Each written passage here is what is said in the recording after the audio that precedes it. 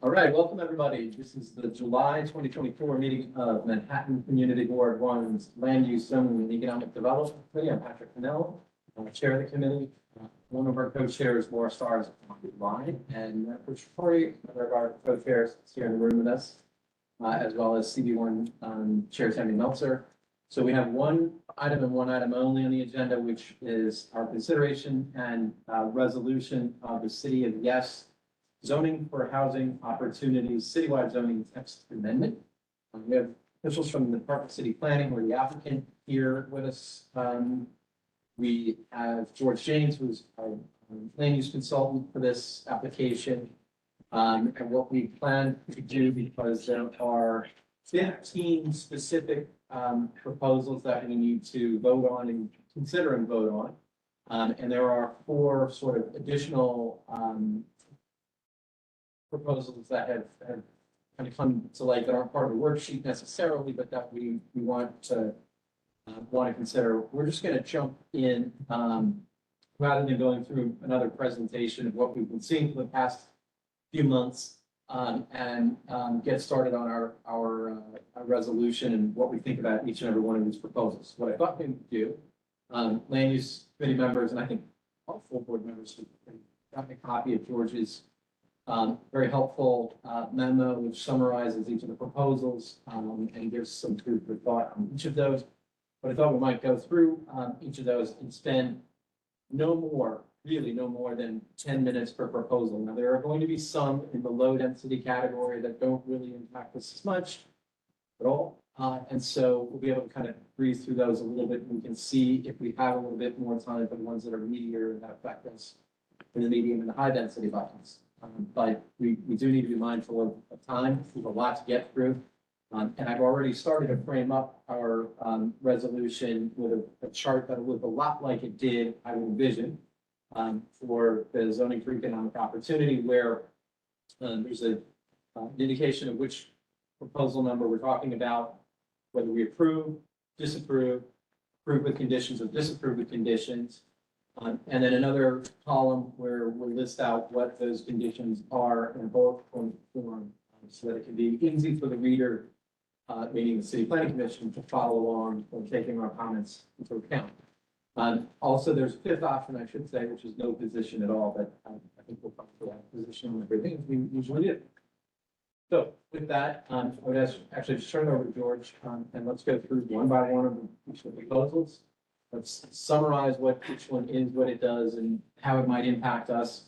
Then we'll throw it up for orderly comments, including from our committee members online, and then we'll just vote straight down. I would want to deal with each one of these.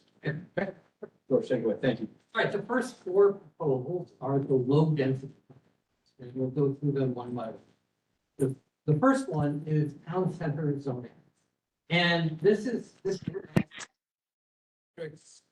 in our 1 through our 5 that are commercial, that have commercial overlays on them. And the idea is that you can increase the underlying FAR in all of the districts, our 1 through our 5. And then if you are within half a mile of a transit station, you can use the R5 density to essentially allow for larger buildings in commercial areas to permit ground floor commercial with residential above, or within a half mile of the transit station, maybe slightly bigger than that, up to 55 feet height. This doesn't affect your community district. However, this is a fairly substantial increase in permitted FARs on a percentage basis. On an absolute basis, it still stays relatively small. It's hard for me, as somebody who mostly works in Manhattan, to get my head around these relatively small increases, right? That end up being 50 or 67% increases in underlying FARs. But again, this doesn't impact, none of these districts. None of these districts exist in Manhattan. But you can also say, this allows for districts that don't have opportunities to grow because they are built out. It gives them opportunities to see new development in transit corridors and within proximity of a train. So. I'm sorry, I apologize. I'm looking for the worksheet that we have to fill in, shared, these are for shared. Oh, I should mention, I'm sorry, I'm ready to go over there. Counter Allerton, Councilmember Marte's office is here.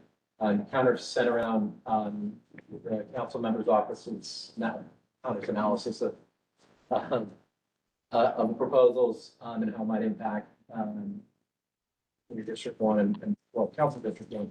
But, that was circulated to everybody, so you might want to also consider that. I'm just saying that because we've got a couple of copies that are floating around here as well. We Can also. you put it up on the screen, or is that not possible? It's long and it was emailed around to everybody. So the other thing I just want to make sure that everybody has, and if you don't have it, you can grab it. If you go to live.mcv1, you can click on the meeting materials for today's meeting. They are all online. And the reason why that is important is because not only do you have Connors, you have all of the DCP materials that are in there. Oopsie. What is live, Rex? Live.mcv1.nyc. Make sure everybody's logged in for attendance, please. And then you can click on the meeting materials, and we have lots of stuff that has been updated and moved over. Okay? I'm sorry, Pat, is this update of the meeting with giving everyone's read this material, right? Yeah. Just like, okay, good. Just want No, we are jumping right in. Okay. So just outlining the stuff that's, hold on, Jason, available online.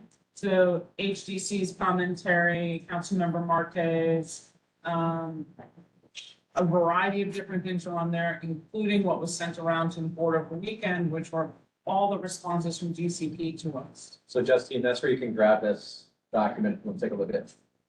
Thanks. Yeah, no, I have it. Thank you.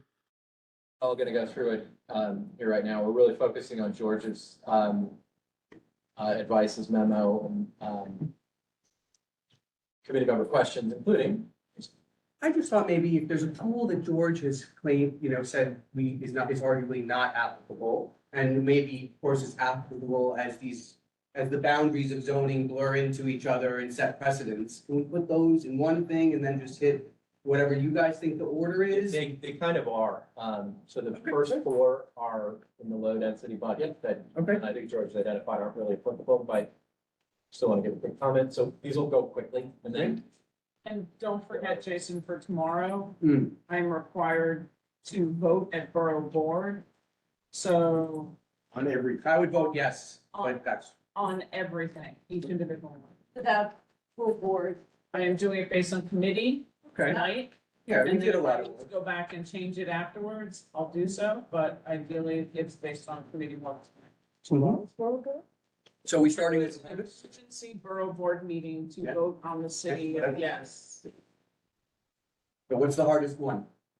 Well, let's go in the order that we have it. Okay. So the first one that we called out was the low density. Yeah, Right, the town center. town center. So we're on number one, the town center. We're going to follow along in the order that's on George's. This additional FAR for commercial areas in the limits.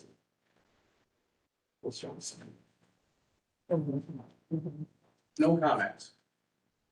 So are folks in favor? In favor, I'm in favor. Well, this is about, listen, I've done my research and this is about areas that don't apply here. I every day, But let's all take a vote or instead of just jump. Yeah. He's asking a question, I'm sorry. No, I wasn't sure. On dead air and that's. No, I wasn't sure how you wanted to usually, I don't know. Okay, so that's at the table. Let me reset the table for 1 second. This is how we're going to do this, guys. We're going to go through each of these proposals as they're organized in George's memo, which follows the format of the applicant and PCP's suggested worksheet response. So for each of these proposals within that, which there are 15, we're going to vote approve, disapprove, approve with conditions, or disapprove with conditions, as we typically do, or we can vote to take no position, but again, I think that with Dan's perspective, that's not going to help. So once George gives a little bit of a summary, if folks have questions specific to that piece, ask now or forever hold your peace, but then let's figure out whether we're in favor of it or not. Yes, sure. We have some printouts? We can make more. The ideal We was, got a couple. you should be able to access them online. If you go to live.mcb1 or the links are there for the meeting materials. There you go.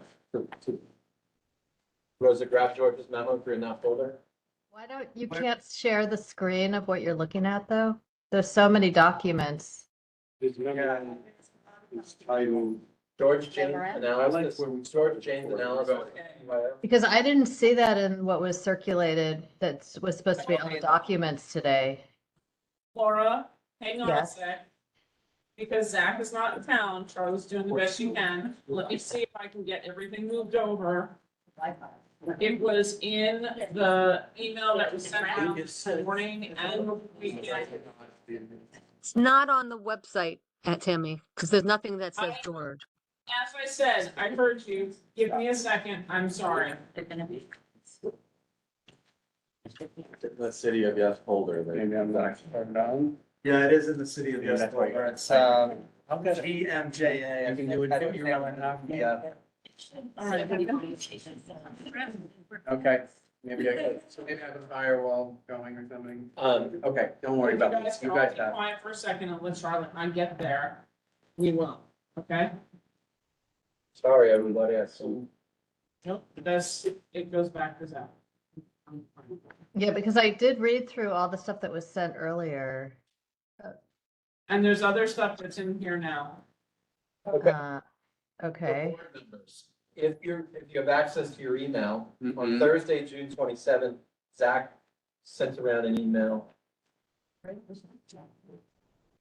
No. Okay.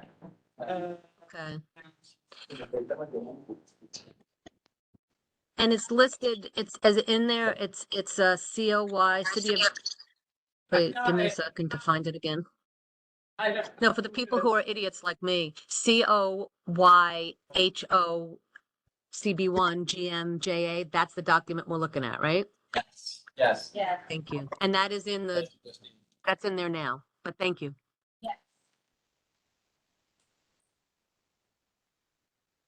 Okay.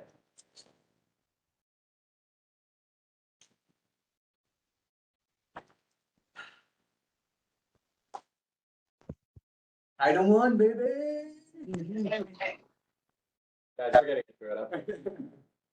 Matthew, we'll get there. Yes, Richard. Taking comments on these. So I have a comment that's, I know this is not that relevant to us, but I think it's still relevant to this and others like it.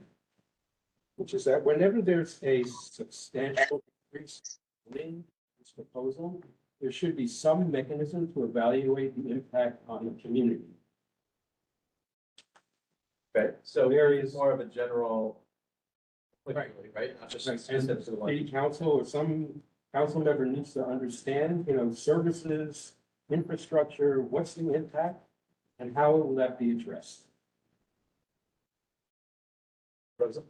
On that note, I think it would be awesome if we could have a set aside for any utilization of these benefits to also have money put aside for this community impact costs. And specifically, I think it would be awesome if we could have a parks for specifically for parks in that zip code. Right, so that the wealth is sort of spread into the neighborhood where these upzone areas are. Right, because a lot of these areas, if the idea is to provide housing, more housing, and specifically more affordable housing everywhere throughout the city, then we need to fund the infrastructure, whether it be schools, utilities, open spaces, all of that. And while we see development happening, there isn't any sort of commensurate investment that we're aware of, or mechanisms to make sure that there is a commensurate investment in the other utilities and infrastructure pieces that must occur to make that densification possible. Or else the neighborhoods feel so dense that they're unlivable because we're not investing in our civic spaces.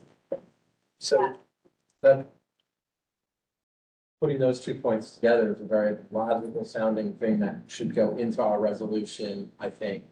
Not necessarily as a condition, but just as a whereas to point out. And certainly have this belief and that should be considered. I second that. Yeah, I would just add to it that, it also should be a document, zoning text really wants to assess what these impacts are, not just to have allowances for amenities that they park. That's, yeah, Richard's point, kind of reiterating it. And I don't know that I would necessarily say that, I think it's something that is critical to the text amendment. So I guess I would say it should be added to the text amendment as some part of the proposal rather than just a point about it. So I don't know, if advocate for community assessment impacts is, added. Second, Yeah, second that too. Very nice house. Okay, Jesse, see you. Yeah, if you called on me, thank you. Just a comment. I agree with everything everybody said already, fine. But a comment would be maybe somewhere in the whereases when we're talking about low density proposals, we can make a note that this affects us less in CB1 than in other areas. So at the end, these are our opinions, but we would defer to the people who are being more impacted. Does that make any sense? Yeah. I don't, really, I don't think we need. No, I'm asking people. What do you think? It's not, I appreciate the thought, but it's not necessarily needed. In the town hall. That's what she's saying. You know what I mean? Okay, yeah, because they'll speak for themselves. All right, Great. All right. thank you. So, Town center. Has everyone had a chance to pull up those who have electronic access? Wasn't that her point, though, Justine's point, that on the town center, we would be deferring to community boards who actually have to consider this as a proposal Yes. that affects them versus us that And, doesn't and, have and it? every community board in the city will have that chance to weigh in. This is ours, so we're deferring. And What you're that's, saying, yeah. that's to the committee, fine, but we can also. But have our own that was what I was saying, but I'm also obviously gonna go with the flow. opinion. Yeah, I just want to say, I don't really agree with it, doesn't affect the city of Essex is citywide, like, citywide, so these financing proposals take pressure off of the items and barriers. So in order for it to work, it has to hold together. Point. Okay. So we had a very strong opinion in favor of this proposal, and I assume without conditions, is there any disagreement on that online? I think we stated the conditions. Hang on one second. Community impact. Community impact. That I believe, okay, wait. I thought that was a more general, I think it applies here, so rather than being a condition, isn't that more of a feeling that we have about these kinds of proposals in general, as opposed to a condition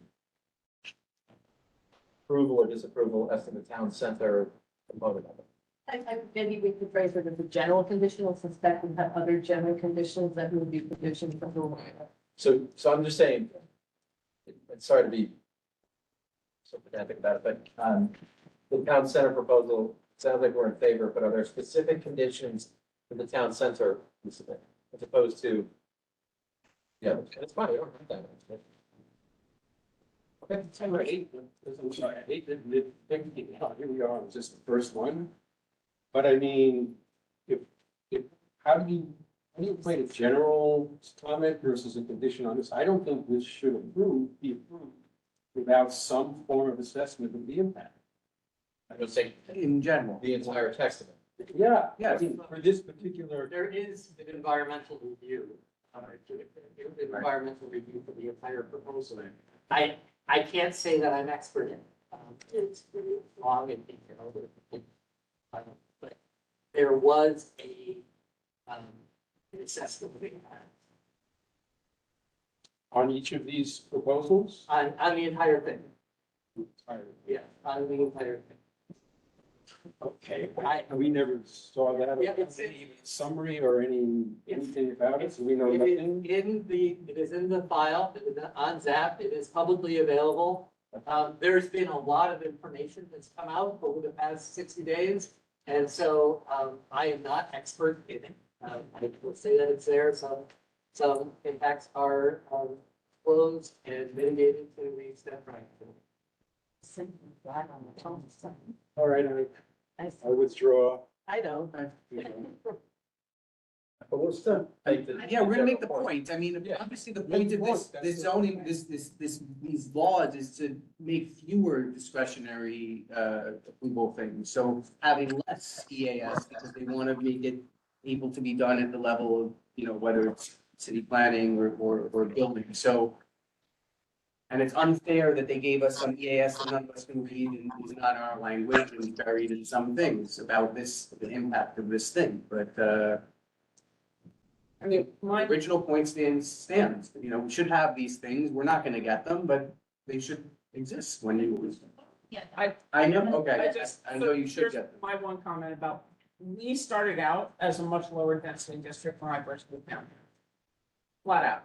Buildings got built, if you look at Chamber Street, all the buildings got put high rise. You take a look at a lot of buildings that were in Lower Greenwich and anywhere that Tribeca could go up, Tribeca has gone. So I think we have seen the swap from low density to high, right? In a lot of our areas, some of it's been great and how most of it has not benefited us in the long run with housing that was affordable.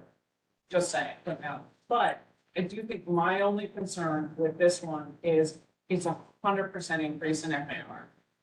Right, which having looked back to where we are now for, you know, the buildings could be fine. Depending on what else is there. I'm not sure. Are you then trading every 5, 6-story, low-density building into a 10-story building? Doesn't count. Mm-mm. It goes 3, 4, 5, depending on how, what your existing district is today. So if you're like R1, 2, 3, you go up to 35 feet, 3 stories. And then once you get to R4, R5, it's either 4 stories or R5 is 5 stories. Is that an addition? No, that's Total max. max building height. Yeah. Policy did is So 55 feet. it's so different than anything we see on a regular daily basis. It's you Yeah. know, could you give us the name of a neighborhood maybe we've been in, if it's Sunnyside or where is this neighborhood? So we can all be like, oh yeah, we've been there and we understand. Well, like the Is that- R4, You like. guys must know a neighborhood that this exists in? One, well, East. Yeah, so East Village. East Flatbush. Yeah, East- Manhattan actually doesn't have any We don't R1 have through R5 at all. I haven't been there. So if you're if you go to a low density commercial district out there, you know, a commercial strip, you go to check out the pizza place that everybody's always writing about. Chances are it's in a low density commercial district. You know, these low density proposals, 3-4 years of existing conditions analysis really intended to just replicate stuff that's already there, the 2, 3, 4 stories above a commercial ground floor. And so that's what we're aiming for there, but absolute cap at 5 stories for the highest density, low density district. Patrick, Yes, I'll second on that. we're at the 10 minutes for this topic, and I Yeah, wonder 30. if you might want to reverse this and think to take the most critical ones that do affect us first, and then come to the ones that don't. We finished this?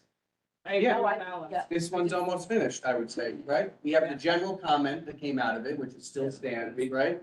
And we think that we don't spend a lot of time on these. I'm gonna, thank you, But we're there's gonna a- that, charges, and then Susan.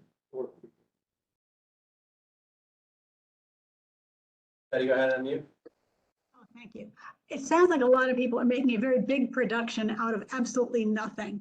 And part of the reason I say that is where I lived in what is clearly known as a suburb, is still known as a suburb. And over half a century ago, these changes were made. And you know what? It's still mostly single houses in what is still very well known as suburbs in Nassau County. I lived across the street from a 3-story apartment building. So what? But it was an easy walk to the Long Island Railroad station. It didn't affect the schools. It didn't affect the parks. It didn't affect the neighborhood. It didn't affect anything.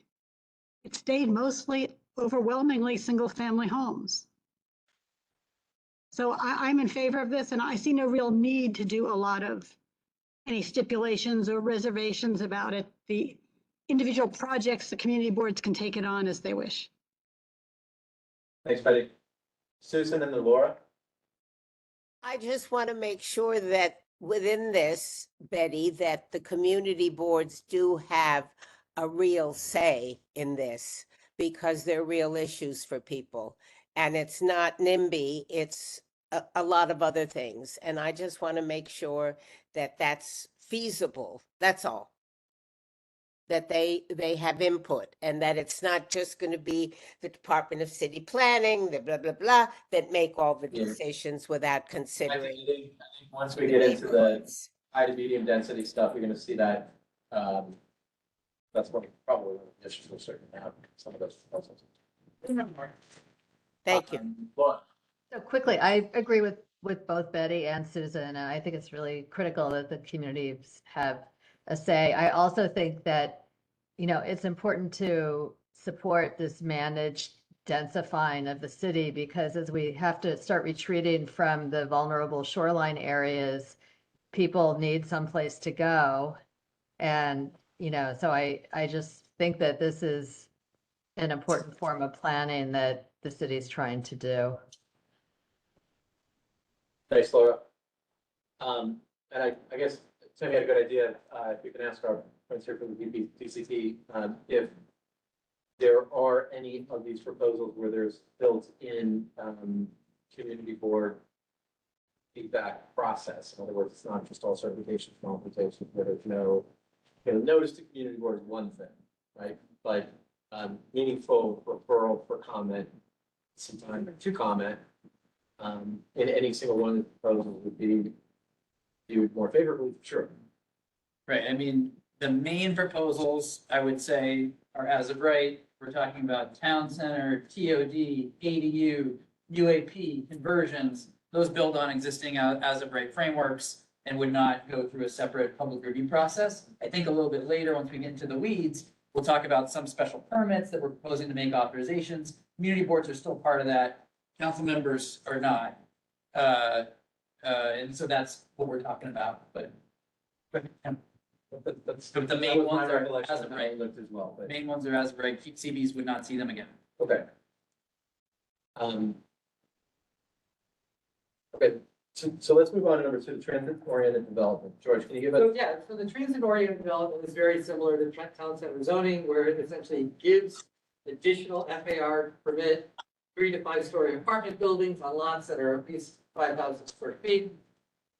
But it needs to be close to a transit stop, within a half mile of the transit station. We're taking the low density districts from 0.5 FAR up to 1.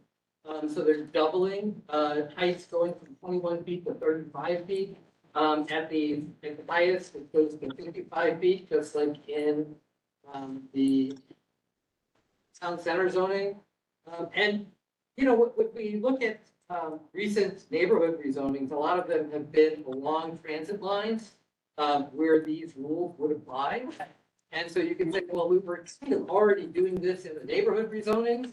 But generally speaking, those neighborhood rezonings are more density than what this is proposing, even though at a percentage basis, this is fairly large, right? We're talking 100% increases or thereabouts for the amount of FAR. It will meaningfully add density to a lot of these neighborhoods to allow for infill. But getting housing in areas where they're a transit-rich environment. Well, within a half mile of the transit. Half miles. It's like walking from Chambers to from the corner of Chambers west to here. So it's not necessary. Yeah, so Chico, Rosa and Alice, I am absolutely in support of this one because to me, it just makes so much sense to have more density. And I don't care if it's 100%, if what we're talking about is effectively going from 1 FAR to 2 FAR or going from, as I think your major difference is 40 to 55 feet. I mean, Yeah, it might be a lot on a percentage Yeah. scale, but in effective, space and scale of the city, I think that's perfectly fine, and I think we need that, I second that. especially in transit. Alice? You had mentioned, yeah, I support that perspective certainly, but I was just curious vis-a-vis CB1, you had mentioned it wasn't relevant for transit. And I'm just wondering, for areas where there are plenty in CB1, which of course very near transit, in many areas. We have many 3-story buildings, in fact, that could then presumably go up to 5 stories or not so much. Oh, no, so this is just affecting the R1 through R5 districts and your. Okay, right, okay, thank you. Great, Richard. So I would say, to be clear, I'm supporting both of these things with the same caveat that I made. Guys. Great. Is there anyone who would oppose this or ask for any specific conditions relative to the? I mean, my question here is, any of the new development that's built is required to have affordable housing? No. Then that is what I would put. Because my biggest issue here is that we are building avenues and venues in every location for market rate housing Wait, I have a question. without a requirement for affordable housing. When she says development, does that mean conversions or does that mean Right, round up? I think the question was about Return, so. anything that, any new multifamily that's So- built under town center or TOD. Okay, It does not have affordability requirements. The reason being, when we're talking about the densities at issue on the sites of typical size there, 2,500 square foot lot, even if you're maxing out 2 FAR, it's 5,000 square I feet of meant, development is that potential. a general comment, Alice, that you're gonna keep bringing up? I mean, Tammy, I'm sorry. Just two great women, so I just confused them. That'd be Alice. I think if everyone's still women in the room, but, okay, so, or is that gonna be a general comment that you're gonna make? And when we use the word development, does that mean also conversions? No, new No, okay, just development, new conversion, construction. enlargement. Those are Okay, different great. things. Okay, great. But just to finish my sentence Mhm. there, the reason why we're not requiring affordable housing in low density districts is because a typical site at the FARs we're giving can't support it. It's low. And so it's kind of like the one hand is removing obstacles to multifamily and low density districts, and then the other hand is like reimposing obstacles. And so we don't want to run in place. We want to actually Right. create a bunch of housing. On larger sites, we will create opportunities for homeownership affordable, for tax, state tax incentive, projects that will include permanent affordability, but we want to make sure that even a 2,500 square foot lot can do things like this as well. So that's the reason. That's why Rose is right. Okay. The next two questions have to do with the affordability factor. Are there any provisions in here for the development and expansion that protect existing affordable housing? Those are generally protected through other types of laws. Through zoning, we would not impose protections on existing affordable housing. It's not a land use regulation. That would happen through term sheets, regulatory agreements, state law, regulations on rent stabilization, things like that. But that's not a land use regulation that we're touching here. To be clear on that, like, one of the states I'll talk about, affordable buybacks, right, which is permanent affordable housing. Right, I mean, we can impose affordability requirements for new development through the zoning. But the types of protections that you're talking about are other bodies of law. Of course, we work with other agencies and advocate at the state law level for exactly those things. Tenant protections and building new housing are things that do and have to go together. It's just, different authorities. Is there a way to, you're not the enforcement, but there should be, is there a way for a reporting tool for the environmental, however it gets filed, so that the city does know?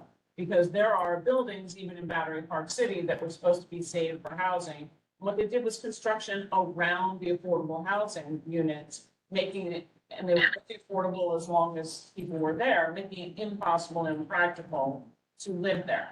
Gotcha. And we got complaints at the community board of those type of situations. So even though zoning isn't enforcement, is there some pathway within zoning where you're looking at expanding, which we want, with great, that we are not displacing to build market? And is there a way in the zoning process that a reporting requirement can be added? For new affordable housing that's developed through the zoning, we're working. We can only going forward. That's all we can talk about right now, is going forward what we're doing. Building. That's one of my tenants. I'm in a transit-rich area in another community. I want to empty this building because I'm going to build it bigger because now I have the opportunity to do so. Is it rent stabilized? Is it, what's going on there? If it's just a 2-unit building or a 3-unit building or whatever, Let's say it's been stabilized. if it's rent stabilized, then, you cannot, like I said, I talk to Sheldon Malinsky every year at HCR to confirm. In order to demolish a building that has rent stabilized units in it, you need permission from HCR. They absolutely do not grant permission to demolish occupied rent stabilized units. That's where buyouts come from. I might try to buy Pat out with whatever, to vacate that unit so I can redevelop. There is that obstacle in the way. When we're talking about TOD and town center, we're typically talking about single-family homes or one-story taxpayers. Those are the types of sites that we expect to get developed here. So it's not like a multifamily situation. Multifamily sites with multifamily housing are not the low-hanging fruit. In the 2- and 3-story buildings that we have here in Chinatown. That are not far from transit rich, that are at the edge of our district. Well, those are in medium and high density yeah. districts, so town center and TOD don't apply there. We can talk more about UAP interaction with that or conversion interaction with that when we get there. Okay, online, Justine and Susan, we'll move along. Well, push the wrong button, sorry. I just want to reiterate what Tammy said. I'm really concerned about the loophole that's being left by the lack of zoning, the lack of any kind of regulations being put in place to ensure that any new housing that is built, brand new development, does not mandate affordable housing being built into it, number one. And then number two, I don't understand what you were saying at the end about why Chinatown doesn't fit, but I'll wait and see if I learn as we keep going. Thank you. Susan? Since someone who developed affordable housing in all the 80/20s, these affordable units should be affordable forever, not when somebody moves out. And we just have to make sure that that's a piece of what we talk about when the time comes. That's critical. Affordability is something that will come up again when we get to the UAP. Okay, thank you. I just want to reiterate that. Makes sense. Thank you. Early and often, for sure. Okay, on TOD, are we a yes with any conditions? It sounds like we're a yes. Does anybody know? Yeah. Yes. Conditions, no conditions? Looks like we have any conditions. All right, moving on. George, this is. Accessory dwelling units. So, there's a new type of residence that Housing Opportunity develops called an accessory dwelling unit, with a maximum size of 800 square feet. Be located in the rear yard in the low density, well, really it could go anywhere, but it's going to be in the low density district. Well, I'm sorry, in the back of 1- and 2-family homes in low density districts. It can be up to 25 feet tall, 800 square feet. It's also possible to be in some basements if the basements are habitable. But again, this is a low density proposal that does not impact Manhattan unless it's a townhouse in Greenwich Village and it has alley access, like maybe 1 or 2. It's like a carriage house. like a carriage house. Yeah, something like that. And then the idea is that you can have a separate dwelling unit on a 1- or 2-family home without tearing it down and making a multiple dwelling. You can add a unit to it for a family member or to make it money, something like that. That's the concept.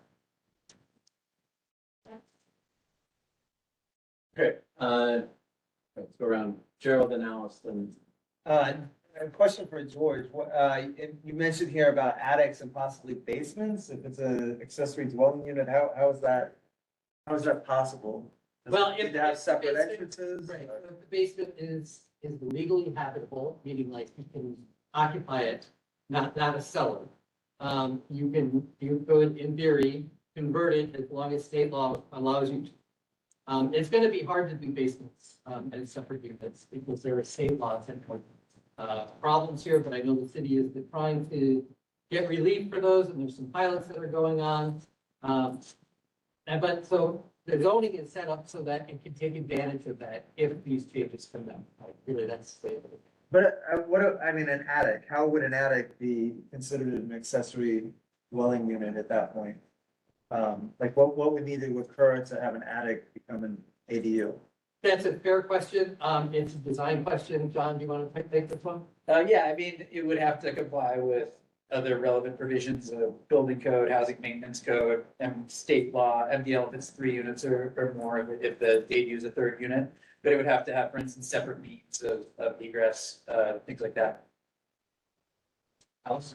Yeah, this one really troubled me or challenged me because I do a lot of this work, for instance, like bringing water, and people are constantly trying to, get an addition in, something up, build something under.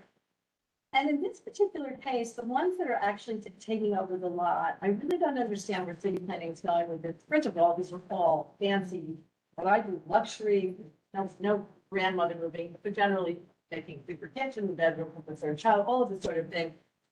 Greatly sort of, I would call luxury development in the areas I work in, that's all over the city. But I do sense that I wasn't sure how you grapple with the whole idea of taking over open green space and building on it everywhere. I mean, I get some of this, but in this particular case, you're building 25 feet up, you're blocking views of people that are behind you and to the side of you, and you're taking over their much needed green space. And I just think it seems a little bit counter to the sort of considerations of environmental climate change related structure. So I would say that would be a position I would say is not being met here in terms of its consistency with the city's ability to make good on its promise to adapt to climate change. And so I'm not for the ones. Is there a condition you could offer that would? I would say that I could imagine if there's some way to allow more basement units within a built, existing built space that are in fact legal and don't get flooded and kill people. That sounds, or an attic, an existing space, but to build outside on an additional space of open lot, I do not think that's a wise move in the city at this time.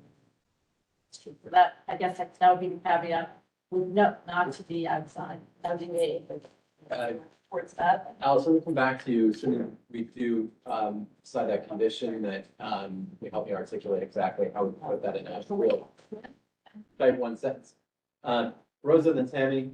Question, piggybacking on that, maybe we could mandate that the roof has to be of any of these accessory dwelling units is a green roof or a planted roof. Number 2, how does that work with light and air requirements for the original dwelling? If there's an accessory dwelling, given the typical rear yard that's currently at 30 feet, then you have to have a 5-foot setback from the rear yard line or from the side yard lines. So then that leaves you with 25 feet. Let's say you have a 25, something that can fit in 800 square feet, which isn't enormous. Okay. And then you're not gonna have that, you're not gonna have a lot of airspace between the new accessory dwelling unit and the original townhouse, let's say, unless your rear yard happens to be bizarrely. So how does that work? I don't have an objection to the concept of an accessory dwelling unit, and it seems like it would actually be in line with, like, if you have commercial, it can actually go the full depth of the rear yard up to 123 feet. So I don't think that's an unknown. We have that often in the city, and people then use these projections in the rear yard as terraces or planted areas anyway. So it becomes like an elevated rear yard, which I think is also totally fine. But I'm just wondering about light and air, since those are theoretically two separate, physically separate buildings. Yeah, I mean, sites are tight. I do think of this as basically a lower density So not a proposal. Manhattan issue. I would be Even if- very surprised to see any, what we see from research from other jurisdictions, that the types of families that do ADUs Yeah. are like demographic groups that have multi-generational families Yeah. and need more space for multi-generational families. Or we see homeowners at the middle of the income distribution. There's like the sweet spot where you might have enough, the means to finance an ADU, but you're not so wealthy that you have no need for money or space. You know, like the rich people, they don't need money, they don't need space, so they don't do ADUs. Like, but in California, every jurisdiction's legalized them. It's like homeowners in the middle of the income spectrum. Galen, no, Jason. I don't know the status of that. We would expect something similar here. And honestly, given the tightness of sites in New York City. Yeah. I think I would expect to see more basement and attic, like interior ADUs than I would to see attached rear yard ADUs or detached. Detached, I think, will probably be the least common of all. Like, you do need a large. So you can have an attached ADU. You can have an attached ADU.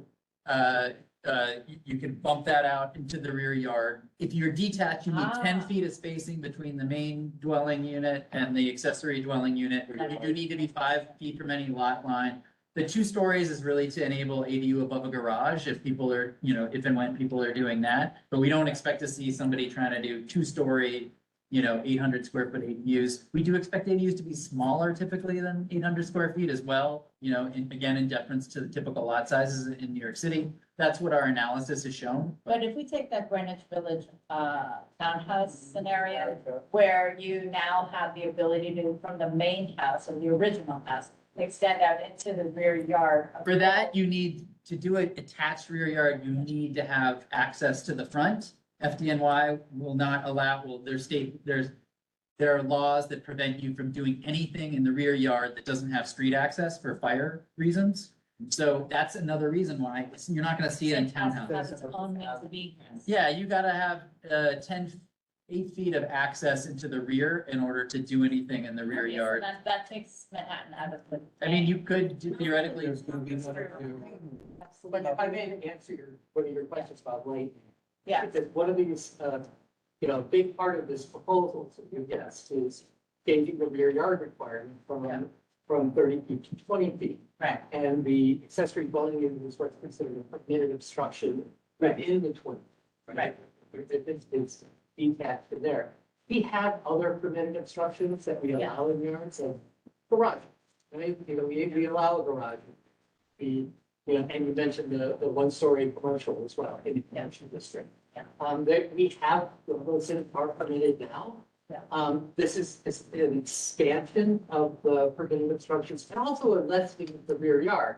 So for instance, if you forget the ADU, you just want to expand your building into the rear yard, your horizontal expansion, it's something that this would. So without its own separate means of egress, if it's attached and essentially added onto the original structure, it doesn't need it. I'm kind of mixing up comments right now, yes.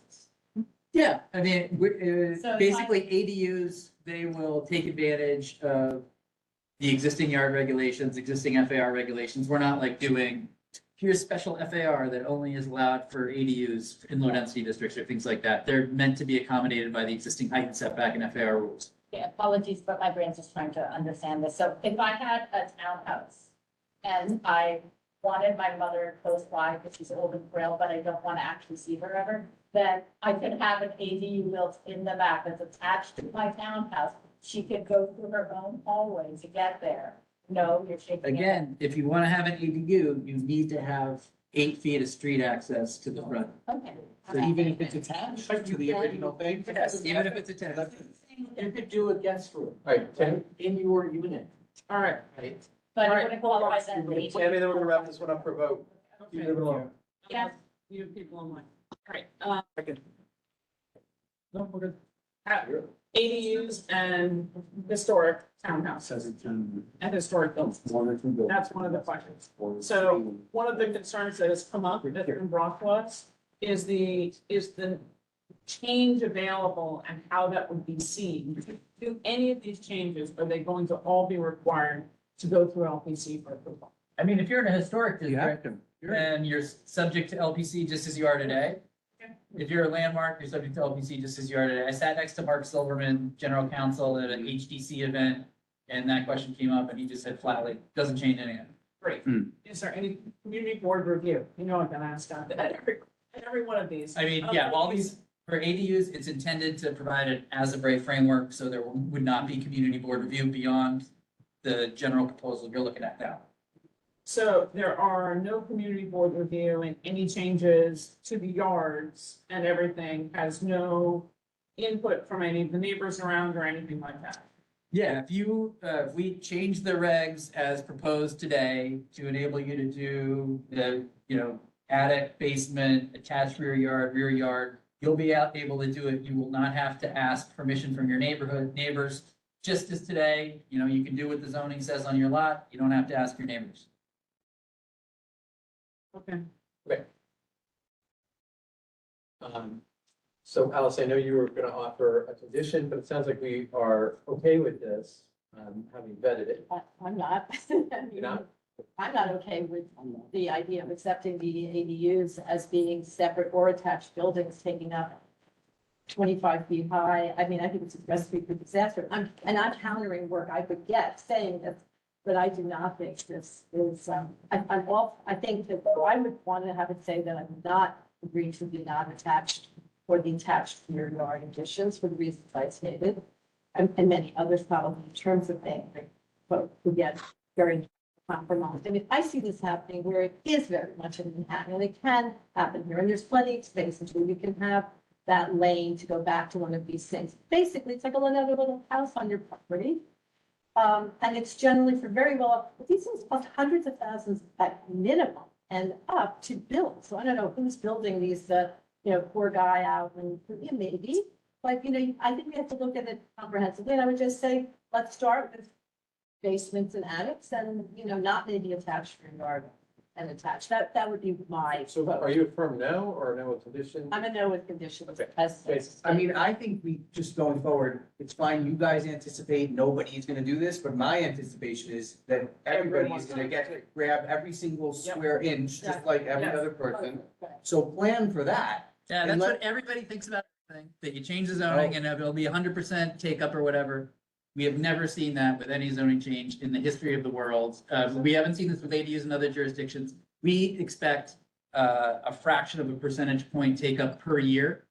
And I don't It's think you're right really- about that. it's This is really like hard. the richest generation ever to get money and everyone's coming to New York. So that respectfully is a pretty dumbass way of looking at that. This is the center of the universe and no, I'm sorry, it's very, it's a very small looking way of understanding. Or suggest. Well, now I'm more feeling like Alice. Try with the attics in the basement, because that's the essence of what you're going for. You're going for mom and mother-in-law, as they call it. Alice, like I, who have 30 years of experience doing mother-in-law apartments in basements of 6-story townhouses, they're not mother-in-laws. They rent them to a masseuse, or it gets very sophisticated, more sophisticated than any of us ever anticipate, because we're just regular old people. And I think therefore, we have to think everybody's gonna go all in on every square inch that we give up. So So I'm a no. I'm neutrality, you have us look at that separately from this, which is fine. The city is committed to its, trying to make the world we're living in better in terms of climate change. How does this help heat? my word, Alice, I just want to say, there is nothing better for the climate than enabling more housing and more housing types in New York City, where you're walking to the subway, where you have access to jobs and transit. The single best thing that we can do is new construction in a city like this for the climate, for climate. We just give up commission to that. So I'm gonna say that I would like to make, my concern is about where you do have the row houses in New York. And you do have that light and air in between. It's an integral part of a community. It's an integral part of the neighborhood, which is why the accessory dwelling units in the back bother me, because you're directly cutting into that path. It's not only light and air for the neighbors on either side, it's cross, it's the whole gamut of. And without any kind of input to do as of right, I'm with Jason and with Alice on this, because I think that it's not that it's a step too far, but I think it's a step too much too soon. And I do agree with Jason. To the rear yards. It's rear yards. Like, It's- people it's live like- in these places and depend on it. A lot of them are renting, a lot of these are basement things. Won't people just rip down a townhouse not in a historic district? If there's a district that's applicable, then he's gonna say it's not even applicable here. And to put such a thing because they've papered it out and somehow they make more money with a 20-foot artist loft. If in the you're back in a of the thing? multifamily district, if you want to max out your site, you're gonna do multifamily. These are really for 1 and 2 family homes. Overwhelming majority of those are in low density districts. If you want to do anything in the rear yard, it's got to be a semi-detached district or a detached district. It's not Not gonna here. be. Not here, it's not here. Those here. We've got one over by IPN, we've got one in Battery Park City. We have a limited amount of like those historic townhouses or Very limited, townhouses. okay, We have a very. limited number, but based on my experience with those, building back from those would be actually super deleterious to everybody around it. Yeah. So the profit for one that doesn't serve the many, I think on that, it strikes the wrong point. People Right, building. we have a hand up online and I want to acknowledge Connor as well. Betty, you can go next and then Connor. I want to speak to kind of what I saw. I was looking at, my grandmother lived in Brooklyn. And in fact, the people who live there now have added a huge addition to the house. So you didn't even need to have an accessory unit. It's just probably a very large family, but they consume the whole backyard with an extension to the back of the house. And in fact, they kept the garage. I would have preferred that they changed the garage, for me, the garage into a separate place for someone because they'd have their own entrance and keep some greenery. But again, what you can do as an owner, you can consume all the space anyway. So adding somebody else into that space versus just using it for your family and with the one entry, I don't see the big difference. So actually, I support this. It goes in the. Jason, middle. hang on, Connor's next, right, in some way. Jason, hang on. I think one clarification, what we almost saying that, like, this is just for like adding an actual dwelling unit. Like, you can do all sorts of changes and expansions to a single or, double family, unit or lot. As long as you keep the occupancy the same, right, it's still 1 or 2 buildings, but you see that all the time, like downtown, where you're like renovating and expanding a building, but it's still just a one family unit.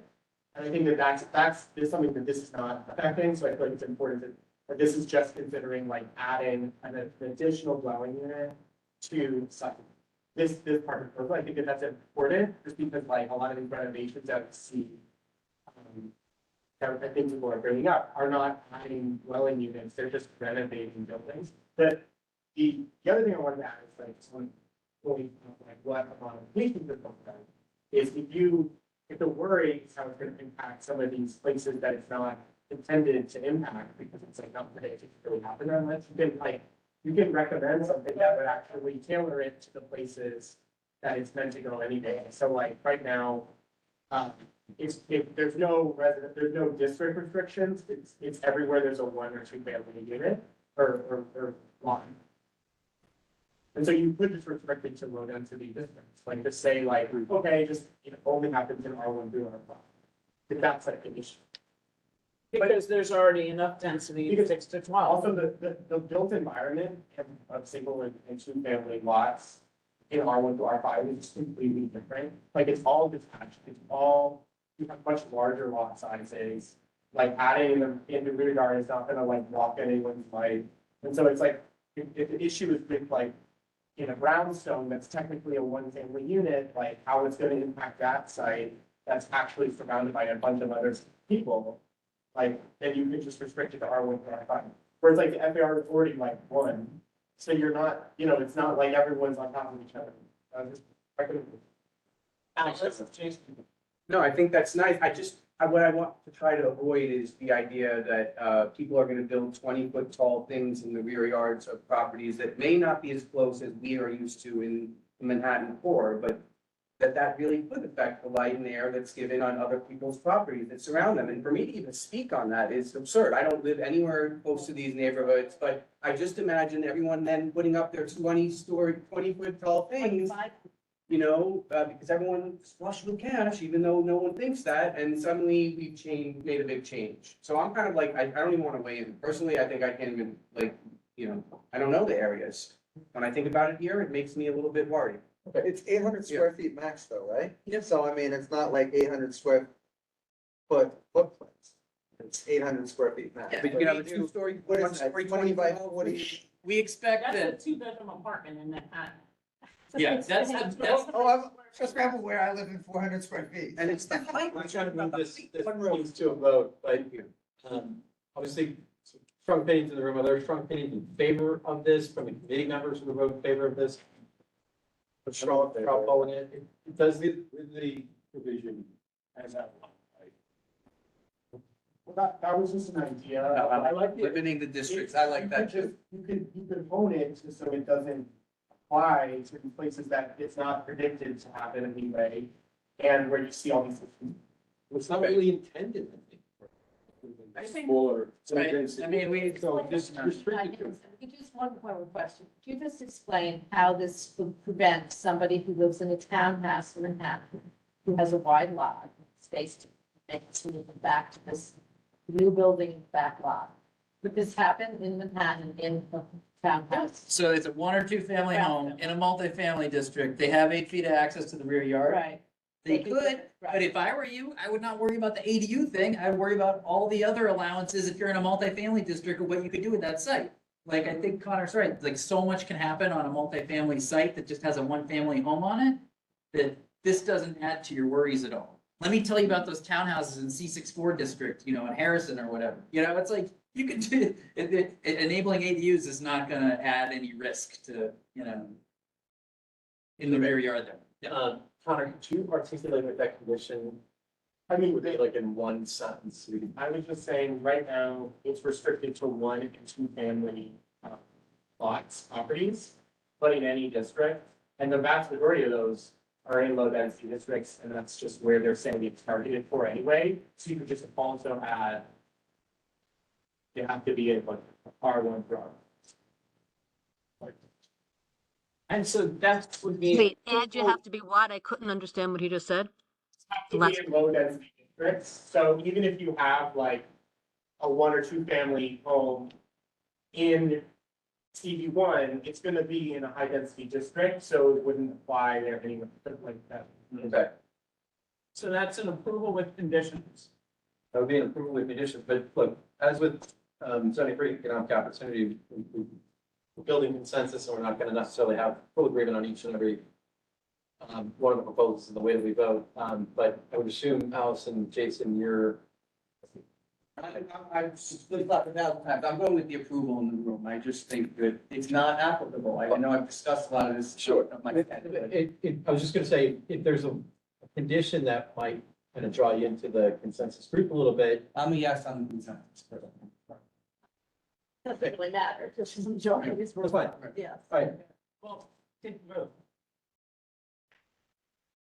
but we're not going around Right. taking votes. I'm now- We're gonna have a resolution at the end. We're just getting a sense of the committee for each of the proposals that'll then go into the resolution. And George, we're gonna move on to the 4th.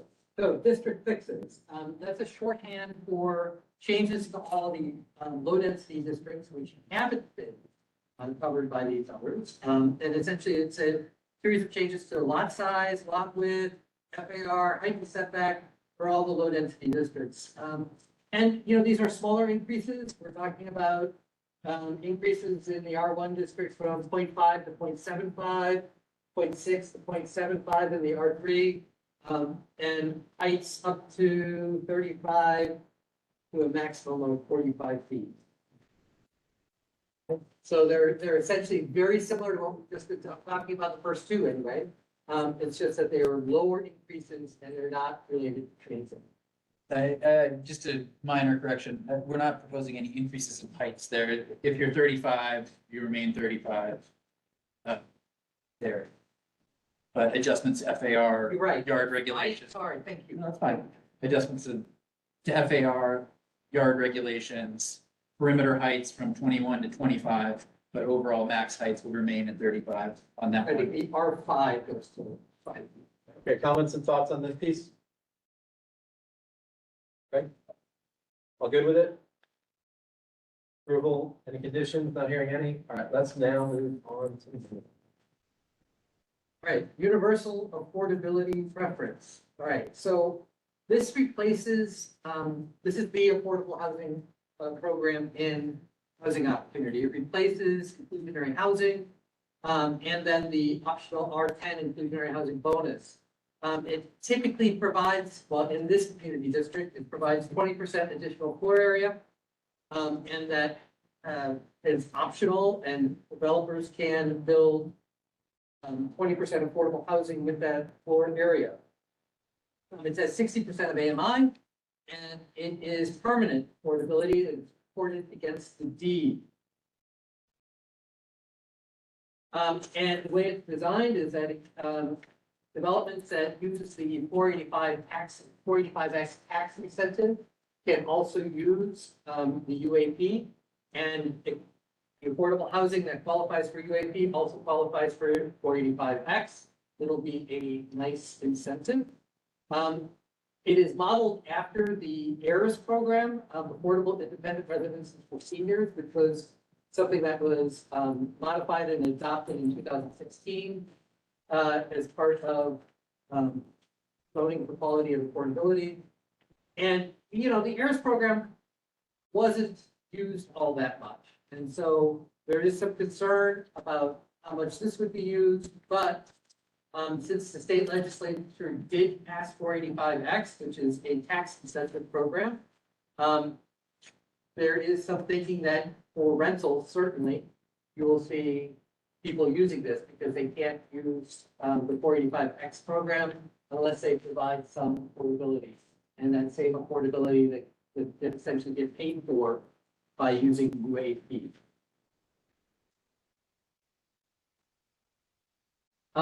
Okay, so right now, there is no, for most of Manhattan, there is no affordable program at all, right? You only have the optional R10 program. You have the inclusionary housing areas. You have mandatory inclusionary housing areas, but this doesn't affect that. So this would apply everywhere. Everywhere R6 through R12, right? So everywhere in your district. If developers want to use it, they will be able. The real question is will they? I think if they're going to use 485X, I think it's very likely that they will. There's issues, of course, with condominiums and the fact that, you know, condominiums can't use 485X in Manhattan. And will we see rental? Will this spur development of rentals, which would end up being permanently affordable? There is some unknowns here, but, you know, it is much broader than the current program. And also it needs to be said is that the current optional R10 program, which applies to much of your district, it produces very little affordable housing. I've said over many years, it was developed, I think, in 1987, and it was largely a giveaway. It's like a 20% FAR bonus for like 5% affordable housing, and pretty much, you know, most people use it. This makes it proportional. You have to have 20% affordable housing for 20% bonus. But because it's proportional, it makes it more expensive. So, you know, hopefully people will use it. What is it? One question, so you're saying that in Manhattan, the 485X is not applicable for condo, but it is applicable for rental? That's what I understand. Okay, so does that mean that there would really be no incentive for developers to do any affordable condo So projects There is none. in Manhattan? I mean, there is. I mean, the only way to get a bigger building is if you provide affordable housing. And so there's the incentive, if you want to build a bigger building, the only way to max out your site is to provide affordable housing. Because you can get a tax benefit when you do that for rental, we expect it will change the decision-making about what to do with your site and pushes folks away from condo towards rental. Condos within R10 still have access to an off-site affordability option, just as they do today. We are vesting all outstanding affordable housing certificates at whatever ratio they are today, because affordable housing developers relied on them in order to finance affordable housing. And so that market will remain for a little bit, but we are transitioning to a world where if you want to go above 10 FAR and an R10 anywhere, the only way to do that is by providing affordable housing. And we think that's a it's good worthwhile. idea. Affordable rental only.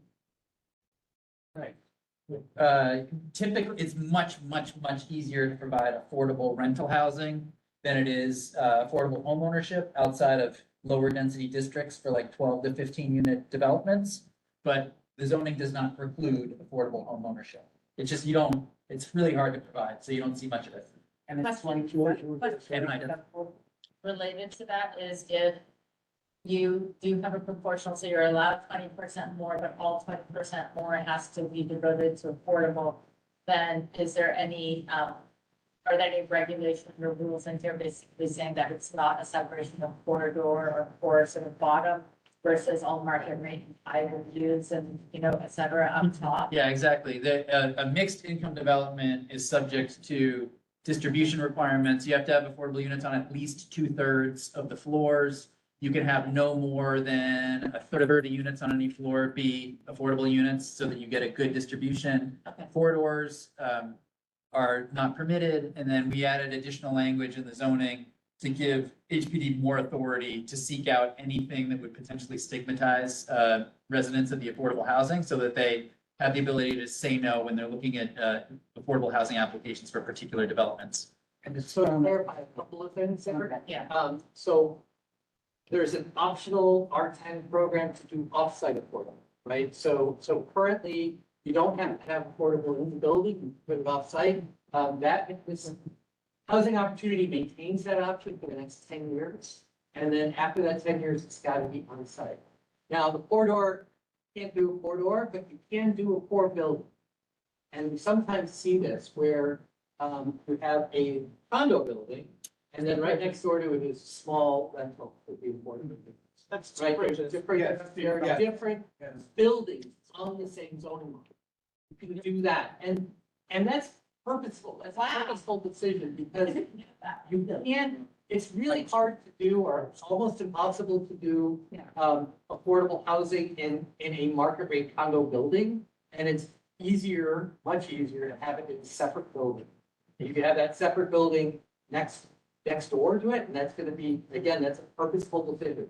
That's the install properties. Yeah. The two giant cheese grater buildings that you see going up the FDR Drive. Yeah. Those are the luxury condos, and then the nondescript building that's all brick with the different size windows and everything else.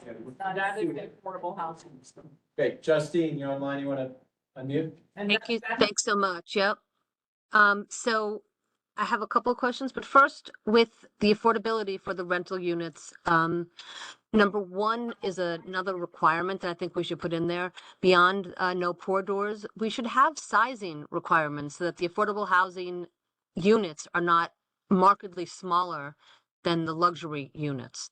And that's kind of one way that they get around that. So is that's not provided for in here? That's question one. It's Is in it? there. It's in there. Tammy brought this up, I Okay. think you brought up at the borough board. There Yes. language in there that the size of the affordable units has to be the same as the size for market rate units of a Excellent. particular bedroom. Okay. In order to avoid that issue entirely. Tammy had Perfect. asked earlier, Bedrooms only, or? No. They So- need to match. yeah, they have to, so if you build really small market rate, then you could build small affordable. But if you build really large market rate 2 bedrooms, then your affordable 2 bedrooms have to be The same size. Yeah, it's the zoning, I Thank sent you you. the zoning text in the email. Okay, so that was question one. Thank you so much for that. Question two, with the affordable, with under this, the UAP program, it's going to be permanent affordability for the rentals. How is that going to be funded? Is there a tax break? There's no tax break? How is that going to be funded? The tax break drives participation in UAP. So this is a model that has worked for decades with our voluntary inclusionary housing programs. And so we're taking that model, which today applies to about 13% of medium and high density districts, and we are just expanding it to 100% of medium and high density districts. And we consequently expect, an order of magnitude more affordable housing out of it. It's a framework that works, and we want to expand it. Okay, so I'm sorry that I'm dense, but I need it like spelled out. So it's a permanent tax break as well. Is that correct? No, the tax benefit is, it varies somewhat depending on which option. but the affordability is permanent. And that's the way that it works today too, with like 421A and voluntary, where 421A burns off after 30 or 35 years. But if you, use the zoning to build a bigger building, then you are on the hook to keep that affordable at whatever AMI it's restricted to for the life of the building, i.e. permanently, forever.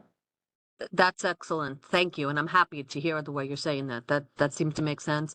And then the fourth is, can you define to me what is affordable? Does that include workforce housing? For UAP to qualify, you need to provide permanently affordable housing at an average of 60% AMI.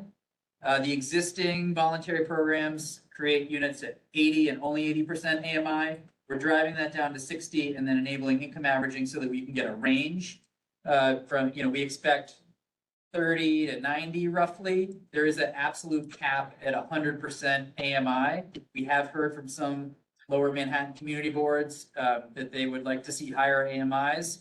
But the cap as proposed right now is 100%. I would also say that perhaps, sorry, Tammy, I see your hand being raised. I'm almost finished. I would say that perhaps the cap shouldn't be raised every place, but it should be raised in areas where the market rate housing and the market income is so much higher than other places. And so you're getting people who are middle class just to live in the neighborhood.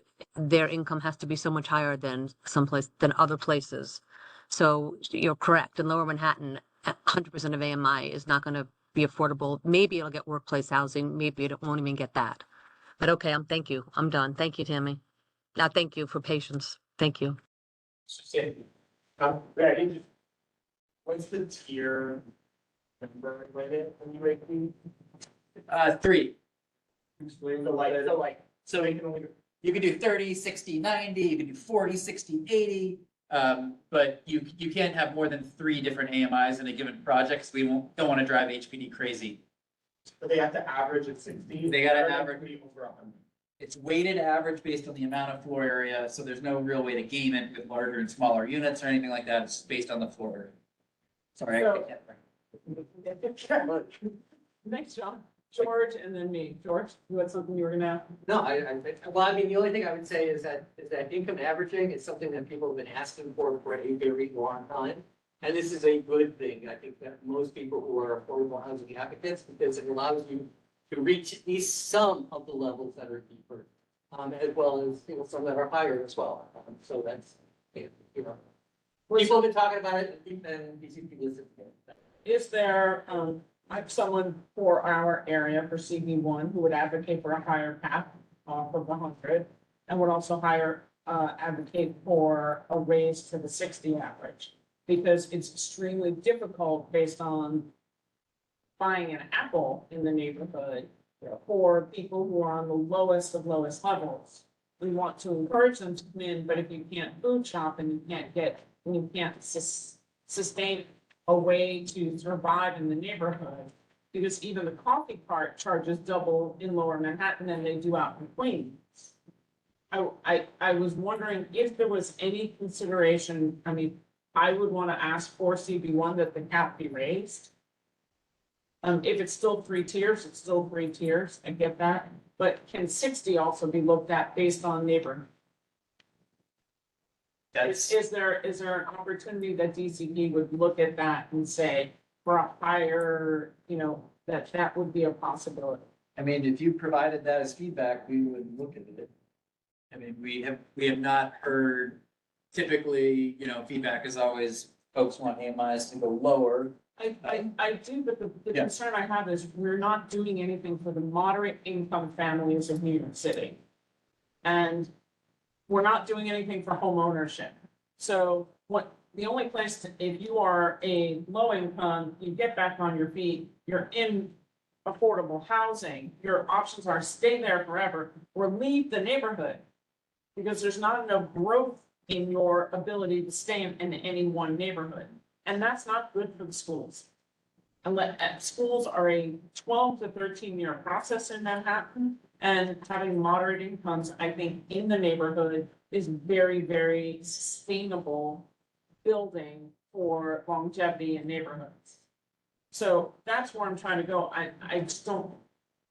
I know we need to serve our most needy, but I think we need a long-term vision on how to serve moderate housing. So people don't say, okay, now I'm on my feet, I'm gonna go buy a house out in Queens. No, that's very fair feedback and it's legitimate. And how do I transfer that into something here? Can I just follow up a bit on that? Because that MIH works exactly like that, where you have different options. So you can pick whatever option you want, and so we already do something like that, so. Could you explain that a little bit more? And then while you're going down that road, what has happened in Community Board One is every opportunity for affordable housing that has been taken is then affordable housing given to elsewhere. So the developer gets credits, they build a bigger building, they're not necessarily putting the affordable housing on site, they're off site. So there are other. Yeah. Yeah, I mean, It doesn't work in Lower Manhattan as written. Where I'm going on this, with knowing that you've got programs that are sunsetting in 10 years, it's a really long time. What kind of housing credits can be given to relate to the other program to incentivize them to keep the housing on site? Right, so, I mean, if you do any offsite options, UAP in general does not include offsite. With the exception of, if you're a site that has offsite today, if you're within an inclusionary housing designated area, or within an R10 equivalent that has access to offsite today, you will retain access to offsite for the next 10 years. Basically, that's what we are proposing around that. The UAP generally doesn't include offsite. If you do offsite, it has to be same community district or within a half mile of the development that's being built. I want it on site. Yeah, so. Want it a half a mile. What from we've here, puts seen, you up in- what we've seen with MIH is in MIH, there is a 5% kind of offsite tax. Where if you want to provide affordable housing offsite, you have to provide 5% more floor area. And you know what? We haven't seen anybody use it. We haven't seen anybody use the MIH offsite option. So, you know, that's an incentive to provide on sites that appear to work.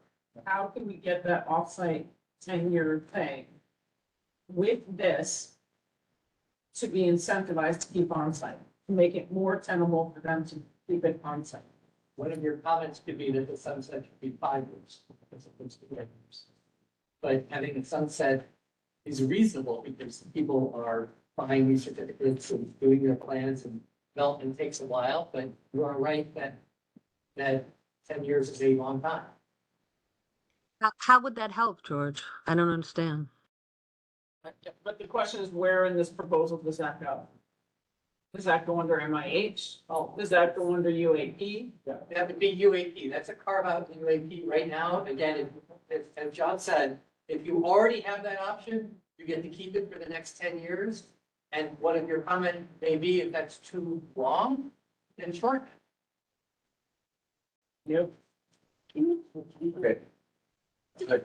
Allison, I just wanted, I have some critical points being made, and I just wanted to ask that both of you address things that you have written. So on Christopher Martin, Councilmember Marte's recommendation, you have actually somewhat contradicted to town's perspective.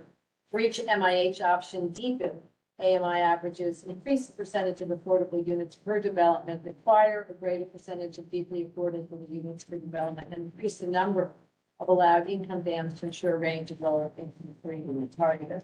So I guess, you know, when I read that earlier today, I thought, that makes a lot of sense. It's not particularly detailed, but seems to be a little bit contradictory to what you're saying, but maybe not.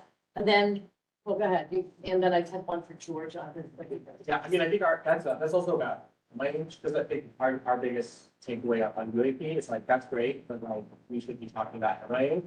Because like UAP replaces VIA, the voluntary program, which I think, as you stated, is like pretty ineffective right now. And I think that the expansion of optional affordability can be a positive thing, and I think that the way that it fluctuates, where it's like you hit a certain FAR, and then anything above that is affordable. I think that's like makes sense as a model, especially as like an optional program, because you're trying to incentivize people and you're not forcing them to do anything, so you have to make it make sense for them, right? So deepening the hell out of UAP is just gonna make it less pop, like, it's just gonna happen even less. And so like, that's not really, so, you know, aside from doing, if we were to say, oh, a UAP has to go way deeper, it has to be way more units, then we're just not, because it's optional, people are just not gonna do it. And so, what some of our comments more about around MIH, just given that this is an opportunity to talk about MIH since it's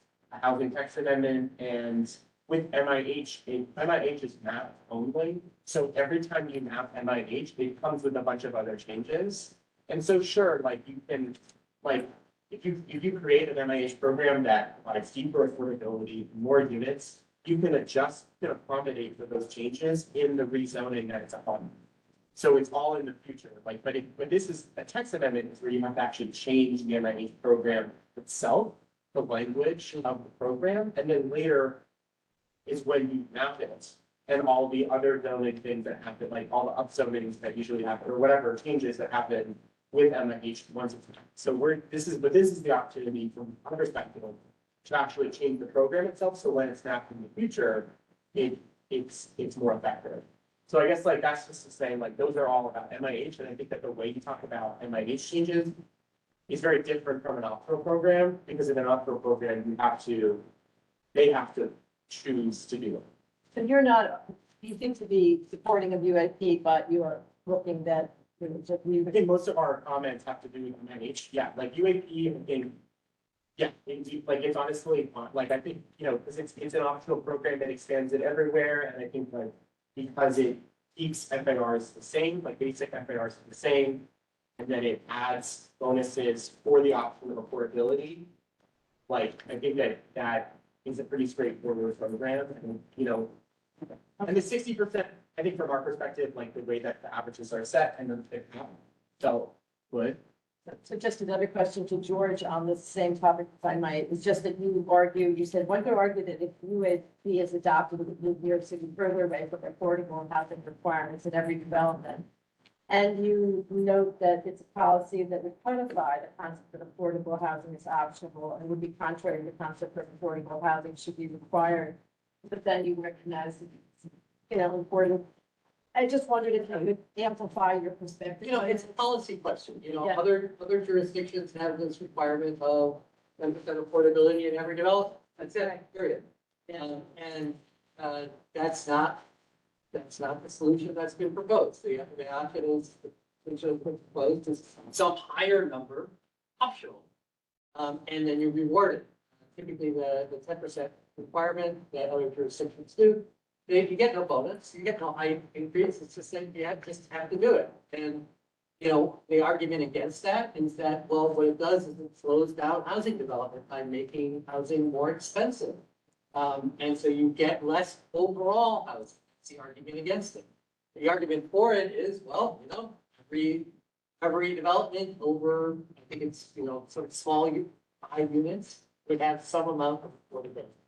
So, but it's a policy question. John has said, you know, when he's heard this, DCP had said, that it would slow down housing production, and that's not what they would do. Right, Richard and then Rosa, and then we want to draw this into a closing. Yeah, it's hard to follow that because that kind of argues against UAP entirely. Yeah. So, that's not where my head was at. Yeah, I'm sorry. But, I wanted to kind of go back to Tammy's point. What Tommy was saying.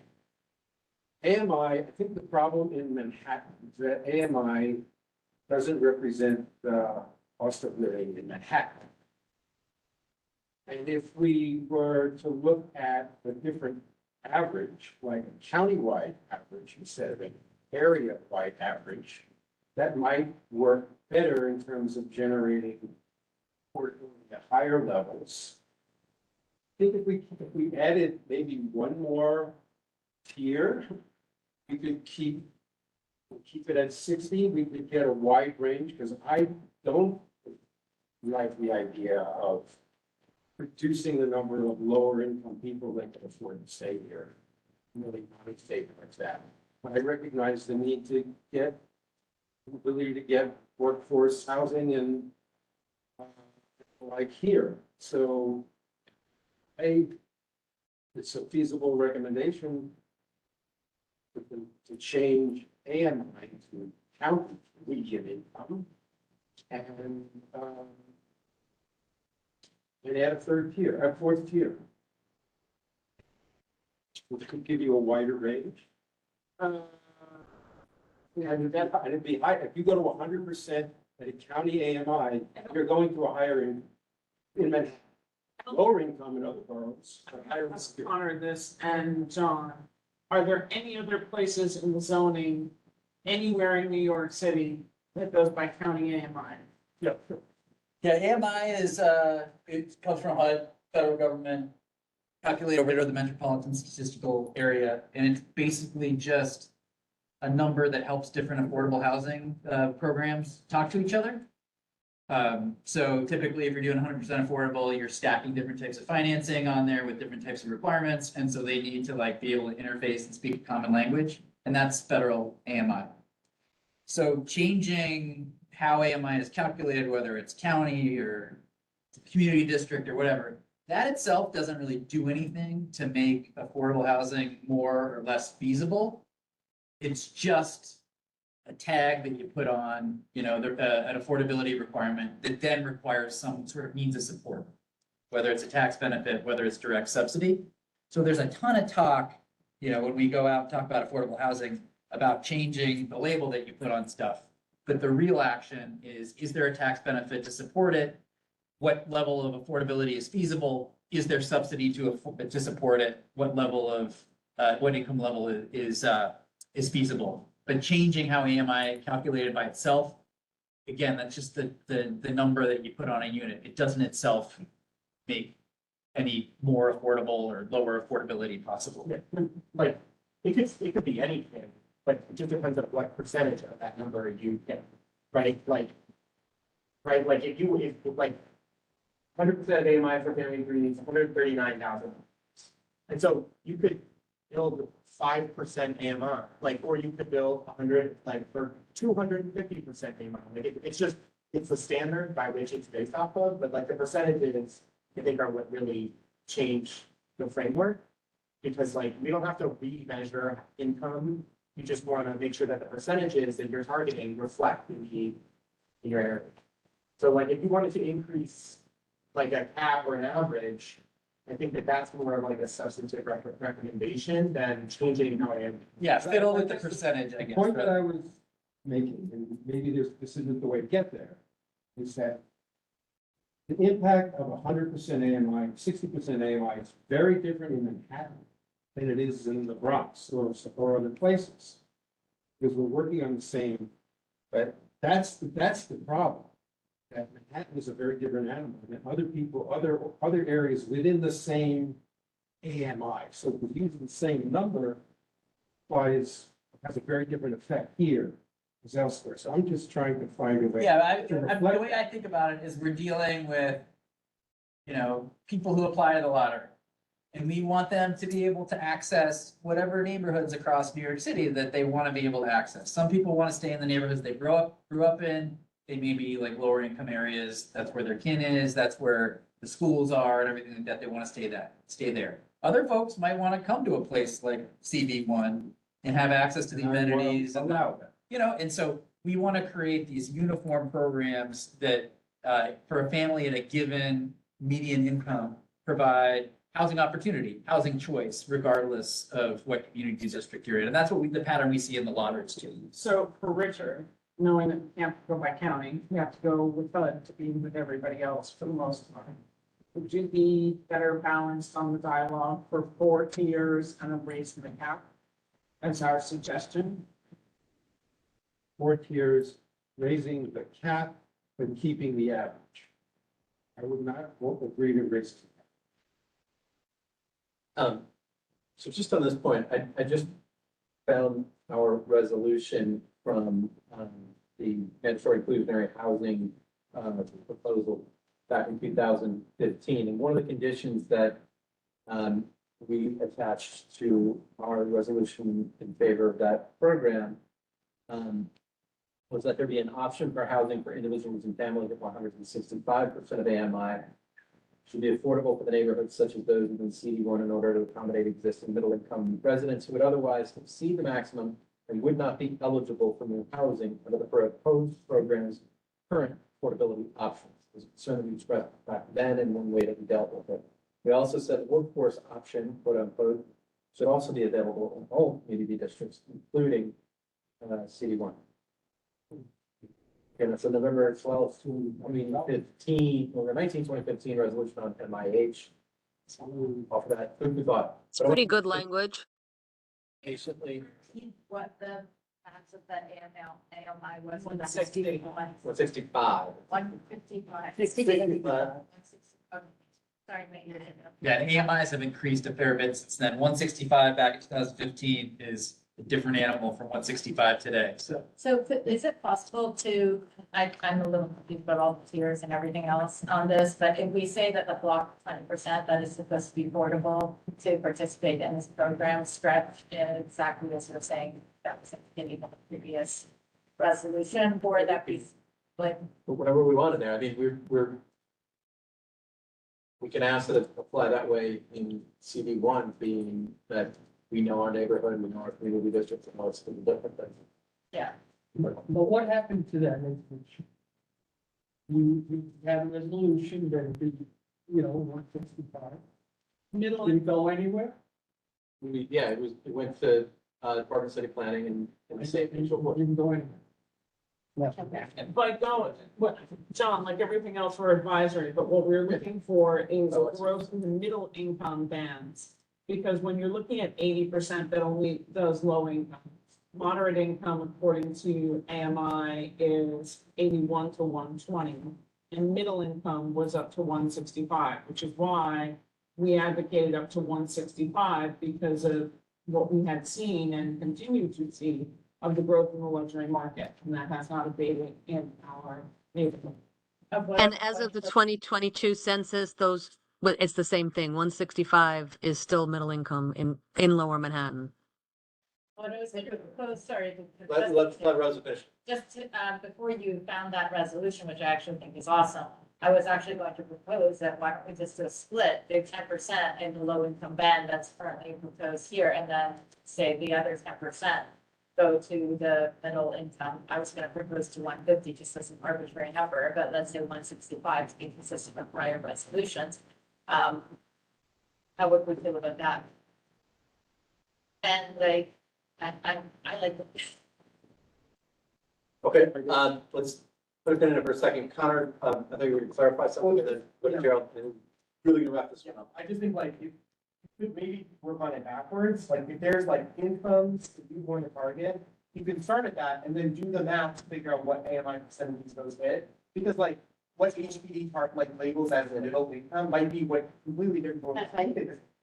Like, also, the catchment area is not just the 5 boroughs, it's Westchester and South counties, so it's completely blown out. Like, a lot of people criticize it because it's actually way higher than a lot of people's experiences. Like me saying that like, one person living alone, if they, like, they're 100% AMI, is still over $100,000.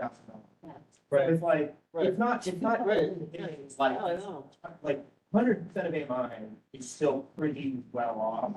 And so I'm just saying, like, if you have a sense of like the incomes that you're trying to hit, you can start with those, then calculate what does that actually look like as percentage of AMI in 20. Okay, I've got it up.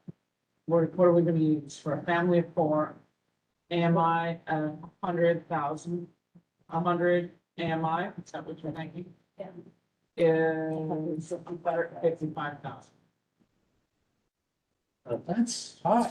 So, For a family of 4, right? You said, Tammy, in 2024? That's New York City. bro, subsidized. Time out. Susan raised her hand, Michael raised his hand, but Joe was first, so. So I'm kind of with Rosa a little bit on this in terms of understanding all this, and I guess there's different ways to go about it, but. That's a gross not net. Good, Joe. So I mean, if I look at this, a family of, I'm just gonna use a family of two with 100% AMI of 124, 300.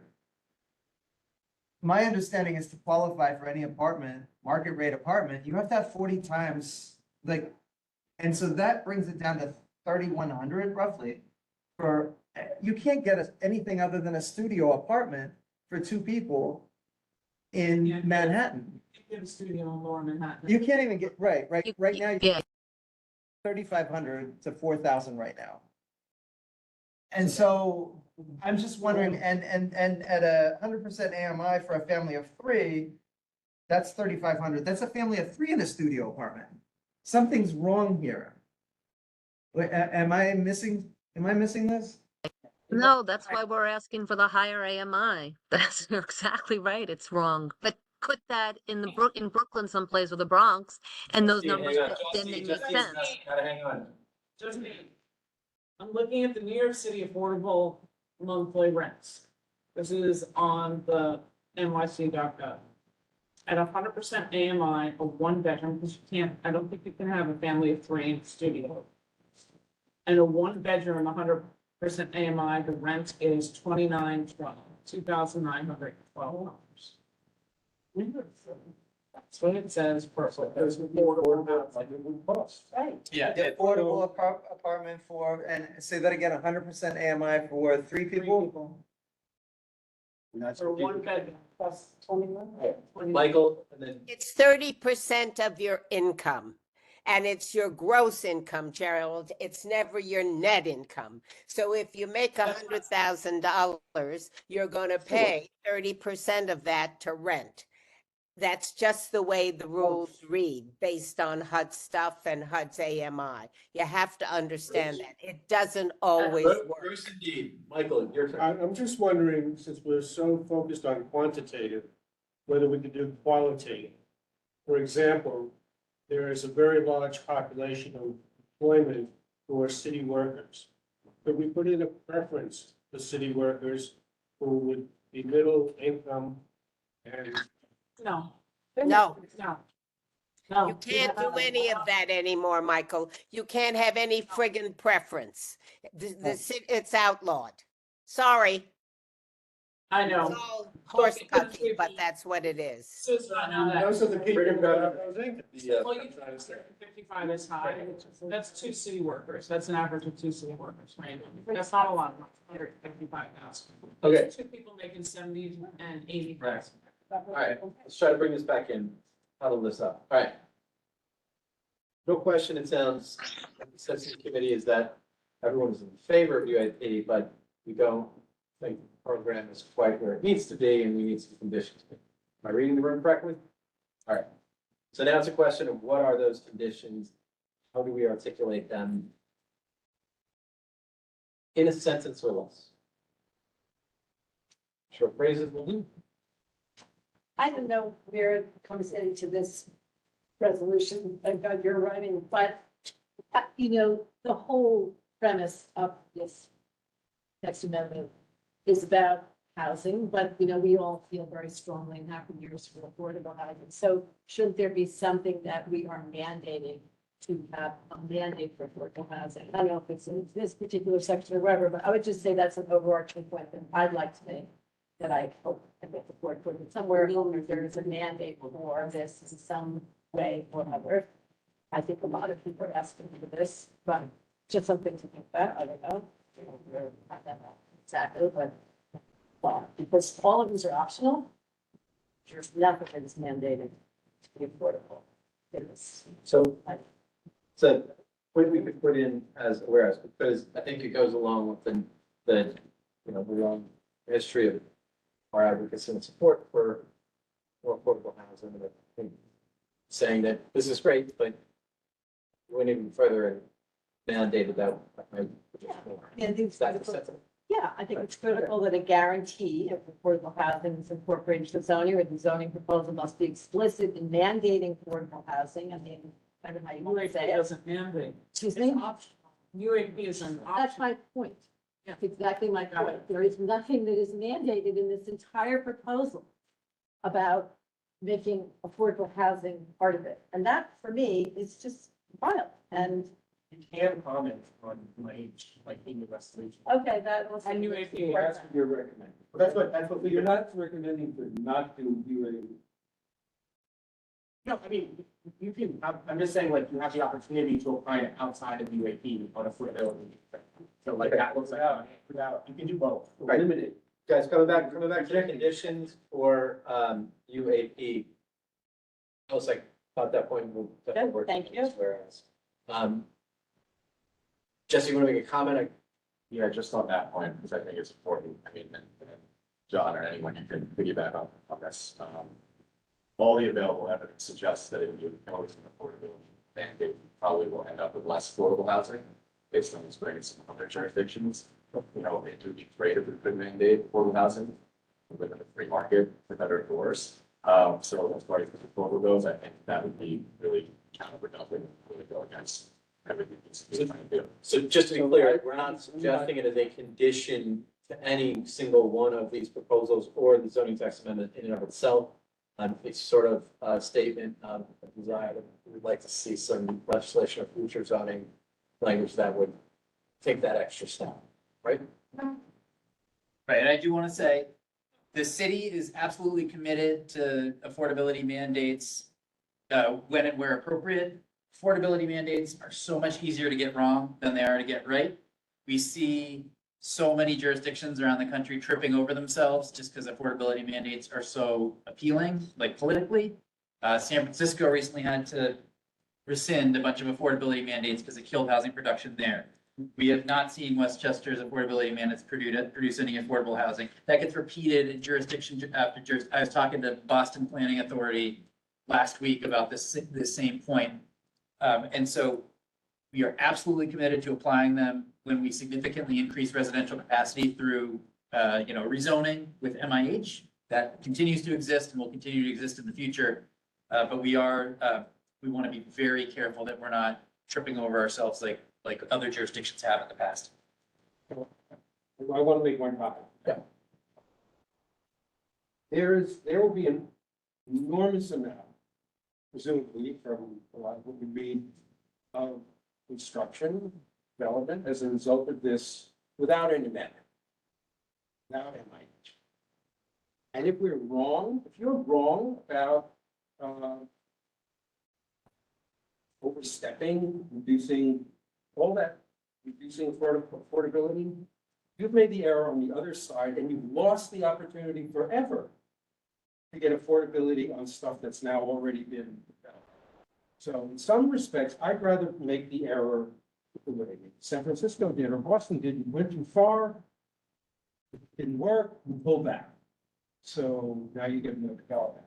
But if you don't go at all and you get all this development, you've lost that property forever. So that's my concern. Can you say, Jess, that there's all this it's documented that it hasn't worked? Mostly, we're not experts here, but I sure as hell haven't seen it. It hasn't been presented.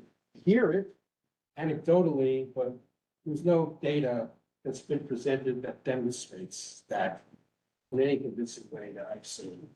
So somewhere in here, I advocate that we put some form of mandate. I don't know exactly where. And I'm going to make one last comment, which is that on UAP, given that I think we're by and large saying could help and it could work, I would support, as I said earlier, a fourth tier going up with a higher cap. I'm not sure what the cap number is, but definitely keeping it at 60%. So we get diversity in our communities. That's my proposal. It's okay. But I don't know what. Well, is that a condition that? That's a condition, for me, yes, but I don't know the cap. What numbers, because I don't have the numbers. The rate 100 to what, I don't know. Well, the question is, do you want moderate income? Or do you only want to include, What's moderate? okay, so moderate income is 81 to 120. Middle income is 120 to 161. I'm comfortable with 120. I did that kind of thinking and conversation when we worked with World Trade, by World Trade Center, 120, what's one? No, 120% of AMI. 120% of AMI. Yes. 120% of AMI. Higher than that, it's just a hard sell in terms of subsidizing people's housing. So 120 is the top of the modern. For example, range doesn't count as 1/3. Yeah, so then maybe go to one, I mean, I'm, Please sake, if you have the chart up, Tammy, where does it break? There's 100, 150. Where's the break? Go with that. Are you talking dollars or qualifications? Income Percentage. band, I'm talking about percentage wise of AMI. 120 is the top for moderate, middle income is 160, is 121 to 165. So we had done 130, is what the current MIH is. So it would be saying something like CB1 would like to raise the cap to 130 AMI with an increase to 4 tiers. Yeah. keeping the average at 60. It's hard, Well, but in CB1, or we don't want to break it up. So when you say CB1 would like to 60 raise, is, 60% is too low. it is for CB1, it's too low. For other places, it's not. But for CB1, it's way too low. We're only talking about us at this moment, are we not? Well, we should make Yeah. it clear, is all I'm saying, that we're just talking I about don't us. disagree, that's fine. I mean, so we could say 70. I don't agree. Okay, what is Rosa? So I was actually gonna propose that if it's broken out into those 3 tiers, that we have a percentage, let's say, so low, moderate, You and, leave it to the developer to figure out what he needs based on. right, but it's an average, right? And what we're discussing right now, it's an average that ranges anywhere from what's the lowest end, This is 30, which is 30. extremely low income, up to 30%. And 0 to 130 is what we're talking about now, okay, versus 0 to 100. okay, I would prefer if it was 0 to 165, which is consistent with our prior resolution. And I don't know if the tiers are literally like, let's say, 6%, 6%. Doesn't make a difference, you're leaving it up to them for 4 tiers. You know, they have 3 tiers currently, John said, so we're saying 4 tiers to get greater affordability, and that means they're only allowed to choose 4 AMI levels. Okay, So they could choose. but by AMI levels, you mean AMI ranges, I thought it was 3 because you just presented, or you've Yeah, that's the max under the proposal that people think. So the proposal now has 3. We're saying 4. So if you were doing 0 to 160, let's just use round numbers, because math works that way for me, and you divided that by 4, Right. then you would get, one group at, Low, 0 to 30, moderate, one group at very low income, maybe you skip one group, because then you're doing higher. You'd be really hard pressed to average 60% AMI. You go to 165. right, and that's why It's almost that's why impossible. I think we need to actually separate out the percentages of the 20% that is required, or not required, but optional. The program's optional, but you can get 20% additional floor area. I think we need to split that up and say that some will average 60%, like let's say 10% of the 20. We'll just split it in half. Then you're telling the developer what he has to do to build. Right, By giving them the flexibility. you're not giving them the flexibility. at By giving them the 60%. income range flexibility and how many apartments they can fit in, you're trying to maximize the number of people in there, right? But by dictating that the entire 20% has to average 60% of the AMI, you're not giving them the flexibility. What do you mean? Well, because to average 60% of the AMI, you're going to have the vast majority of the units have to be extremely low income or low income. And what we're saying that we want in our district is something that goes to moderate to mid, right? So I think that that is that we need to say, like, yes, we do want to make sure that we do have some extremely low income. But we would also like to have some moderate middle. So why not separate out, so one can average into the moderate to middle, one, then the other band can average into the lower end. Like, you kind of shoot yourself in the foot if you keep the average low, it's like, or like, if you raise the cap, then you're just gonna get at the very top of the cap and at the very bottom of what's possible to meet the average. Like, I think that, like, it's a very delicate balance of like averaging and that's, and cap and how many tiers you can get, so I think it's hard to like do one thing without everything falling out of place. There's, like, that's just, yeah. To make sure that you No have offense, a that's why- broader distribution. That's why DCD had yours figure this out. Okay, But sorry, that was only one point. The other point is sunset clause. I think that are two arguments. One is that development and building frankly just takes a long time and you don't know what you're gonna hit till you hit it. And so if you shorten that sunset clause, then there's a real fear that developers are, with all good intention, going to try to hit something and not be able to hit it by, a very strong margin. I'm wondering, but we would like to incentivize, I think we're all on the same page, housing to be built as quickly as possible. So giving them a little width as well, doesn't hurt.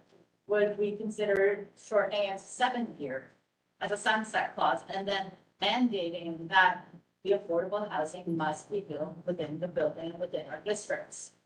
Because I think that was the goal that we all share around the table, is to have it here, not have it built in the Bronx.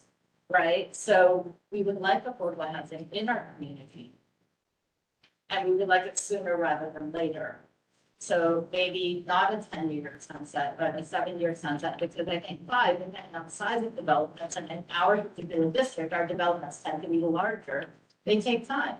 so, I mean, the people with any development experience can weigh in on 5 versus 7? Well, just to be clear, the offsite option has to be within the same community district or within 1/2 mile of the project. So even when you're going offsite, it's gonna still stay in the community. What you're talking about, like, it was like years ago, right? There were many, many years ago, you could go further, but it hasn't been that way in quite a while. Also, I think it's like John clarifying what has to happen before 10 years for them to grandfather into the offsite. Like, do they need a building permit? Do they need a sign off? Do they need a CLO? Like, what counts as within 10 years?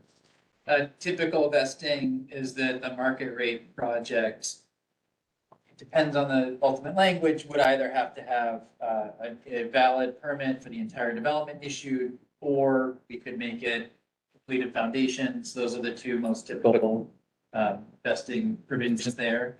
And we'll figure that out once we know where our sunset is ended up. Right now, it's proposed 10 years, you have to have a valid permit for the entire building when the clock strikes 12 in order to continue to use that. But we've been getting a lot of commentary from community boards on that. All right, so as I understand it, one condition we seem to have worked ourselves through is creating a 4th tier with a band up to 165. Comments about averages, I don't know if it got there, but 165 seems high. I know that's what, why wouldn't we at a base minimum match MIH? But 165 is the max, right? So we can average out at 120 or 130 or whatever, but that would be the maximum that could apply to. No, you have to change the average. You'd have to change the average then, but you'd have to go lower than 120, I think, to be fair. You want some you want some low income housing in there. Average is 80, 100. Two blocks. Let's say the one block, I'm not sure if I'm explaining this correctly.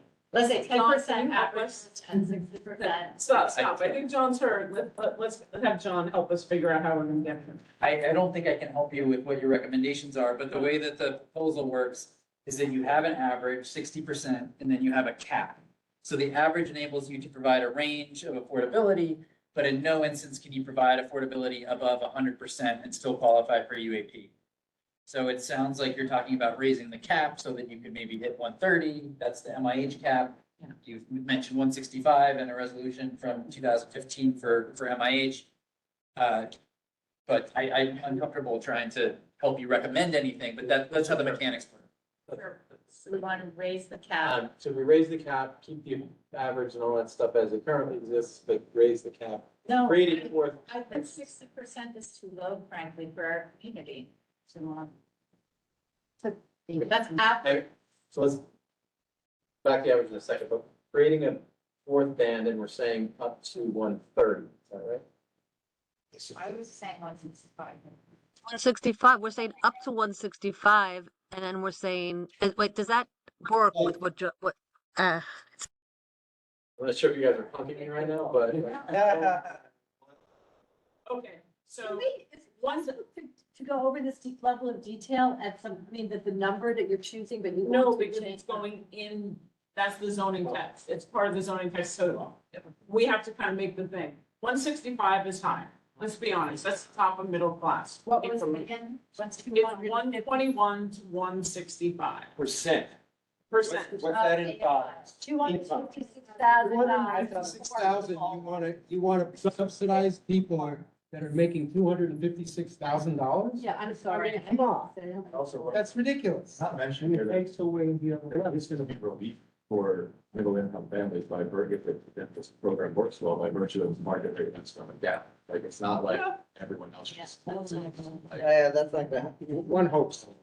But I mean, I just. Let's Curiosity. try and get to consensus. Middle income starts at 121 to 165. Percentage of AMI. Percentage of AMI. MIH is currently 130. Which is what dollar number? Yeah, what Figure that. I'd have to look that up. 201 for a family of four. 201, also very high, but okay, because MIH is already there. All right, that's actually 2 city employees, based on the current city employee rates, that's 2 city employees, trust me. Or a tenured fireman and a school teacher, So is that's is that not, our number now? 130 is so number. we're saying 130. Okay, great. Okay. And just so I'm clear, is that, are we, And we'll- is the condition for that it apply within Community District 1? Or is that, we're looking to see that happen citywide? And I know something. no, I think it has to be CB1, because those numbers are way too high citywide. They are and they aren't, but it doesn't matter. It should be Community Board 1. And remember, it's gross. It's not what people take home. Don't ever forget that. This is gross, this is pre-tax. That's Same- correct. Same $4 apple in Lower Manhattan.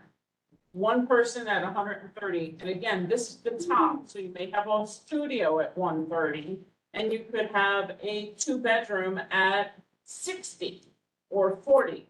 Understand what we're talking about, right? So the Correct. income bands at 130 is roughly 141,000 for one person, 2 people, 161, 3, 181, family of 4, 201. And that's what we're saying could possibly survive in our neighborhood. They're getting a subsidy from essentially the government at that income level, which They're not going to get very much. Don't worry about it. They still Yeah, it's have to pay 30% of their income to Yeah, rent. exactly. The subsidy is a sliding scale, Richard. So the It higher doesn't work income, that they're going to get it in. They still have to pay 30% of their gross Guys, income. Don't make me get As Anthony Notaro used to say, take yes for an answer. All right, so we're 130, 130 and applicable in CD1. 4 tiers. Leaving the average as is, right? Right, the cap at 130, are we leaving the average at 60? I thought we should raise the average. Okay, what is that? What is it in MIH? It depends on the option. Their average, option 1 is an average of 60% AMI with a 25% set aside. Option 2 is 80% AMI with a 30% set aside. Option 3 is at 40% AMI at a 20% set aside. So there are trade-offs between percentage and depth of affordability, but it's And- basically from 40 to 80. And UAP only does 20%. It does not go above 20%. It depends on the zoning district.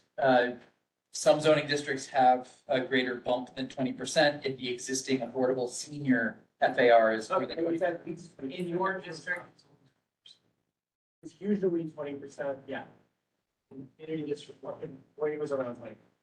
Okay, and at 20%, what is MIH? 60, right, you said? technically, it would be 40.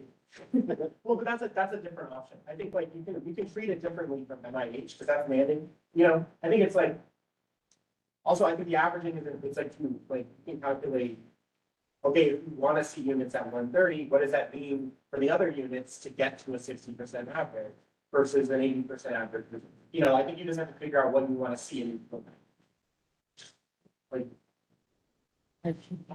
Me personally, I think that number should go up. That average number. I think it should go to 80 is my vote. I think 80's, I think 80's too high. I think you lose the lower income and protecting those at the lower band. Lose the lower income because it's an average and it doesn't. So 60 too low, 80 too high, about 70. So, About 70, somewhere right in the middle. I don't There you know. go, 70 wins. Oh, no, I'm changing it. Next year is 68. We wanted 60. maybe. Well, how many want six, I mean, how do you want to get the vote with here? I'm sorry, it was majority, so there you go. I also Right. think that frankly, if we have a higher average, then the likelihood is that there's going to be more people taking this on. Right, because this is totally an option. They don't have to go for the 20% at. And the developer mindset is going to be, okay, so that if I have an extreme level of affordability, how is that mix going to work with my market breaking? Is their profit and their priority is going to be the comfort of the market rate units? And it's gonna be- Well, that's an argument that we've been trying to fight for a long time. Inability to mix people in the building. No, I think that we should mix people in a building, but I think that we have to provide a framework within that we're likely to actually take enough employment off. Because Well, this is what the city thinks would be taken up. The Yeah, but city the that city's really wants to build everything. But the city's also allowing a two bridges scenario where you can build your luxury condos over here and have your market rate rentals in a completely separate building. And that's now going to be codified as okay. Okay. So this, right, committee members and committee members only. Let's have a show of hands who would be in favor of the average at 60. 1, 2, 3. Average at 80. 80 or higher. 3. 4. I'd be a 70 or so either one. Okay, so 3, 4, and I'll throw this out, 70. You can vote more than once, So- we can get to there. 3. You got one online. There. Yeah. Susan's got her hand up. I can't Go vote, with committee but members. that's I'm just fine. trying to I'm not on the control committee. where we land this thing. So this is a proposal universal, right, citywide, going into the zone, No. raising the option, raising the average to 7. Without That's what we're important saying. clarification, Yes, because certainly. with the additional band, we're only asking that be applied in the community district one. Can that be done? I mean, a request for just one district? That's Connor's shaking his head. No, we're talking about citywide. Probably not. Citywide. If you don't ask, how do you not know? So,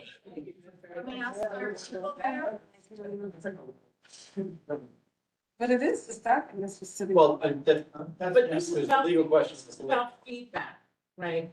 So we're giving feedback to city planning, right? If we think that 60 is too low for community district one, we can say, we believe 60 is too low for community district one. There should be either a carve out, we want it to be 80, or we think the entire city should be higher at X. That, Both can be that true. damages, that hurts people of lower income. Is that what we would advocate for? Can we separate out CV1? That's to our planning system. That's a technical legal scope question. I would need the general counsel to answer that question. You can certainly provide it as feedback, of course, whether or not it's legally possible to modify in that direction. It's above my pay grade. It's Saying, it's almost offensive in certain ways. I mean, basically, you're saying that if you're going too low on your AMI, they don't belong in this particular district. I find it appalling, Yeah. with all due respect. That's how it is anyway. I mean- Hiring them people. I just think that's so. So I'm having a hard time with this one. I Totally. just want to point that out. I just asked Am I missing something, or is that what we're all saying? If we leave it at 60, we won't get enough diversity. But that's what generates the diversity. It's the lower income. Generates, and we're allowing diversity by increasing the band. But we won't see it in Lower Manhattan. That's gonna be the problem. We won't see any of this in Lower And we're not Manhattan. gonna see any of this in Lower Manhattan anyway, because they're gonna build condos here. We have to solve that problem in a different way. UAP is not gonna happen here in Manhattan, here in Lower Manhattan. That's a guarantee. Nobody's gonna build, not gonna be a lot of rental building. All right, so where are we going? We have, it does not sound like those in the 60 camp are willing to come up at all, right? So those in the 80 camp are willing to come down to 7. Well, I believe our 80 can Well, I'll come down to 70, no problem. Let's do a revote on 60 or 60. Okay, so committee members only, show of hands, who's in favor of 60? 1, 2, 3. Okay, so we have Wait, we're gonna have 60, 70, or 80? We're gonna do 60 or 70. 60 Oh, or 60 or 70. Whatever, that's I'll go with the, yeah, I'll go with the majority of it. So I got What do 3 you and think it's gonna be 60, 70? Sounds. 70. 1, 2, 3, 4, 5, 6, 7. All right. So our resolution will reflect an average of 70. Pete asked this question, are there any other conditions on UAP that, anybody's out? We talked about sunsetting in 7 Yeah, the years. sunset. The sun is, Before I realized all they needed was a building permit or foundation. Okay, so sunset Now is let's off say dead. 5, 5 years, Great. 5 years. 5 years Is that what's currently in the proposal? with city Yeah. code. It's 10 years. 5 years with a city permit. Anybody can file for a permit. Yeah. So we're asking that sunsetting provision be amended I thought it would still see a vote. to 5 years instead of 10 for the city permit. Be 100 years. Okay. Are there any other conditions? Again, this is a sort of a tangent, but it was the one that Connor had written out, the council member's perspective on MIH. I thought that recommendation, which I read out, was actually pretty strong. Which is what? The recommendation under universal affordability preference and mentoring future housing. For each MIH, should deepen AMI averages, increase the percentage of affordable development, require a greater percentage of deeply affordable units for development, and increase the number of allowed income bands to assure a range of lower. We just did that. This is No, no, MIH. Oh, we're not there yet. We're just finishing. Is there anything else on UAP? Oh, I think that went together. We've got 5. Yeah. So that is not a condition for UAP, correct? No, it's a separate topic. Any other conditions? One last question, special zoning districts. Do the contextual height and bulk requirements remain with, UAP in special zoning districts, or are they? They're adjusted within the special zoning districts that allow residential development in order to accommodate UAP. So a little additional FAR, little additional height in order to accommodate that FAR. It's carried through to the special districts. Right. Hearing no other conditions on UAP, we have a yes with conditions. We're going to revisit the video and grab all of that language. Okay, we got to move along. We are on, just on number 5 out of 15. We're going on to 6. But we have completed 5 of 15 to 19. And we are 8:20 PM. Number 6 is eliminating parking requirements. You don't have parking requirements in this district.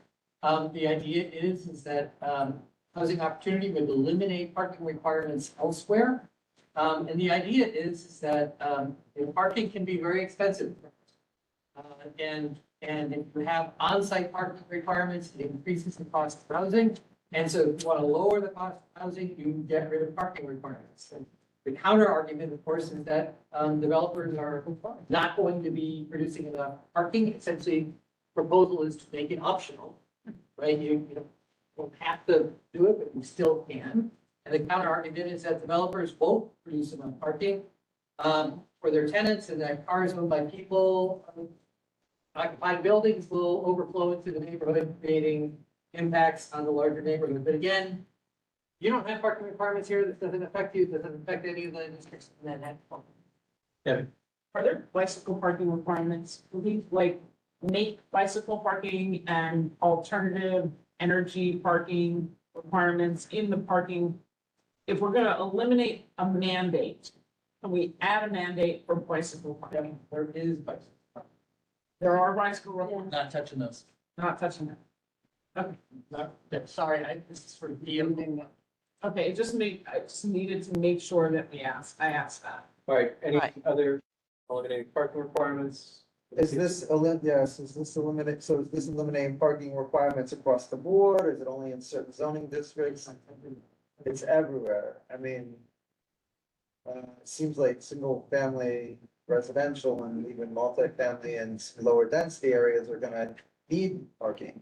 Yeah, I think they'll continue to provide it. You know, if you're building a 1 or 2 family home, you're probably gonna provide it. If you're building multifamily that's farther from transit, probably gonna provide it. Again, we, look to other jurisdictions, what happened in Buffalo when they eliminated theirs, or Austin, or jurisdictions in California. And if a landlord thinks they're gonna need parking in order to attract tenants, they provide it. And that does come to the. What?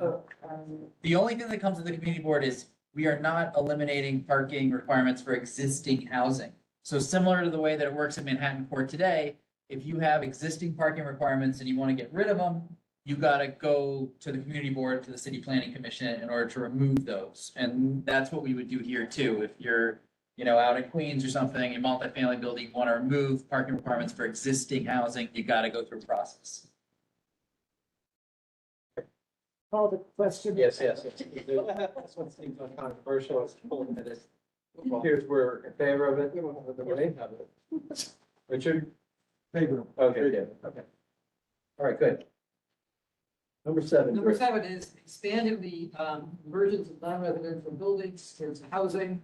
Currently, this applies here. This will apply these rules to the entire city entirely. They've been also expanded to allow for supportive housing, allow for dormitories, shared units, as opposed to just Class A apartments, which is what currently in how it currently works. I'm sorry, expanding.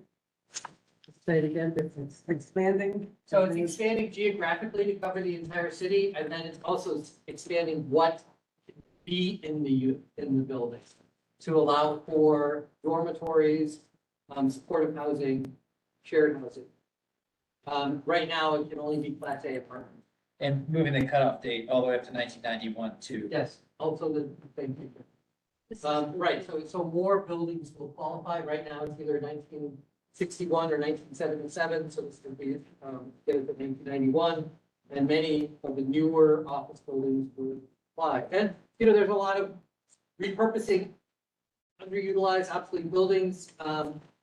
It's generally people like it. It's less disruption in the neighborhood. It can be very expensive, and there's now a tax incentive to allow for it. There are arguments against it. You could say that increased conversions could change the character of a commercial area.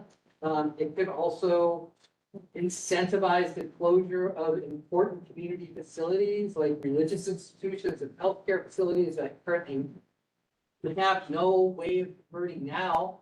Maybe they could convert in the future and monetize their assets. But, so there are arguments that you could make against it. But generally speaking, I think with this district as an example, it's basically been seen as largely a successful program that the city is proposing to expand citywide. Richard, and then I've got some. I would say successful with one very large caveat. Yeah. Nothing affordable. That there's no affordability requirement in it, and that has to be. I second that. There's Here, here. a new state tax incentive to provide. So just that's what UAP. But again, UAP is Options. Right. This should not be optional. So Connor, can you explain what again, council member had recommended recommendations specifically from this, what?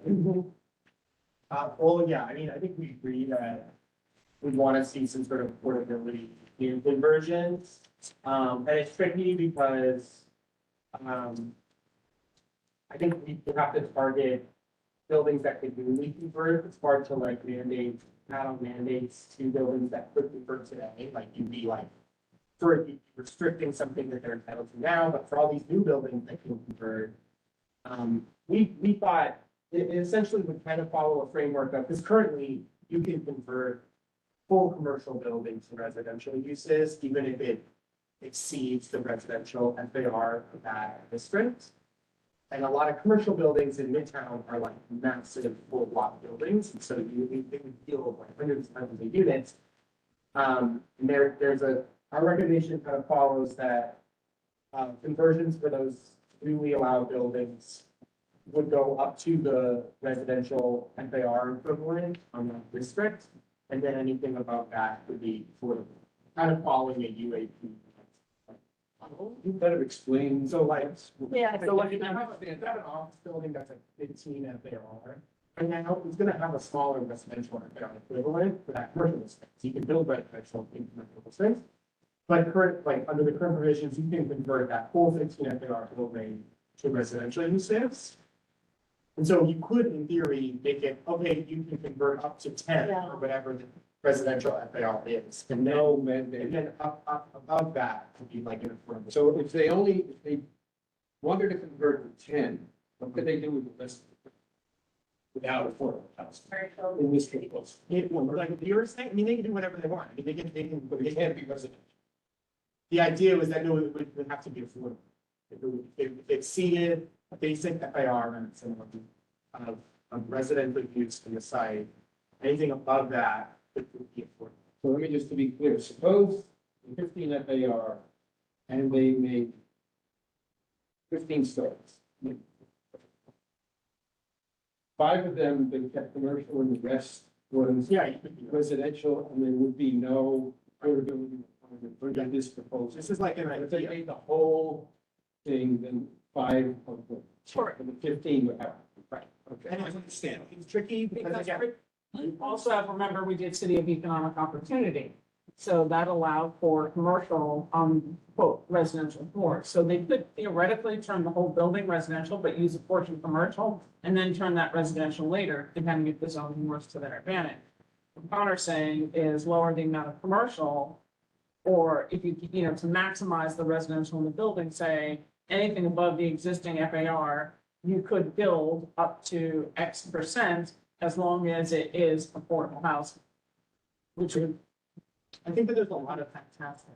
I think there's a lot of like buildings that are smaller and it would be very feasible to include affordable housing. I think that this could catch some of those bigger buildings that are now all of a sudden allowed to convert that couldn't. Do you think there's enough incentive there to do that extra? I don't know. I mean, floors? it's such a shot in the dark in some ways, just because it's so hard to predict those kinds of things.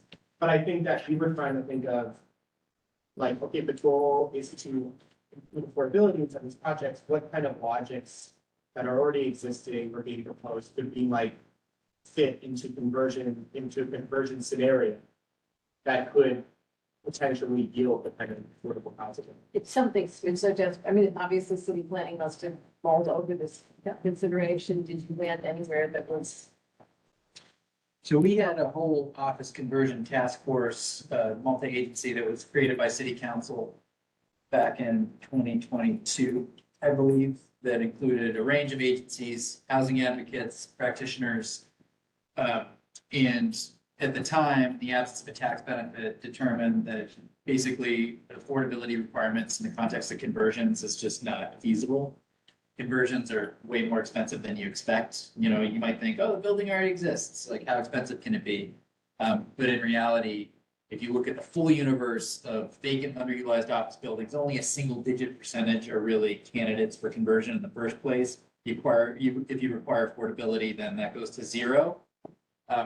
the tax benefit kind of emerged out of nowhere at the state level this year. We had advocated for it strongly, but didn't, know whether or not it would be passed. Now that it's passed and HPD has done some analysis, we are hopeful that that is our deus ex machina that will get us affordable housing and conversions.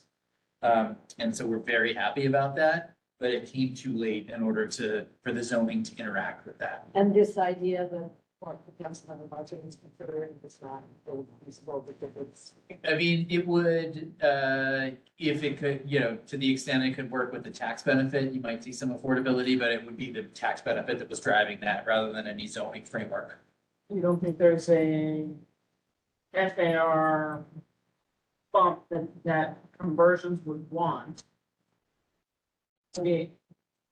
Just to respond on that, I don't think so, no, because the reality, without that tax free, there's no incentive. It's just money losing. The reality is that they could do, let's say that it was 10 max resi, and then like they still had an extra 5 they are left. They're still gonna get more money from it from 5 as commercial, all the time to this market. Or maybe community facility than they would from affordable. But maybe the tax rate changes that calculus enough. I don't know anything about. Also, like, I think this, you could say the same thing about UAP. Like, UAP on its own is not enough to create incentive. Like, it works with 45X. And so we could just do the same thing here, where it's like, okay, we're getting this tax incentive, so let's just do something on the city level too, that helps reinforce that model. It's been years since Gwen And like, it's just.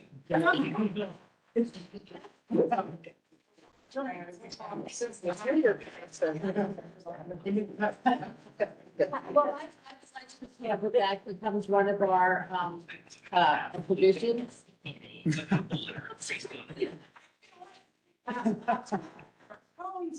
Anyway, I think that, I would like to. One more wrinkle that is relevant to the discussion here is that the 12 FAR cap remains in place. In order to go above it, you need to do a ULURP, you need to have MIH, et cetera, et cetera. None of that would apply to conversion, post 77, post 69 conversions, actually under state law. So if you have a 1972 or a 1982, building above 12 FAR, we don't have a way to enable conversion above 12 FAR unless there are changes to state law. In Lower Manhattan here, in most of CD1, you can convert up to 1977 already. So the expanded universe under this proposal really wouldn't enable you to convert any buildings above 12 FAR to the extent that's relevant to your consideration. Okay. One comment I wanted to make on this, is not as policy driven, certainly, or not as thing intellectual as affordable housing, but it's a quality of life issue. Something we've learned in conversions in the financial district, in particular for large office conversions, is the loss of use of the way that those buildings use certain spaces, like how they store garbage, how they take deliveries, how they, handle things, basically keep that movement off the street and off the sidewalks. And we learned that with a mass amount of conversions, that those uses, any good real estate developer is going to take as much of the building as they can and use it in any way that they can. So all those uses then spill out into the street. We've got a hell of a lot of problems dealing with it. I'm not sure quite how it comes in, how you execute that in the zoning text, but if there's a way to, and I would offer this to the committee as a condition of our approval of expanding conversions, that the zoning text be modified to consider those current uses of the commercial buildings that keep things like trash and deliveries, such off the streets.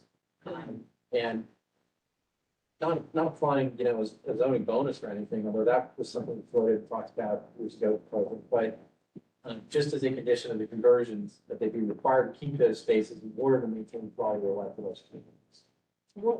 It's like the whole building. Yeah, but it may differ in smaller commercial buildings, I just don't know, so I'd like to keep it more general and broad, but yeah. We're not tackling loading bays here when you large buildings.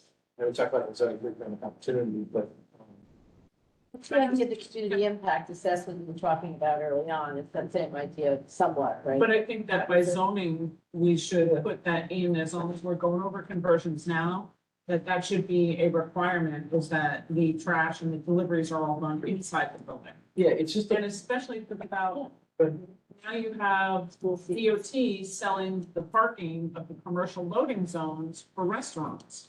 So if you're in a conversion building, there's a restaurant on the ground Yeah, no, floor. I'm not arguing, it makes all the sense in the world, I'm just saying that in addition, you want to know, do you have enough school seats, do you have enough hospital beds, a few other critical aspects that I assume are somehow built yeah, into this is, the. this is one that they can actually control through zoning right now.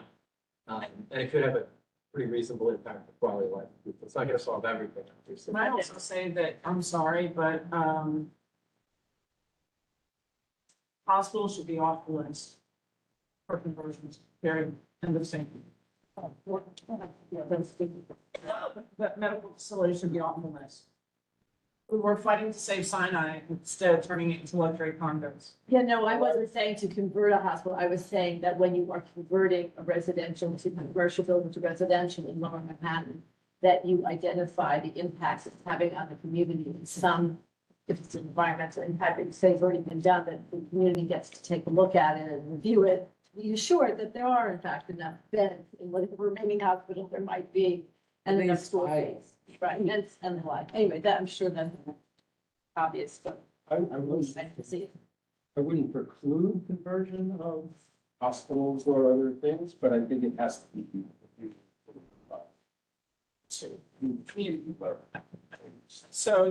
So this, if I understand correctly, allows religious institutions, healthcare facilities, and community facilities as of right to the conversions. Citywide, yeah. Citywide. And once you go beyond, central business districts, you really are talking about your Catholic schools and convents and the monasteries and things like that, Sure. not big office buildings because they don't exist. How could you say no when every situation is gonna be different? And if you want to have an approval process. Because I think because it's ULURP. We're using ULURP in No, but this. if you require you, you could require. Definitely required. We should definitely not. I think it's coming off of ULURP going into automatic conversion. So then, we say that That's the what we're major commenting. civic Conversion, institutions right. hospitals Saying it's that will required now. require ULURP. So we're saying, require ULURP for those kinds of institutional buildings. Yeah, that's a condition. Yeah, I second that. For major civic That institutions. not restricting the conversion of hospitals or medical centers, But but saying it has to- saying that they be subject to review. Yes, it's, George? so currently, yes, conversions are as of right with this community district. There are a number of zoning districts where conversions have to go through a special permit process. We're the ones who at the end or and at the end. All right, we don't have any here, but they have them in District 2, District 3, District 5. And so there is a process in place for conversions in those special districts right now, or those zoning districts right now. And so if you wanted to say, all right, well, we need a special permit process for conversions, there is something like that already in place that only applies to certain zoning districts.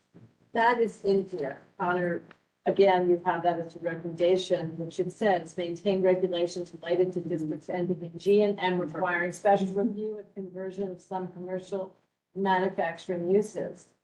And, This came up here last time, like, yeah, the M and G districts do provide this framework, it's just, it's mapped in districts, it's not by use.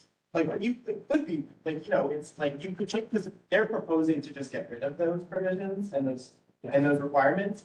But like, it's just to say that there's precedent for conversions in certain scenarios, you have like a special permit process.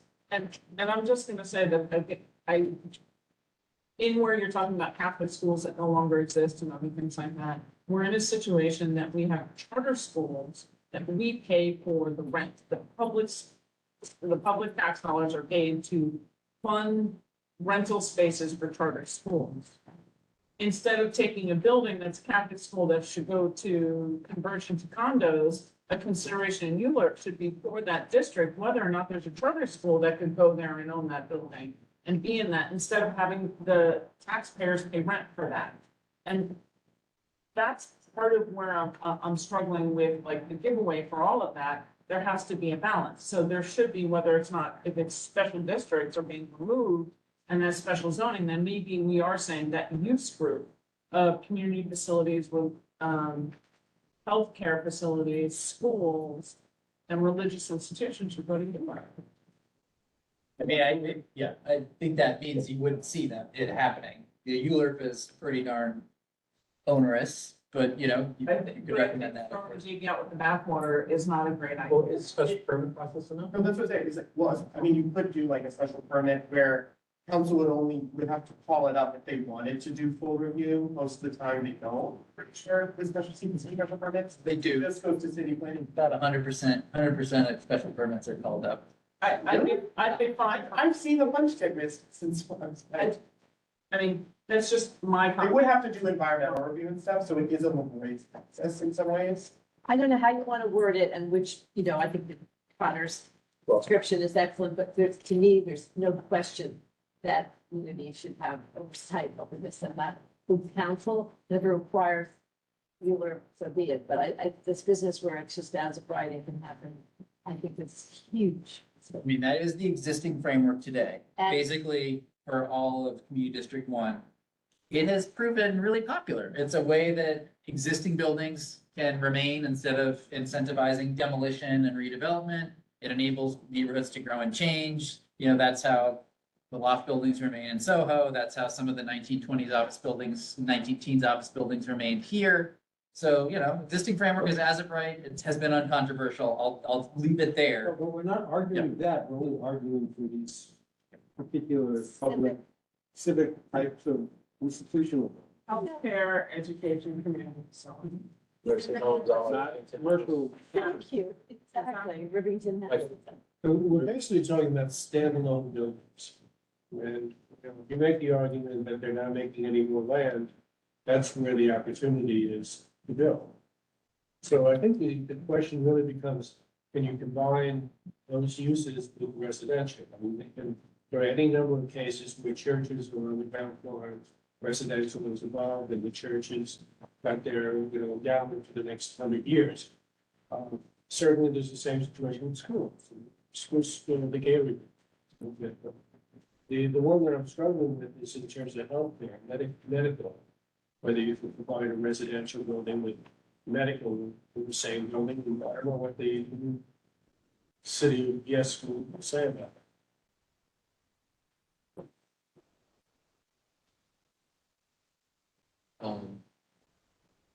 I don't think we can solve every building issue in zoning, and which is why it goes through a review process and the people on the ground. That's the community and the council. So we're saying there should be a public review process and approval process for healthcare facilities, community, religious, and education. That's right. And it's a special permit process. It's a I think community is too broad, because community facility under that umbrella is like a whole whack of uses, so you need to be like, more specific about what community facility is. Zoning, if that can be a dentist's office, right? A dentist, that's considered community facility. It is. Yeah, so, yeah, like medical. and- So healthcare, religious, educational. No, this is. But you have it as civic, commercial, Healthcare and facilities manufacturing. cover hospital, nursing home. Healthcare facilities, is community facility. Healthcare is under facility, but community facilities, really broad umbrella.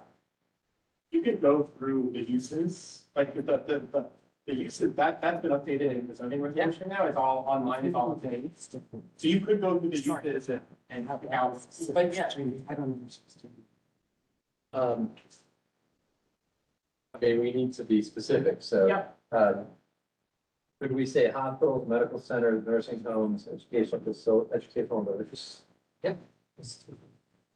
So community facilities include higher education, libraries, museums, long-term care facilities. Well, worship, medical- Rose, that's fine, we're gonna leave community facilities out, way too broad, we'll identify it with hospitals, medical centers, nursing homes, educational and religious facilities, okay? Okay, any other, Well, we didn't resolve the issue of mandatory.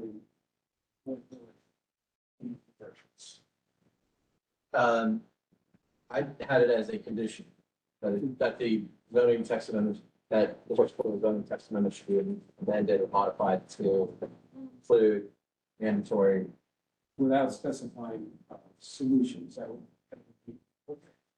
I asked the planning why they did the fixed date and time, and it's not like a rolling year. Like, we moved from 60 to 91, to, why isn't there just like a blanket 35 or 40 year? And that way it rolls and we don't have to have another conversation about that. We had meetings on it, law department was uneasy about it. And so we did just, we've done in the past where when we touch it, we tend to make it the life cycle of the building is our interval. Like 30-ish years, that's what we've done in the past when we've touched these, you know, a financing cycle. You do 30 years and then you assess how it's going.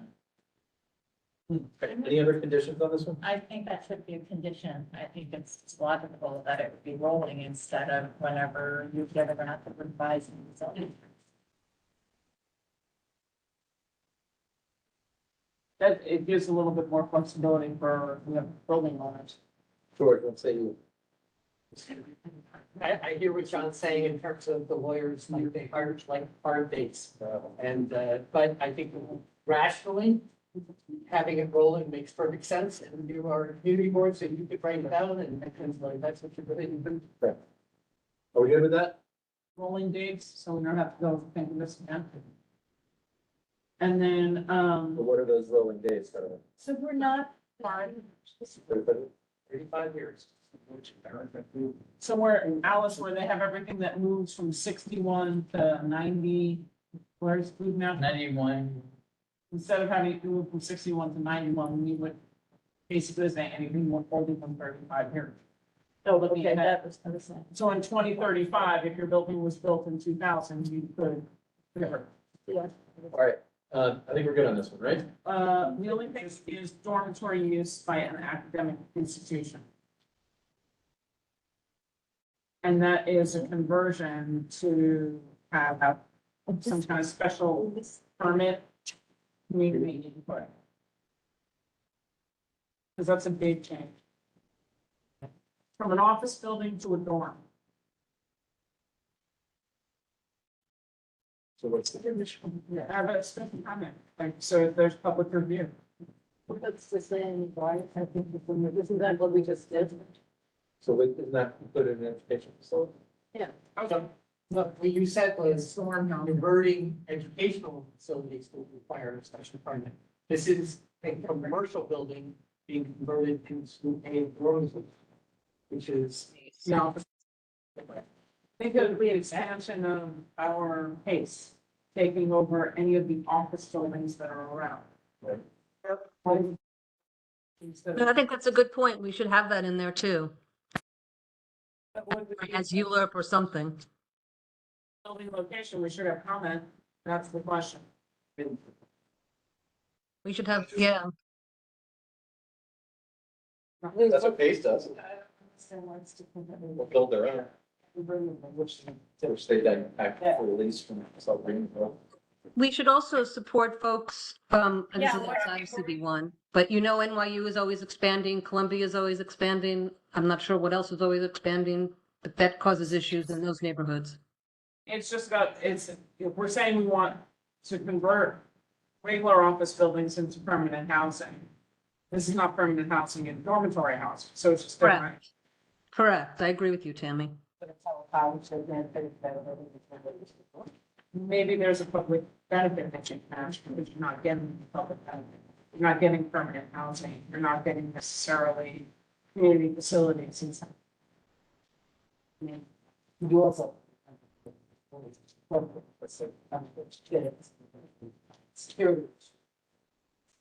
Which adds to my point about. It was one of the things on Marquette's list that I noticed, but I was like, that's okay. I'm sorry, I don't think that mine got picked up. I don't know if it got seconded, but the recommendation of the consideration by city planning, I'm sorry, I'm under the one for the conversion that for all buildings to convert under the commercial to residential, rather than allow entire building to convert to residential use, require that any residential floor area above the residential FAR maximum site be affordable, subject to the requirements under UAP. I think there's something there that might want to be considered, and I don't know if this board would want to suggest it, but we need to come up with solutions or ways to make these buildings. So it's one that was offered up by the council member that I wanted to ask them to include. I thought you said, yeah. Consideration. nobody seconded It it. wasn't clear what was in there. I know you said. Yeah, no, I'm not clear what that, It's, it's a recommendation on the page here that it's read from in the, it's from Councilmember Marte's proposal, but it seemed to that I could, just anything above 10 be. Well, anything above the current, Whatever. say residential FAR coming forward in that area, that is. Would have to be, that's the report. Right. And nothing else, just whatever's above, whatever FAR? No other portion of the building? That would be a lot. Well, the max that, City planning. right, Right now, it's. of buildings of a certain vintage.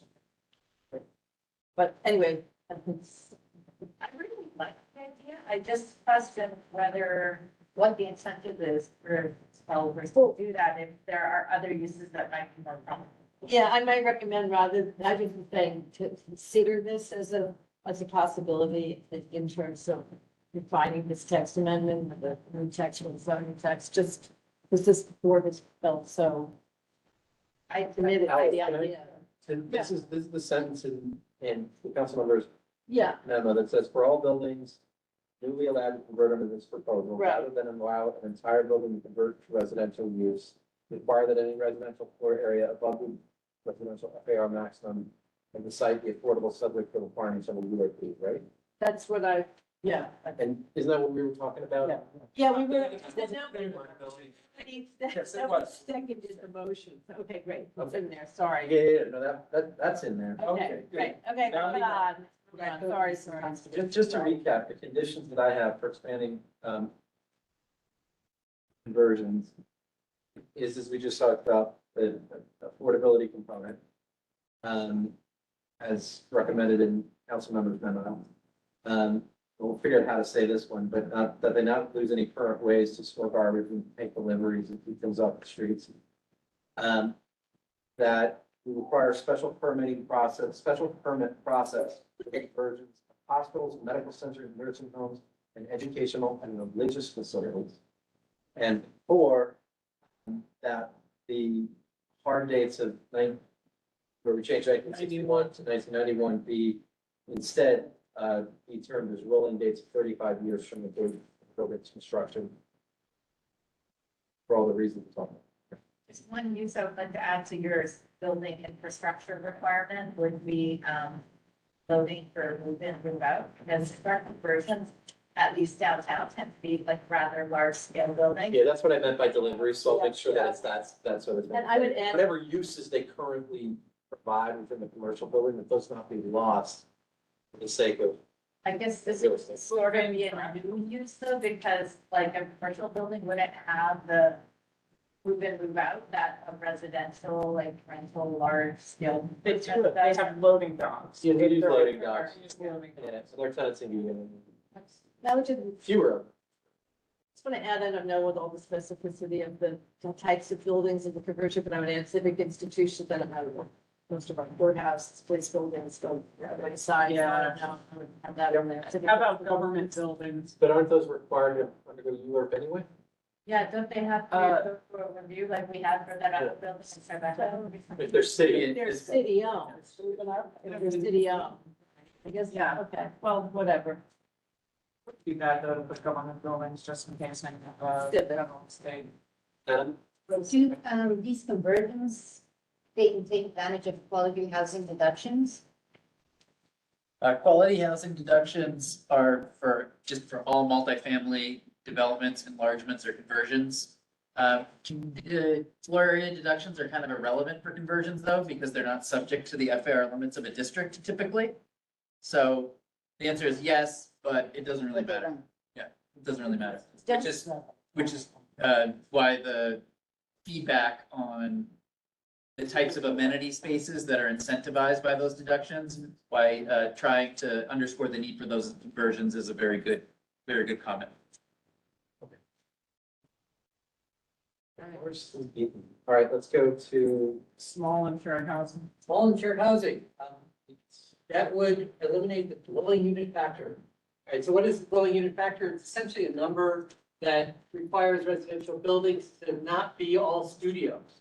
And it is, right now it's 680 square feet, and it would, in this district, remove it entirely. And the unit sizes, the smallest unit sizes would be essentially determined by the housing maintenance code and the building code. Probably the practical average size would be about 325 square feet, the smallest it could be. And so essentially, you know, the arguments for this proposal is, you could say, city needs more units. If you want to get more units, you make them smaller.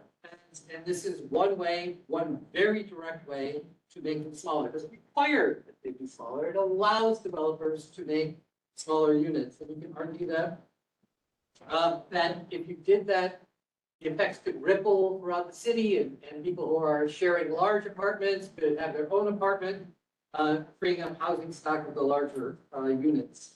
But you can also argue against this proposal and say, you know, the city needs apartments for households of all sizes, and the dwelling unit factor doesn't prevent the construction of a lot of studio apartments. It just says that if you have studio apartments, you got to balance them out with larger units, right? So you can have a diversity of units within your building.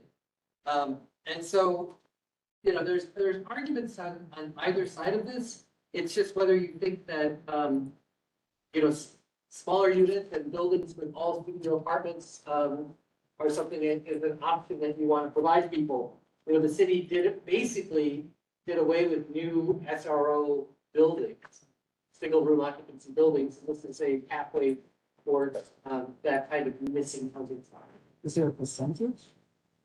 Is there a percentage of studios to 2 bedrooms to 3 bedrooms? So right now, no, there isn't. And this would eliminate the housing unit from the dwelling unit factor. So you could do entirely studio apartments. 100%. Right now, you can't do that. And can I ask, just to see what the thought process was on the outlook for all studios versus having any kind of diversified house, knowing that you can't, there's a limit to the number of people who can live in the studio. Right, we expect, you know, when you're talking about a building of a certain amount of floor area, 100,000 square feet, whether you allow all studios or whether you require a mix of unit size doesn't really change the number of people that will live in there. Is it just more smaller households or fewer larger households? So that's kind of, it's not like really a density control as such in terms of people living in a given building. It's just that we see a very pronounced need, whether it's the housing lottery or whether it's just trends in household size generally, for smaller units. Today, we basically force people to team up with roommates and take family-sized units elsewhere in the city. Especially in central locations, we would love to see greater availability of smaller apartments so that we're not forcing people to live together and taking up family-sized units in, you know, other parts of the city. I'm enormously in support of this because I have lived in a 250 square foot building, unit with my husband, well, not married at the time, but, and the cat. So. I think that I actually have a lot of friends who are single, but they're rooming with people because they can't do otherwise. I mean, I think they would love to have a studio apartment. It's affordable. As long as it's. Yeah, and I think that the size frankly has an enormous impact on affordability, and so that is an interesting way to consider the increasingly available supply of units with the square footage that they are have available, as well as actually like making spaces for people to live. And I know lots of people frankly that are single as well. The question for city planning is this, how does co-living situations, people are living in small units and sharing kitchens and whatever, is this trying to encourage? Well, I would say it happens a lot today. It's just on an informal basis. So it tries to bring it into the light, to regulate it. It's not just changing zoning to enable rooming units more broadly, but it But will involve. developers are starting to offer, shared living, co-living, I think is the word. They're trying, yeah, they're kind of skirting, the formal legal framework today around that.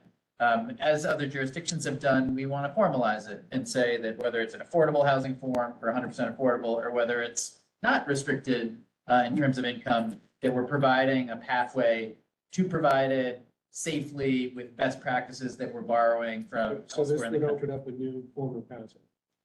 It would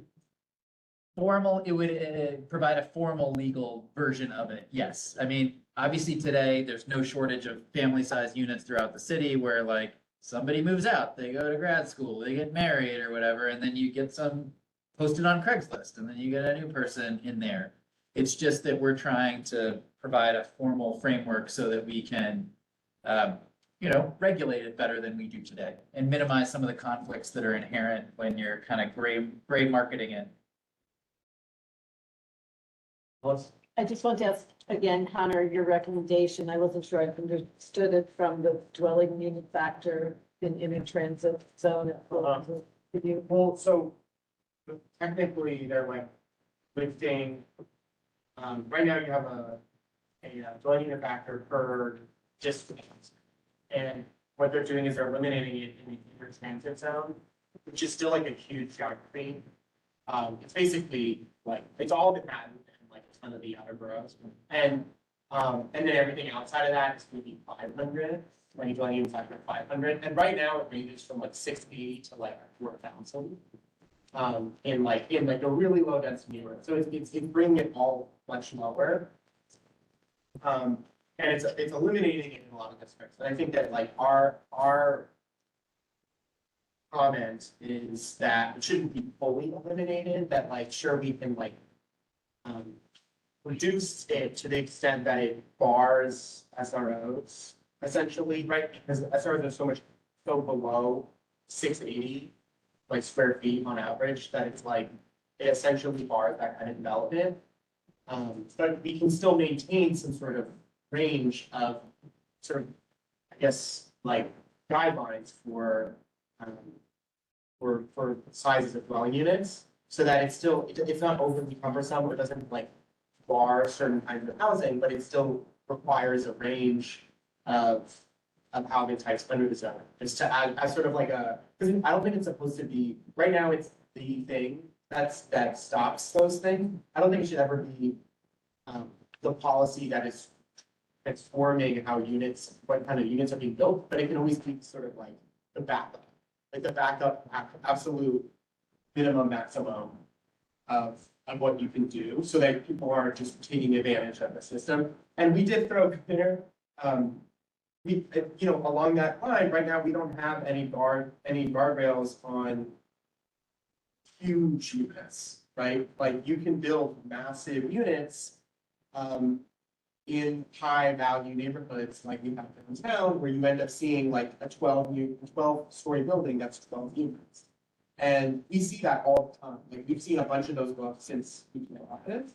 And so we think that this is also an opportunity to maybe address that problem as well, because you have problems on both sides of the market, right? You need units to be smaller in some cases, and right now I think also some units are just way too big, and they're both hurting the same problem, which is production of housing, and housing that actually meets people's markets and is not just like way out there in luxury, that it's not actually like tangibly like helping. That makes sense. That's the idea. It's like creating a range. Right now, we just have a minimum. Maybe we'll look for millionaire. So here's the question, are we creating, this is a question for DCP, are we creating an opportunity, consideration of lower Manhattan, where the haves have the big apartments and the condos, and if you're building a rental building, you can build an entire thing with just studios. So you could really end up with kind of just tons of studios existing. And like, how are you getting diversified housing for all AMIs if it's studio?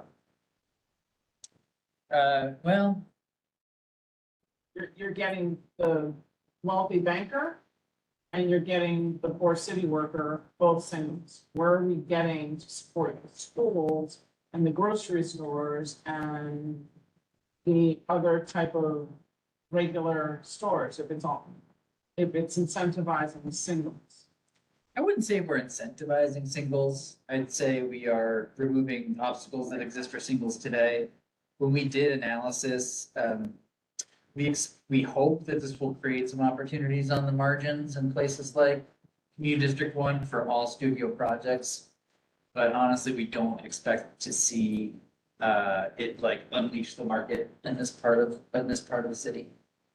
And so there wasn't thought to just new or conversions and leaving existing stock.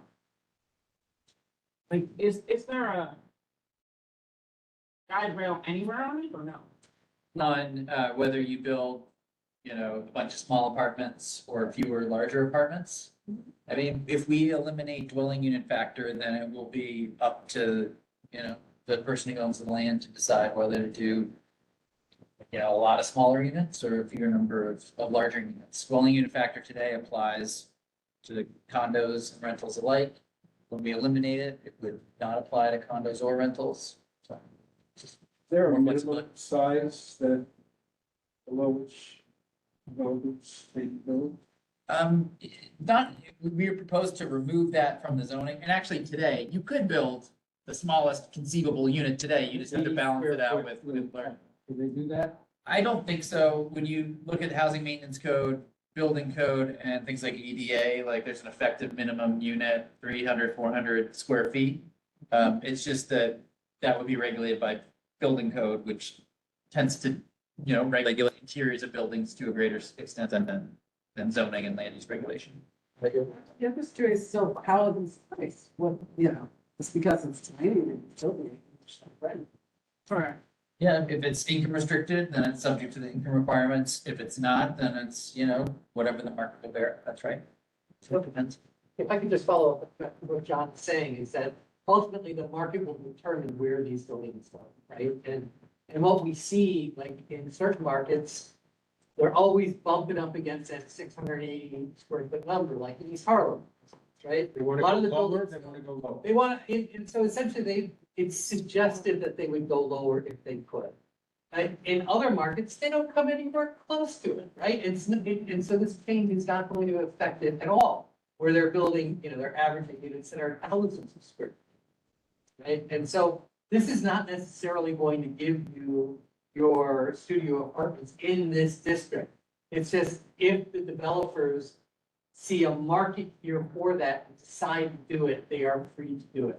If you're not seeing that, bumping up against that 680 square foot number now, you're probably not going to see it. What would be the advantage or disadvantage of just reducing the dwelling unit factor by keeping one as opposed to eliminating? I don't, pro and con in those. Well, it's about unit diversity, right? So if you think that, every building should have a mix of units for people at different stages of their life cycle, then you want to have some sort of dwelling unit factor. Because if you have small units, it's got to be balanced out with larger units. If you get rid of it, you're leaving that up to the choice of the developer, right? You're not regulating. And you're letting the developer make that decision. And, I can see advantages both ways on this. I know that in some neighborhoods that they complain about, getting too many small units because they need units for their families. That's a valid complaint, right? But having more units will house more people or more households. Put it that way. Maybe not the same number of people, but households. Yeah, it's just it's similar to other components. It's a type of building that we used to build that serves an important niche, but that hasn't really been allowed since the early 1960s. And so we've really asked ourselves, do we have to make this building type, developments full of studios, illegal? Like, why did we do that? What purpose did that serve? Does it serve us today? You know, and like I've said before, this community board, when we researched like why we did that, it was like literally in the city planning commission to prevent Manhattan from being overrun by stewardesses. That's like in the city planning text. And so like, does that reasoning hold water today? Like, not really. So, you know, it depends on how you look at it. We think that there have been attempts at co-living and small units in the neighborhood down here. I don't know how they've, again, skirted the applicable law. So, you know, we could enable formal, small and shared housing down here. But I don't think that this is like an earth-shattering proposal for this community district. We'll say my first apartment in Manhattan. So I don't see why. Okay, Rosa, then Alice, and then I asked rhetorically how long we all want to be here. Sorry, like. I'm in favor of this. I think that there's an enormous amount in the city. I know that in my building, there are lots of young professionals that are moving to the city to start their first job.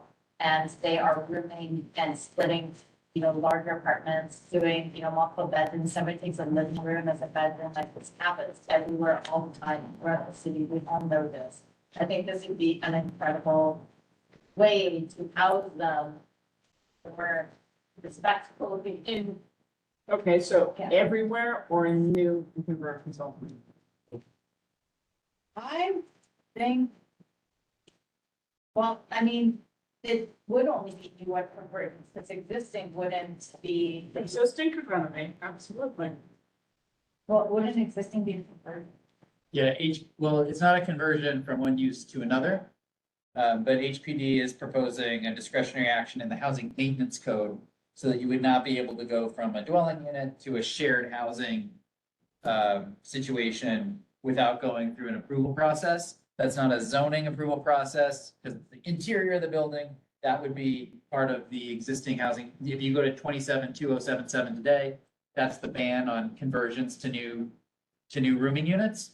HPD would propose to modify that to create a discretionary action if you wanted to take existing dwelling units and convert, not in the zoning sense from a different use to residential, but take a dwelling unit and turn it into rooming units. There would be a discretionary approval there. You define rooming. Rooming units is, they are places where you live that share either cooking or sanitary facilities or other common areas. I think studios are much nicer. Yeah, studios are a full dwelling unit. Yes. Rooming units are, you know, they I'm either. in favor of smaller. Okay, Alice? Just had a question that I always considered SRO as one of the reasons I thought was defeated on sort of it was also the flophouse aspect that became that's just, you know, my desire was cool, the city. And I'm curious, how is this zoning sort of dealing with transitional housing? When I saw this, I thought this is really great. And you're finally gonna have a small unit where somebody who has nothing could afford to go, which was the case in the 60s, of course, in the 70s of the SRO. So I'm just curious, what is the thinking for transitional housing for people who don't have housing? Where are we with that? Yeah, right. And in particular, this, you know. A few things quickly. UAP dramatically expands opportunities for supportive housing. You know, supportive housing will now have a preference on every site, medium and high density districts, along with other forms of affordable housing. When it comes to small and shared units, that's an important part of this as well. The core of this work are HPD regulatory agreement projects, but then not too far away within Councilmember Marte's district, there is existing informal shared housing, which we have been struggling to preserve and legalize for going on 10 years now with HPD, with AFI, but there's just, the zoning does not allow it. And so this would provide an important legal pathway to take some of the existing informal shared housing and actually legalize it and preserve it as affordable housing into the future. So that's when I think of the good that these proposals could do, I tend to think of that. Okay, are we a yes on this? Any conditions? Hearing none, let's go to number 10, please. Campus info. Okay, so, this speaks directly to how we infill buildings on larger campuses. Very often, these are housing developments, but they could be churches with parking lots. But you don't have very many of these in your community district. I think Southbridge Towers might be the only one, there might be one other. But the idea here is that the zoning rules would be relaxed to allow for buildings to be placed on these campuses. Essentially, there would be a flat 50% coverage limit. There would be limits on the heights of infill. There would be changes in the calculations for both FAR and for required residential open space, reduction for legal windows, distance between buildings. It's like a very major change in how we do campus infill.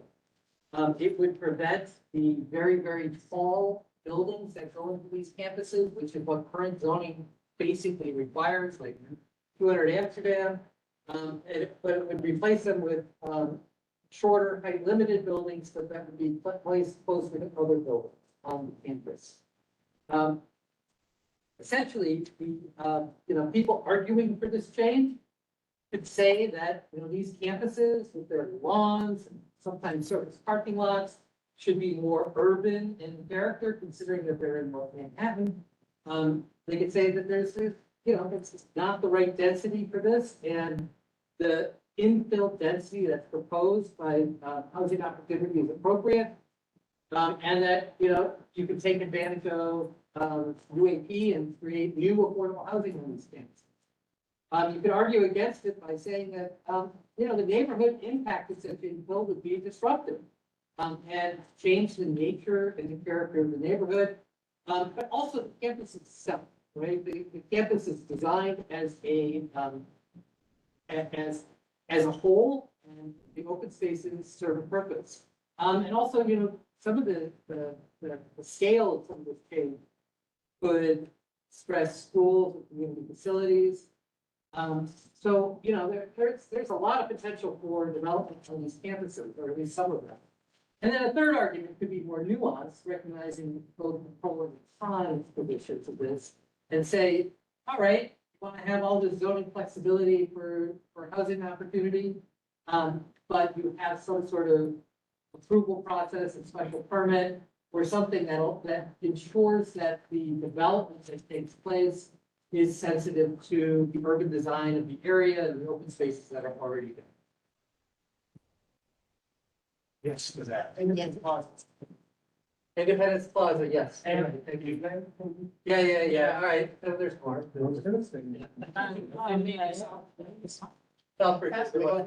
Yeah, we had that. Three big ones, and then, let's be honest, there's potential Gateway development. Plaza too. You're saying that Gateway too would be. So, I mean, the biggest concerns that I saw on this, and I don't know what everybody else thought, based on what George was saying, is the massive increase, right? It's doubling massive. So, as of right doubling, you could have, 50%. No, it doesn't increase development rights at all. I would characterize it differently. It's, these infill proposals for zoning lots with existing buildings, for regular sites, obstructed sites, they have development rights today. When they develop, zoning forces them to be the tall, skinny stuff. And Independence Plaza is a good example of this. The more proximate example is if you guys know the infill on Seward Park, not CD1, but not too far away. It's R7-2, it's like 350 feet tall. We force them to do that on that campus. We force them to do 350 in an R7-2. Under these proposals, they would be under 200 feet on that, for instance. So we're saying that these sites, they have development rights. If and when there is infill, we want it to be able to be modern, height-limited, contextual buildings that don't make people's heads explode, as opposed to the things that you see around the city today. It's just kind of this dumb thing that zoning does today where it does not allow you to do height-limited contextual infill. And We what wanna- happens to the community uses, the amenities, the recreation space that's lost? I mean, so I've been working with NYCHA campuses for a decade now, and they typically go on empty parking lots. You go for the low hanging When fruit. it's not empty parking lot. You can develop on those today. And those are the types of sites that are, you'll develop on those today and you'll get, a tall skinny building. And that's totally possible. So I see this as taking a status quo that leads to pretty bad stuff that people really dislike and removing those obstacles to ensure that it enables a more modern type of development with height limits that people tend not to be as worked up about. And if, can I respond to this? So the zoning values open space, right? And it's part of the calculation, it's called residential open space. And so, and the reason that tall skinny buildings are what's required is because that preserves a lot of the open space. And John is right, people, when they see, when developers try to maximize development on these sites, they end up with these enormous towers. And usually surrounding much shorter buildings, and people get very upset about it. But it does preserve open space, which is what the zoning was supposed to do. And it's an issue of value, right? What do you value? And what do you think about the rights of the people or the input of the people that live in these campuses? And whether they, whether the community should have a say over that, how it's done, or not. And really this is like a great question for community board, right? What do you value? And now is the time to weigh in. And that's why we're requiring heightened open space requirements for, larger sites. Why we're providing more flexible height limited envelopes in order to retain a comparable amount of open space that you'd get if you were developing your tall skinny buildings there. So, we're reintroducing these proposals to folks. If they get totally killed or whatever, then we're back in a world where any infill is gonna be the types of stuff that people really hate. So under this, what would the proposed tower? Yeah. Pardon? Under the city of, yes, as proposed, what would the IPN? So that's I think that's C64 district. Those have tower regulations today. So it would not prohibit or prevent a tower from being built there. It would provide additional flexibility not to do that, but I haven't analyzed the site, so I can't say for certain in which direction and these proposals would push it. Netta? So you're limiting the height, right? Because, I don't hate towers. I think it should be site specific and contextual. Why? I restrict think the it's height? the R6 through R8. Those districts are mapped in places where the built fabric tends to be, not that tall. It so happens that R6 to R8 non-contextual can enable some really dramatically tall buildings on large sites today. I would say much of DCP's work program since like 1961 has been moving away from that height factor zoning that created development that clashed so much with existing built context. And this is like the last redoubt of height factor zoning that people hate. Irregular sites, obstructed sites, and zoning lots with existing buildings where zoning forces you to do that thing that we have been trying to, whack-a-mole on since 1961, basically, since like. Which I think it's great, and I'm asking if you can remove the height restriction to give more freedom. I think in R6 to R8, those types of neighborhoods, they're not the tower districts. People tend to want a little more predictability in development there, and so we're trying to, without impinging on housing, the ability to produce housing, we're trying to give people what they want.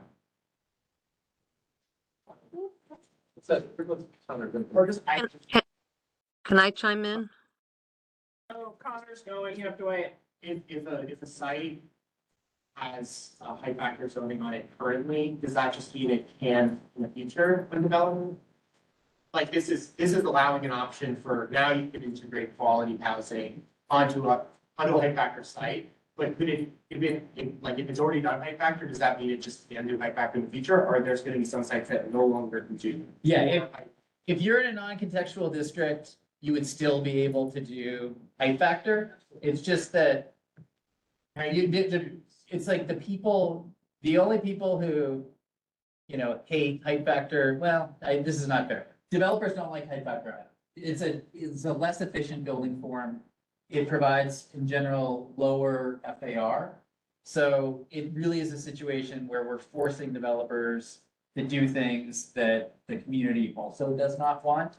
And so by providing the quality housing option, we expect that put a different way, in non-contextual districts today, about 99% of the buildings since 2000 have been, modern height limited development. This is like the last 1%. If we enable them, if we let them to do modern height limited development on those sites, we fully expect that they'll join the other 99% and develop height limited quality housing. I'm just saying, like, for a place like Independence Plaza, under this, they could now just do even. Well, they're tower regs, so it's not height factor, they're R10 equivalent, so they can do tower development regardless. Yeah. All right, Rosa, then we're gonna go online. There's Justine and Diane. I was gonna say that I am one of the people, I guess, that don't exist, that really actually prefers the skinnier, taller building rather than the squat heavy building, because frankly, as a neighbor, I think then it disrupts my sunlight for an hour versus for 5 hours. But I guess I'm a weirdo there. Average. I think that it makes sense, but I would require that it be done in consultation with the people who live on these campuses. Like I'm thinking specifically of like Southbridge Towers or NYCHA complexes, or those ones that are close in our neighborhood. And I think that it's their campus, it's their property, it's their home, it's their open space or not. And so they should have a say in how that works. And in NYCHA, says specifically it should go to tenants association. Obviously Southbridge has a board. Yeah, good point. So- I mean, for Southbridge, it's like a co-op, like Hillman where I live, where it would be up to the co-op board. Right. NYCHA does require approval by the tenant association for if they're doing RAD Pact, if they're doing public housing trust, or if they're doing any infill. They have for some time now required approval by the tenants association, and we would not touch that. Okay. Just elaborate on the process once the tenants have reviewed whatever the proposal is. For NYCHA or for? For NYCHA and for Southbridge, right? Well, Southbridge is a co-op, so, they would have to get board approval. I know, it depends on how the bylaws are organized.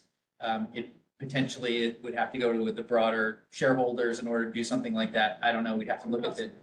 Let me just finish with NYCHA. Yeah. So for NYCHA, we have talked very recently about this with head of strategic planning, head of real estate, and also with the citywide council on presidents, the tenant leadership structure. And it has been incorporated in a formal legal sense, tenant review as part of the public housing trust legislation at the state level. And NYCHA has also required tenant approval for RAD Pact and for any infill. That can vary from campus to campus depending on how well constituted the resident association is. But, NYCHA has said that any progress that they have made in the last few years, and we were talking about this at the commission today, I really think they have made progress. They have turned a corner.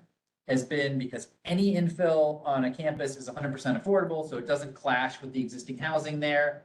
And so that a portion of units are typically reserved for empty nesters and larger, family size units. They can move to a new construction affordable and free up a 3-bedroom unit for somebody off the waiting list. That plus getting resident buy-in for all of these proposals. That's the only way that they've been able to turn the corner. And so that is their requirement now, and our zoning proposals would not touch that. I'm extremely inclined to want to help NYCHA deal with their capital backlog, and so we're proud to do that in any way that we can. So community boards aren't involved in the process, city council is not involved in the process, you're saying board. Yeah, I mean, today it's like they have development rights, they have footprint on their sites. If you want to do, a height factor infill, you don't need review. So if we're trying to have that remain the same, except enabling modern contextual height limited infill instead of, the tall skinny stuff. I think those were two things that I thought were caveats should definitely included is provision, which is to have that review, to have city planning, and then to have city council, to have the board review. Seems essential, that's an oversight other than just attendance organizations. And also, I'm not sure exactly how this works, but I would assume that in NYCHA or all public housing, that whatever would be added on infill would be 100% affordable. Yeah, for the last 10 years, that has absolutely been the case, and that is their policy going forward, and we're not touching that. And then, It could change. Yeah, it could absolutely change. Right. Next gen NYCHA called for 50-50. Holmes Towers called for a 35-65 building. I mean, that was less. And those are all previous failed proposals. And so when you talk to NYCHA today, they say that the reason why they are now succeeding where they failed before is because they made commitments to these things. So I encourage all boards in NYCHA is you have a zoning proposal, right? And you are commenting on the zoning proposal. And NYCHA has their own policies and they do an engagement. They've done it, yeah, and it's a requirement, but that can change. And it has absolutely there would be absolutely no input from you. And so if you want that sort of thing, as Alex just said, if you want that sort of thing, you want to make that recommendation in the zoning. so that is my recommendation. I mean, I couldn't feel more strongly. I don't think there should be one piece of housing that's built on public land in this city. It's not 100% affordable, particularly in NYCHA. So that to me seems critical. I don't know how you would develop that into sort of a zoning text that is, I presume that's pretty straightforward, but I. No, it would not be legal to do it in the zoning. We can only do that transactionally, so you would just need to ask NYCHA and get a commitment from them that you trusted. It's special permit.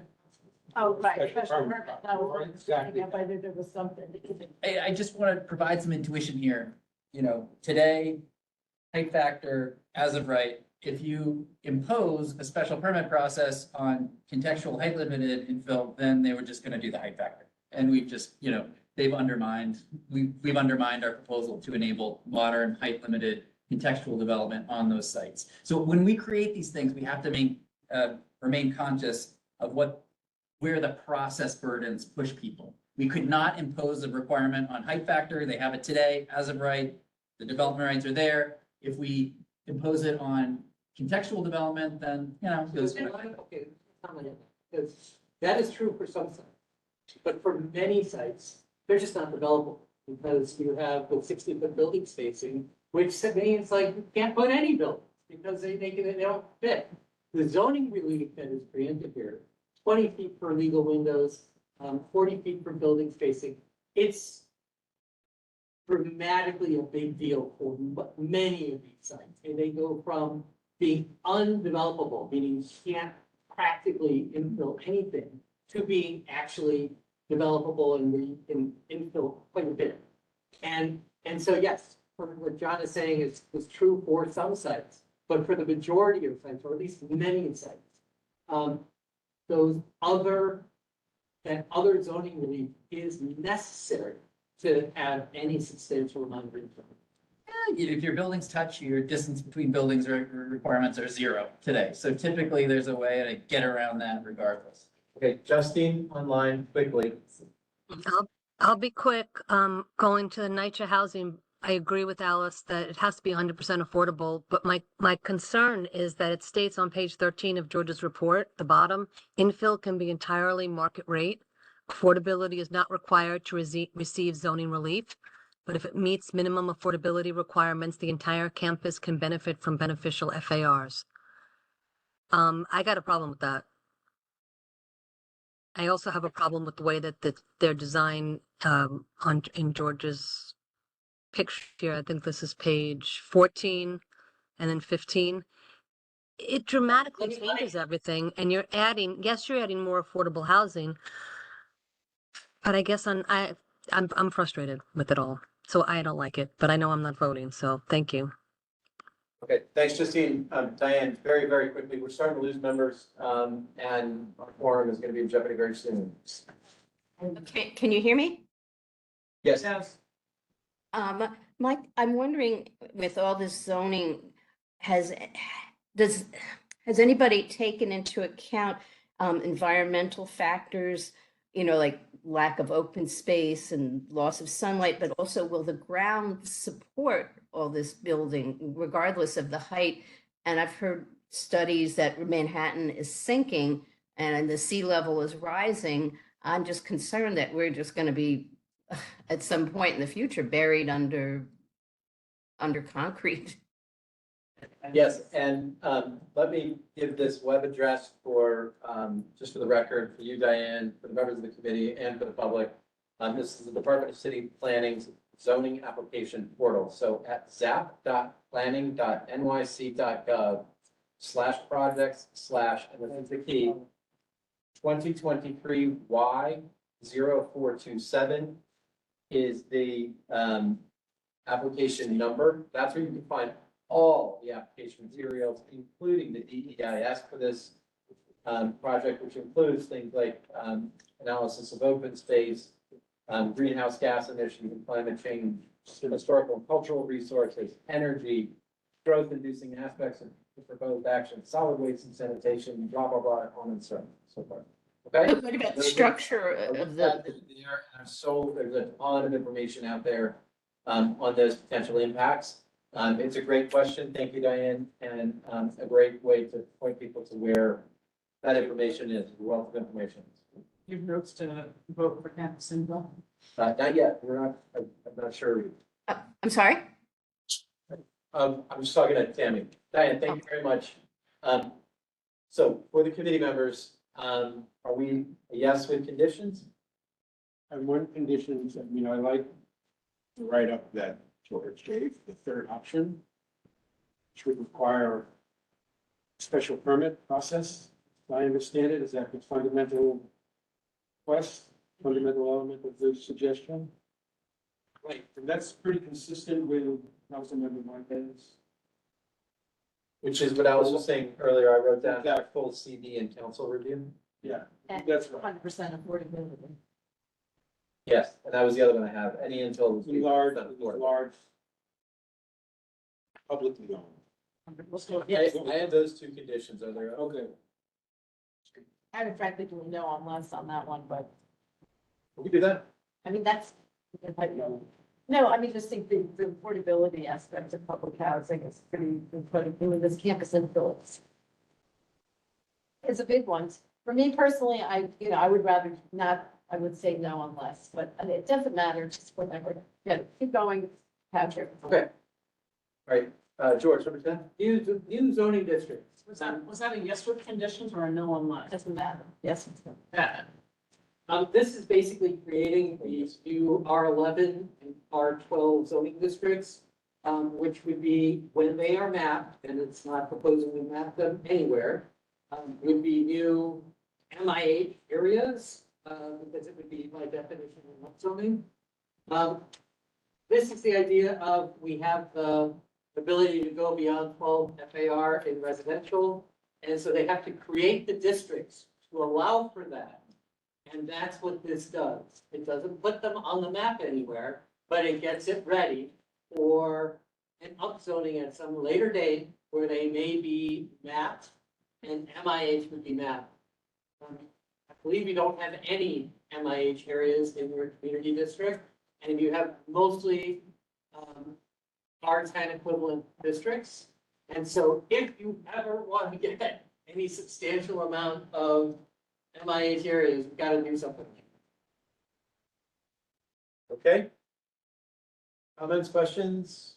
Seems very straightforward. This one's a yes, right? Am I reading it correctly? Yeah. So, okay, we're gonna move on. Number 11, updates. Updates to mandatory inclusionary housing.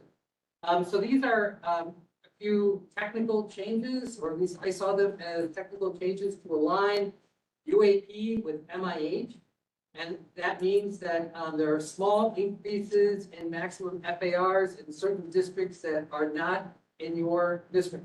Meaning R6A, R72, R7X goes up a little bit in MIH areas. And that's again to align MIH with UAP. And to enable the deep affordability option, which is the 20%, 40% AMI to be a standalone option, Oh, thank you. is another one that we've heard a lot from speaker, from city council members, from housing advocates, and we're happy to oblige. Questions, thoughts, concerns?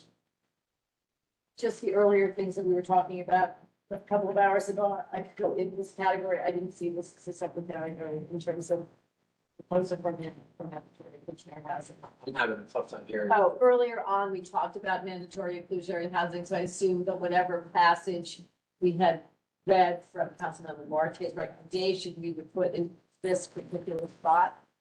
I can't remember now. Which one was that? We put it under the honor. Your comments on MIH? It was just about, things like, to deepen portability through language so better reflects. I think like the general critique is that doesn't go far in terms of percentage of units and how deep they go. For each MIH option, deeply. Yeah, we had read that. It's already across the board lower. Got it. That would be a yes for condition, that being the condition, correct? Yeah. All good, all good, all good? All right, let's go 13, sorry, 12. 12, sliver law.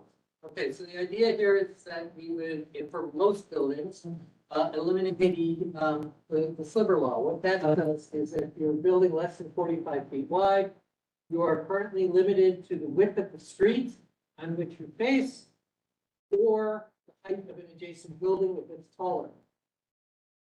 The sliver law was put into place in the early 1980s, and it sits on top of your existing zoning. So you can already have zoning that gives you a 75-foot height limit, but if you're on a 60-foot street, you can only go up to 60 feet.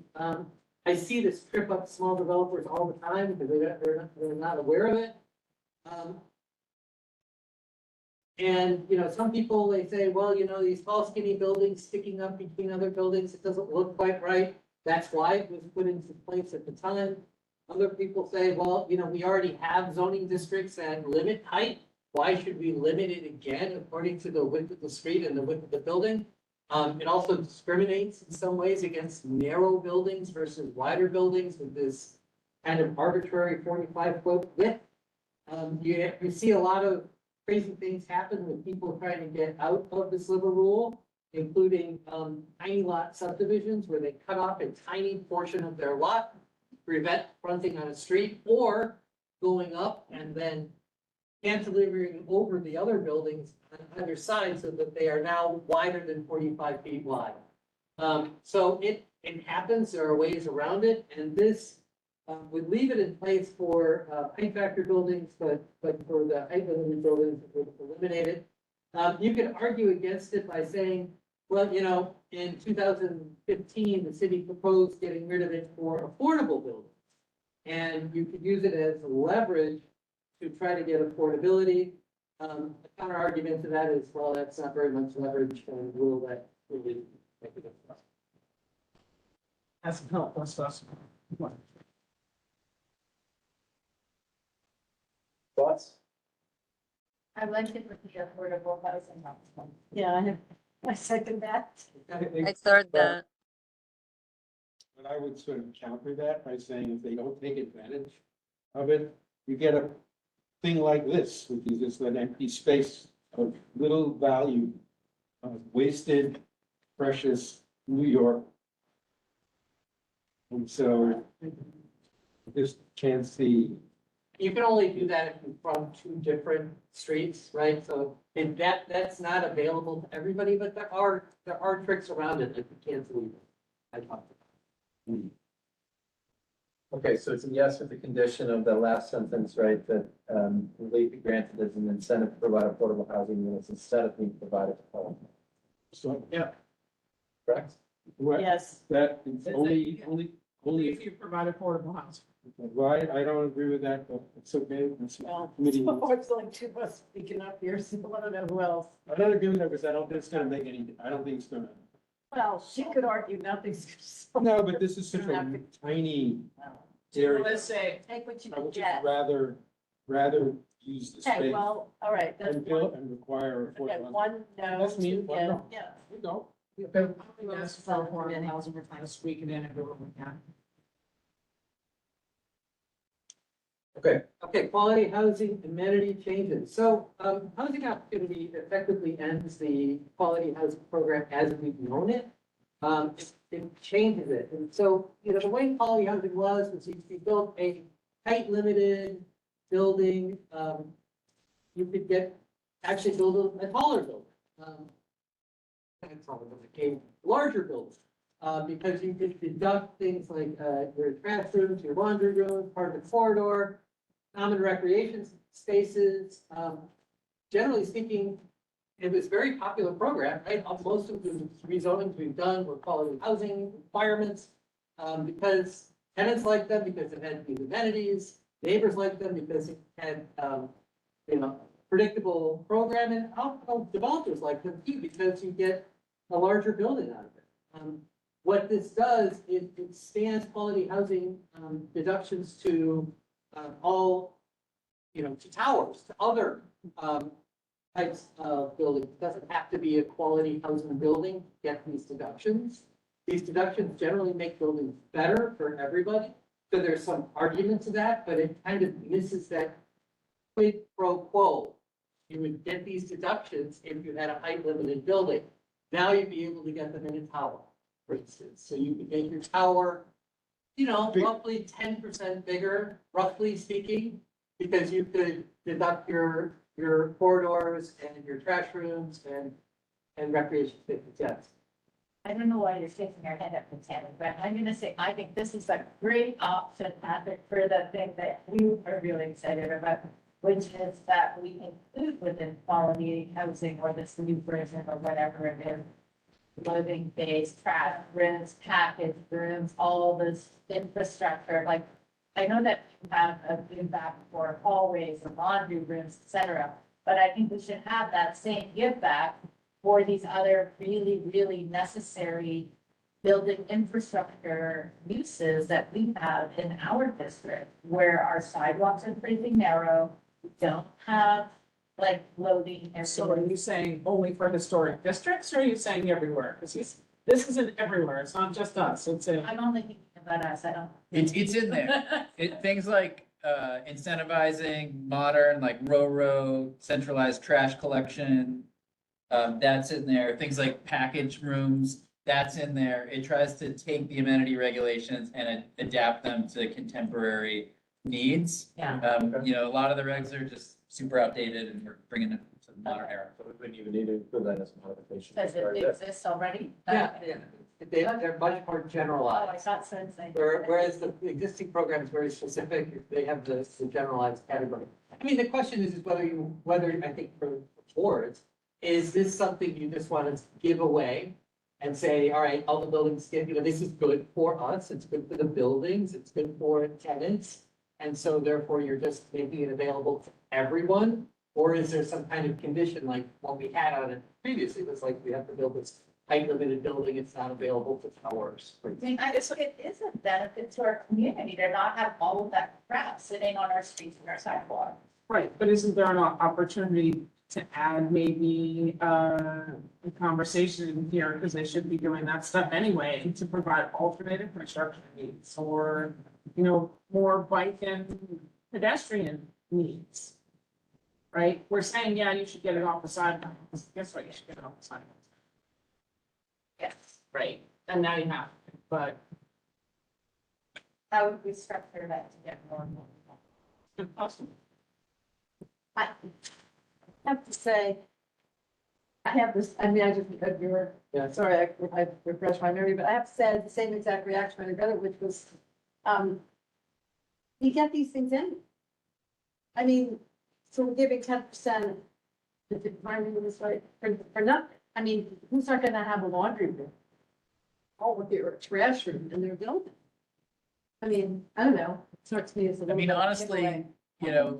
yeah, if, say you did a condition that says, don't give this to towers, just to, buildings with height limits or whatever, then you do create incentives for towers to externalize those types of things, because if they put it in the building, they lose floor area from it.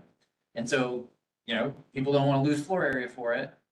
And so But they can't put a laundry room and a trash room outside. I'm talking like they're big facilities, like if you want to do centralized waste collection and with rows or whatever, that's a lot of floor area if you're not getting a deduction for it. And so I think it would be much more difficult for even a tower to provide something like that within the building, lose the floor area for it, as opposed to trying to squeeze that as much as possible so that you can get revenue generating space elsewhere. I know it. Sorry. I think there are also issues that this one addresses, which not improve the quality of the building. I remember seeing these regulations adding the window to corridors by natural lights. You can deduct X amount of square foot from total square footage, which actually is great for the building and the tenants that earn.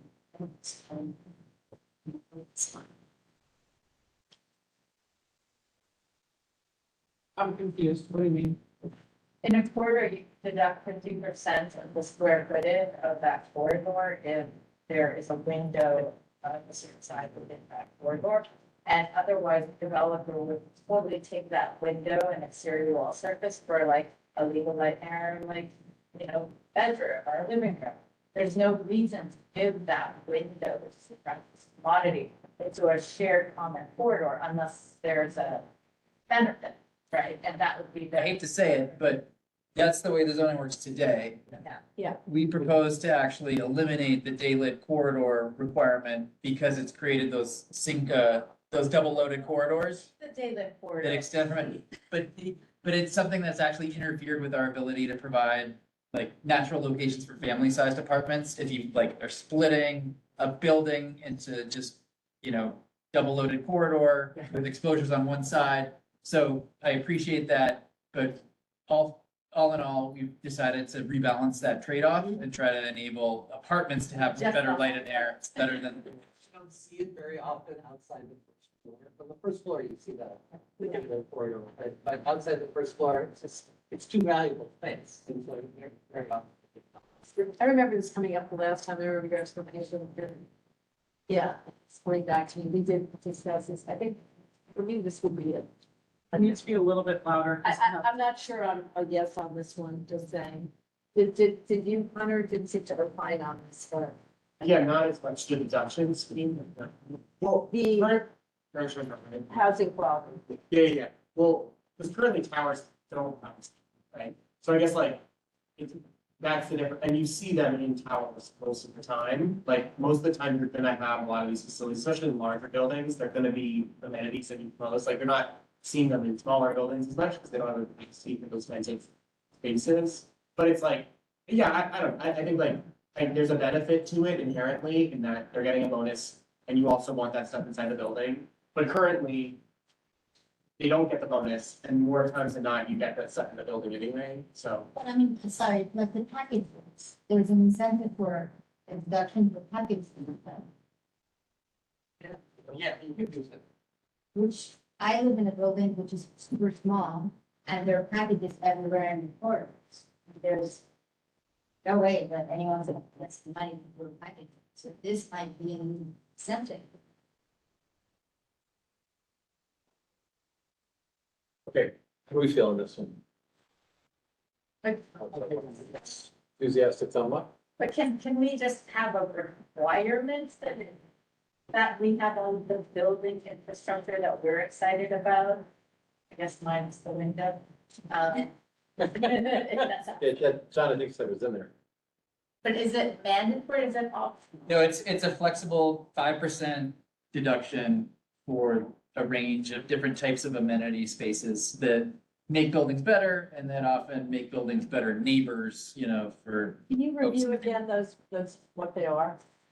Everything from laundry rooms to fitness rooms to other types of common areas to trash rooms on the floors to centralized trash collection, down in the base of the building. It's a flexible list of a non-exclusive list of things that when buildings provide them, they can take up to a 5% deduction. Like this, like not. Not included. I think that one thing to take note, and correct me if I'm wrong, if there's a control for this, but, the fact that it's come in height limited buildings only today, Yeah. I think does prevent it from getting taken advantage of, because you obviously want taller apartments, right? So you could just fill a bunch of floors with amenities, and then none of that counts toward floor area. Well, it's a 5% cap again, There- which That's is what I wanted to be. roughly. That's why I prefaced that, but you know, but in the sense that like, there's no height limit, so it's maybe a little bit easier to max out that cap on a tower, right? Because like, and if the 5% cap is a good cap, I'm not saying it's gonna go out of crazy, but the thought was just that way. But why would, if it's a 5% cap, why wouldn't you just put it for? I mean, it's real estate, you want to sell it, so you're not gonna care about centralized garbage as much as you're gonna care about having a pool room, a movie theater room, and all the other amenities that make it a sellable building. But if it's actual work, How about we make that participation is mandatorily provide the building infrastructure things we need, and the other stuff is optional. So package room, garbage room, shoots, where, applicable, like the stuff that like trash compacting, all of that, that's mandatory to participate in this and all. And then goes towards the other optional considerations, which are the cherry on top, like the fitness room or whatever. But you have to have a part of You have to build your infrastructure. Well, Yeah. I mean, you do have to have certain types of trash facilities under the building Yes. code, for instance. We want But the, it's just like such a broad range of building types that we're talking, this is like basically any multifamily building. That it's hard to be as prescriptive as you're recommending, because we're talking about everything from a town center development in an R3 district to a tower in how Manhattan. about So if we say there's a minimum square footage of building, this would be applicable to. Or for any building with more than, Right? more than X units. We're open to your suggestions. We want what we want, which is like Garbage off the streets Yes. and deliveries inside. Well, it could be more prescriptive in terms Ground of garbage. identifying the, right now, this 5% is kind of a catch-all category. George, just help us with this with wording. Okay. We know what we want. We want the required infrastructure Yeah. to be in the building, and we understand what he's saying. You don't want to apply that to a 3-unit building potentially, but we want it for what we experience in here. Right, so. How about all like class 2 buildings? Because that would be larger than 11 units, right? Let George talk. So I would list out uses in that 5% that you could use it for. So instead of making it non-exclusive, make it exclusive. Trash room, package room. And then go through that list of what you want. And then that's it. And then you still have your corridor deductions, you still have your recreation deduction. Does it still include the recreational space, like that? That's the cherry on top.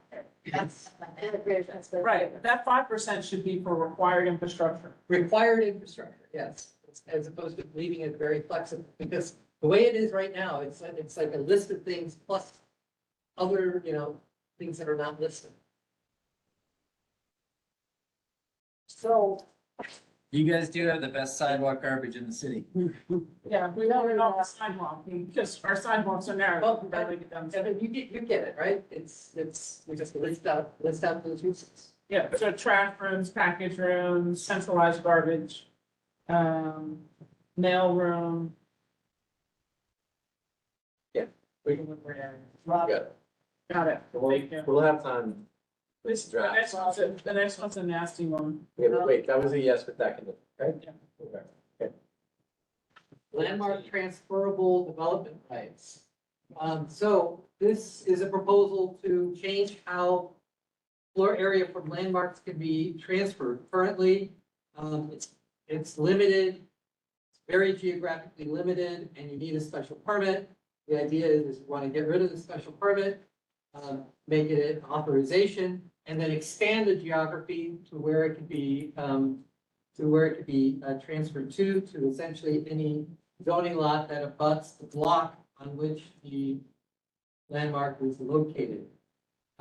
So here's what I did for everybody. Did you see this? So I did a map. I just printed out super quick.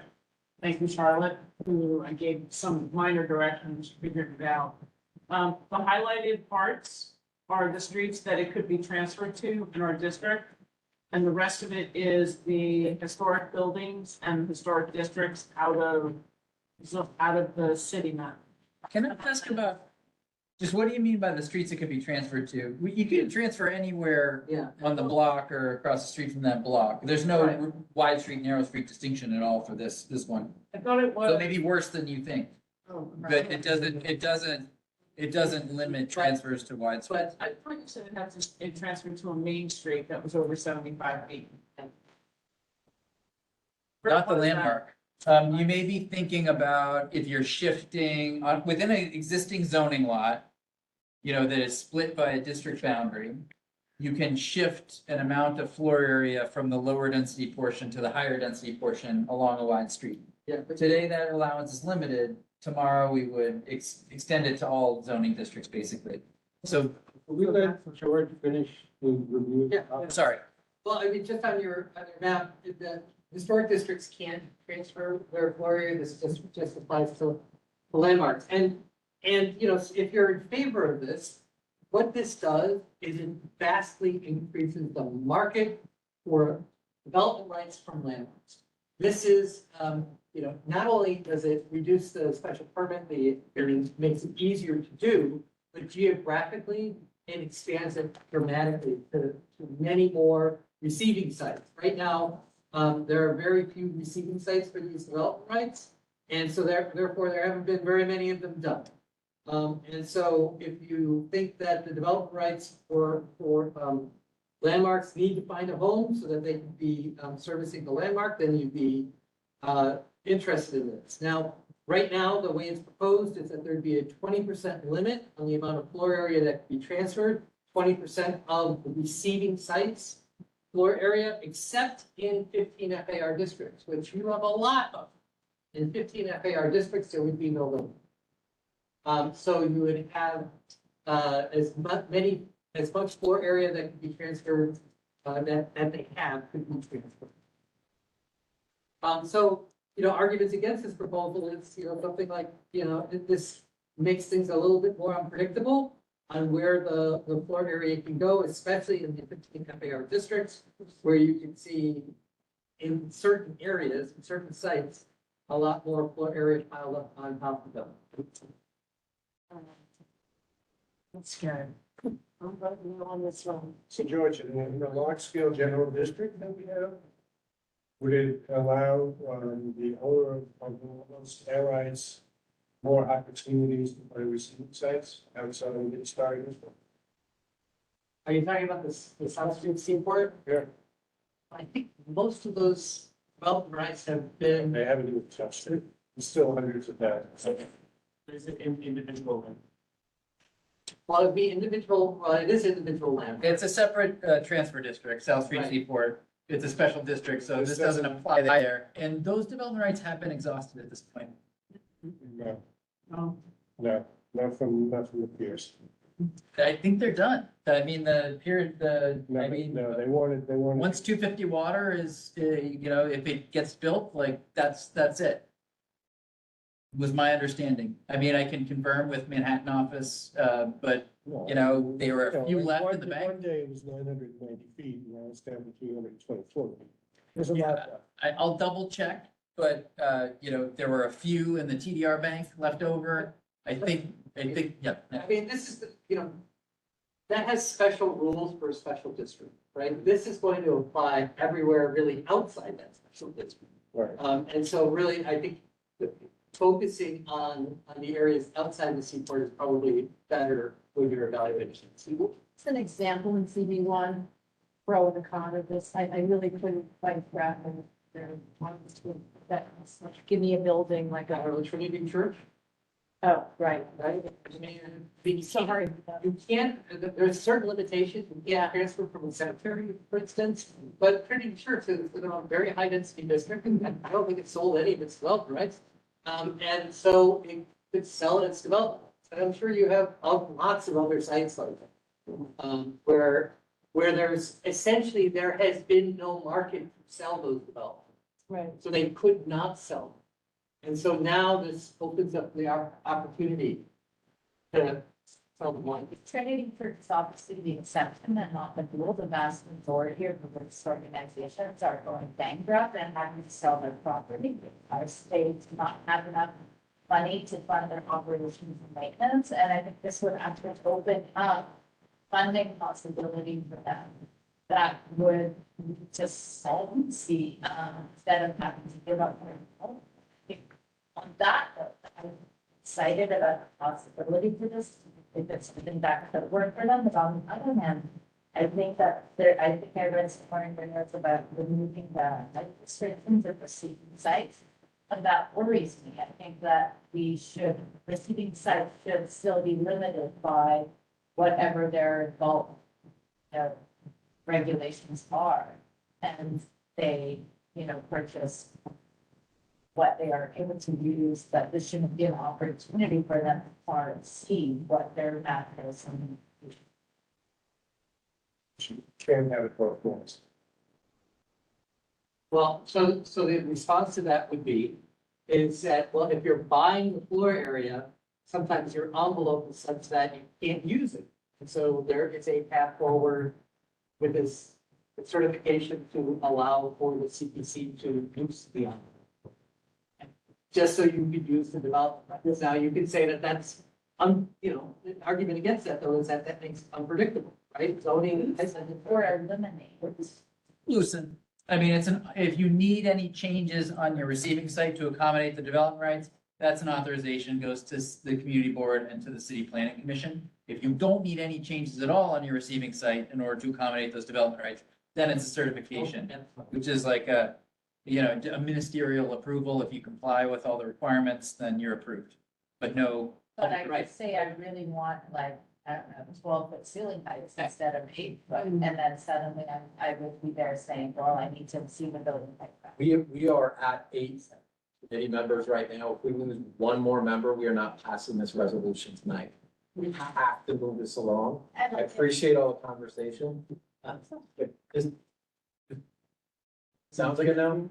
I feel strongly. I'd like to get, one remark, Dave's perspective. Really quickly. I mean, I think there are a lot of landmarks that could benefit from this. I think it's worth, you can mess with it, you can ask for limitations, but I think that they're, the idea of selling air rights to one, reduce the speculation potential on that site. So now you can't even build higher than what's there. And it generates a lot of money for a lot of landmarks that are going under. I think you can, that's a good spirit of it, and you can think about maybe ways to change it to prevent, but we're generally. Why don't we ask for the requirements go back to a 6-day comment period for community board for the transfer of air rights? I think because that gives you the ability not only for the community to weigh in, but the neighborhood, and it gives you an idea of what's going on. And that allows the church to be able to sell their air rights and for us to have input and comment on where they're going. Also, you can't chain transfer. So it's it's going one place and then and you can't go between landmarks. So it's not gonna create this frenzy. If you have a lot of landmarks in one place, then you can get a lot of transfers, but they're one-way transfers. And it's not like they're all gonna pile on one side where they're gonna skip across. That's not it. So you don't have to worry about it. You can't sell your air rights in sections. It's all or none. Oh, no, I mean, you could sell a portion of your unused development rights to a site, you could do that. And can we eliminate the 15 FAR aspect and just have the 20%? How would we word that? Just 20% for all districts as opposed to unlimited FAR transfers in 15 FAR. That's good. On top. So is that a no with a no unless? No, that's a yes. A yes with condition? Yes. Yes, with condition. All right. Actually, I think, no, I think it's a no I unless. frankly feel like this whole, I know this is nice to see these great guys, but This whole thing to me seems like a no unless. It's I mean, a no. because what happens in city planning, is you know what happens in what. This is not true. This is a rumor. This is a horrible rumor. This is a horrible.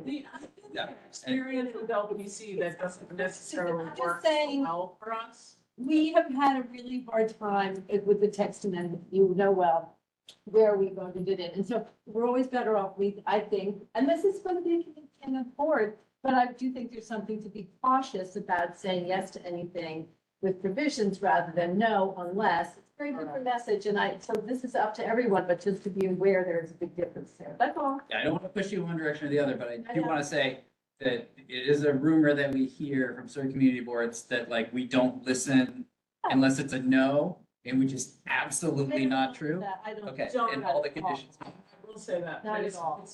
It's not about you as a city agency. It's about our experience with LPC on these, in general, in our district. So it's unfortunate.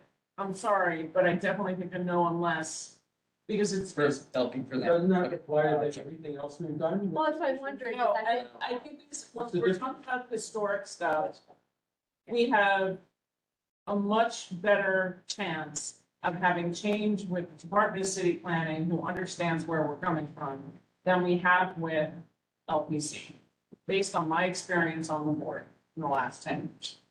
No. I was This making. is for this, has nothing to do with it. Gotcha. Okay, Are we doing this? They're involved in all these. Yeah. We're getting 15, please, George, or no? Okay, so 15 is the railroad right of way, which is eliminating a special permit for development within or over a railroad, replacing it with authorizations. John, are there any of these in this district? I think they're all done in Manhattan, at least below 125th Street. None left below 125th Street is what I've been told. So we can abstain. Yeah, we just take that. Can you abstain? That's the bylaws. Whatever you want. Yep. I mean, I'm just thinking. In terms of like the extra topics, I would suggest that there's only one that maybe you want to consider, the others don't have. That's fine, and it won't go in within our table chart, but we'll address it, as we'll just share what better don't like. Please just summarize it. The last one is just, we've touched on this a little bit, but there's, the changes to residential buildings, right? Rear yards going from 20 feet from 30 feet to 20 feet, below 75 feet. Side yards going from 8 feet to 5 feet.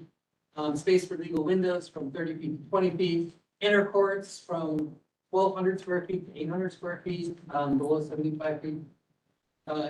Maximum tower coverage going from 40 to 50% or 65% if it's under 300 feet. That already exists in the Manhattan, in the special Manhattan, lower Manhattan district. Required residential infill, open space is eliminated for the infill buildings. There's just real fundamental changes in how we regulate buildings and the space for buildings in this. And we touch on them a little bit on different topics, but it affects everything. It doesn't just affect ADUs, it doesn't just affect campuses. These changes affect all buildings. And I guess, so what the question is, these changes will allow for a little bit more housing everywhere. But it's not like it comes out of magic, right? It's you're shrinking the yard requirements, you're shrinking distance between buildings and courts, you're allowing more buildings and less open space. And the question is whether that's a fair exchange rate. Generally speaking, and then there's like the specifics, if we want to get into the specifics of the change. Sounds? Can you address though, like, John Paul's, last meeting, that a lot of those changes actually.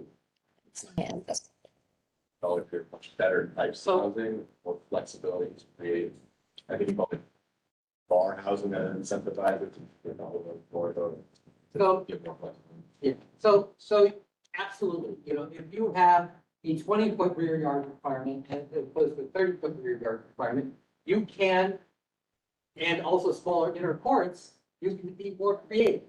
And you can have designs that are currently illegal. And it used to be illegal, it's completely dead. And John and DCP have given examples these are better designs that use this. There are a couple things about that. Number one is it still has a 20-foot rear yard, and the reason we have 30-foot rear yards is that they're usually two interior lots facing each other with 30-foot rear yards. The idea is that you have, it affects your neighbor, right? It affects the amount of, it's not only about your building, it's about this neighbor's building on the other side. It's gonna be closer to them. Didn't we do this as part of the other topic? I don't know how much we got into it in the other topic, but No. we want to skip it, that's fine. No, we didn't. Your recommendation is against this. I mean, I see It's this here. something that we don't really see a ton of benefit from, and I think that the sort of the perspective that, it could allow for more creative types of development, but I think people are just always gonna max out their. So I don't think you're gonna see like cool, interesting types of housing. I think you're just gonna see more, like, you're just gonna fill up more.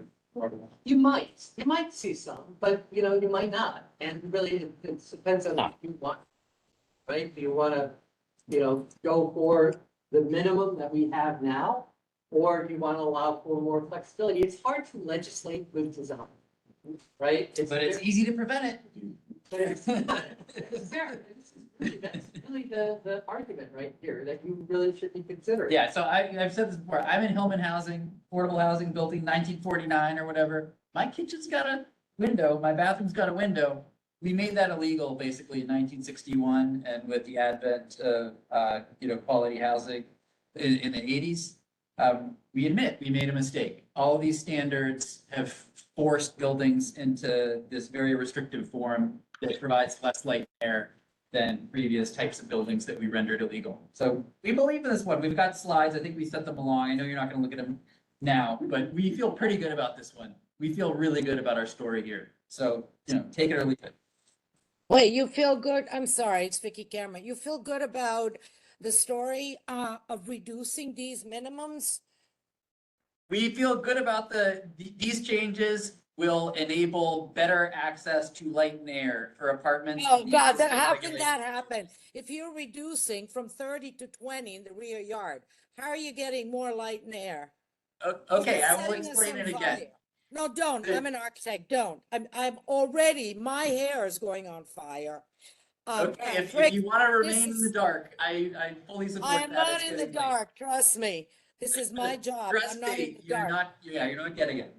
Does this mean on a regular New York street on a 20 feet closer to the neighbor on the other side? It would reduce rear yard requirements from 30 to 20 feet.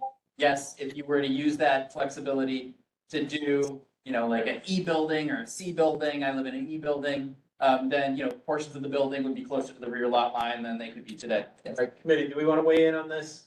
topic? Yes, I want to say that this is a definite no. Here's a perfect example of a no. Why are you laughing? I'm sorry. Please explain why Look you're at the laughing. slides we sent. I just feel like you're just being very dismissive here. No, the whole night, you have been defending revenue generating strategies and ideas. And so by the end of the night, as an architect, I'm getting a little tired of defending what developers need since they ran out of land and ideas. Sorry. Okay. One feeling that we should, Agnes, anybody else have a feeling? I actually think that, so at first I was actually worried exactly, Connor, about what you were talking about, and then I realized that one of the value is actually the higher up you go.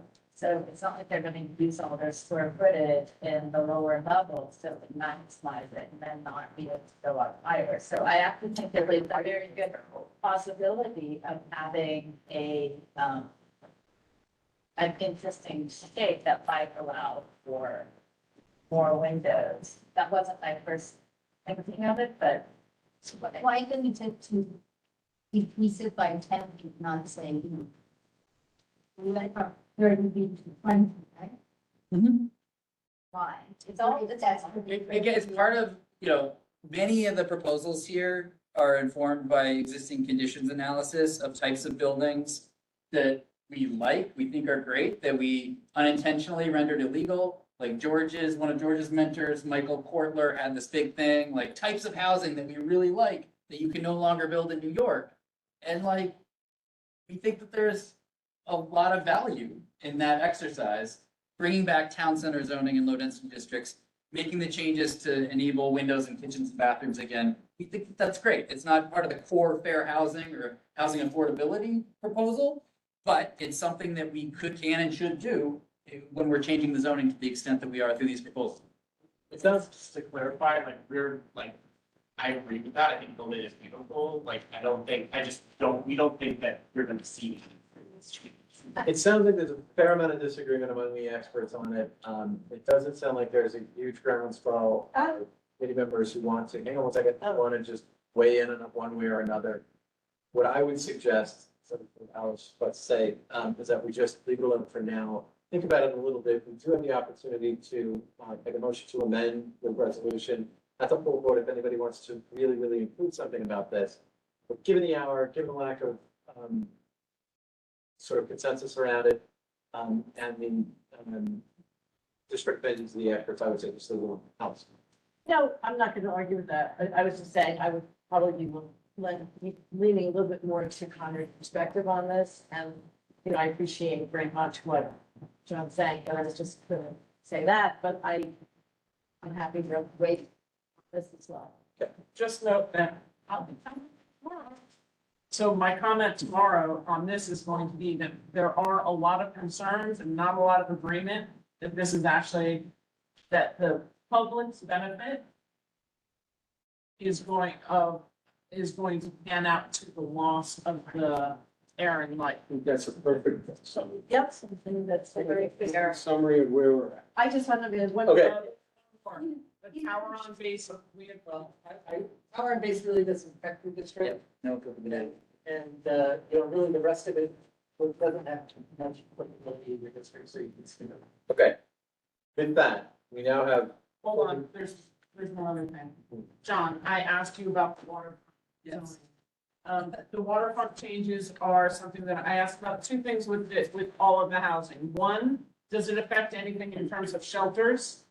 And building shelters, but shelters are. That's temporary occupancy, and so anything we're doing here is for permanent occupancy, either residences or community facilities with permanent sleeping accommodation. Right. One tiny exception is dorms are technically classified as temporary housing. We are touching those as part of conversions and some other things. Right, and the second thing, because all of that applies also here as well as governors. Once governors gets mapped, they will have a straight map eventually. They will, because of the amount of development. So there's a waterfront aspect of this. And I asked how it relates to the Clyde Seaport Master Plan, because we're building one more block of land. And while that may not apply now, if the FDR Drive comes down, it's a different waterfront landscape and zoning. So you're not looking at zoning for where we are today. I'm looking for zoning for the plans that we have looking forward, which include governors and the East Side. So all your special districts have special regulations and the waterfront regs don't apply. We checked with zoning division and council on this.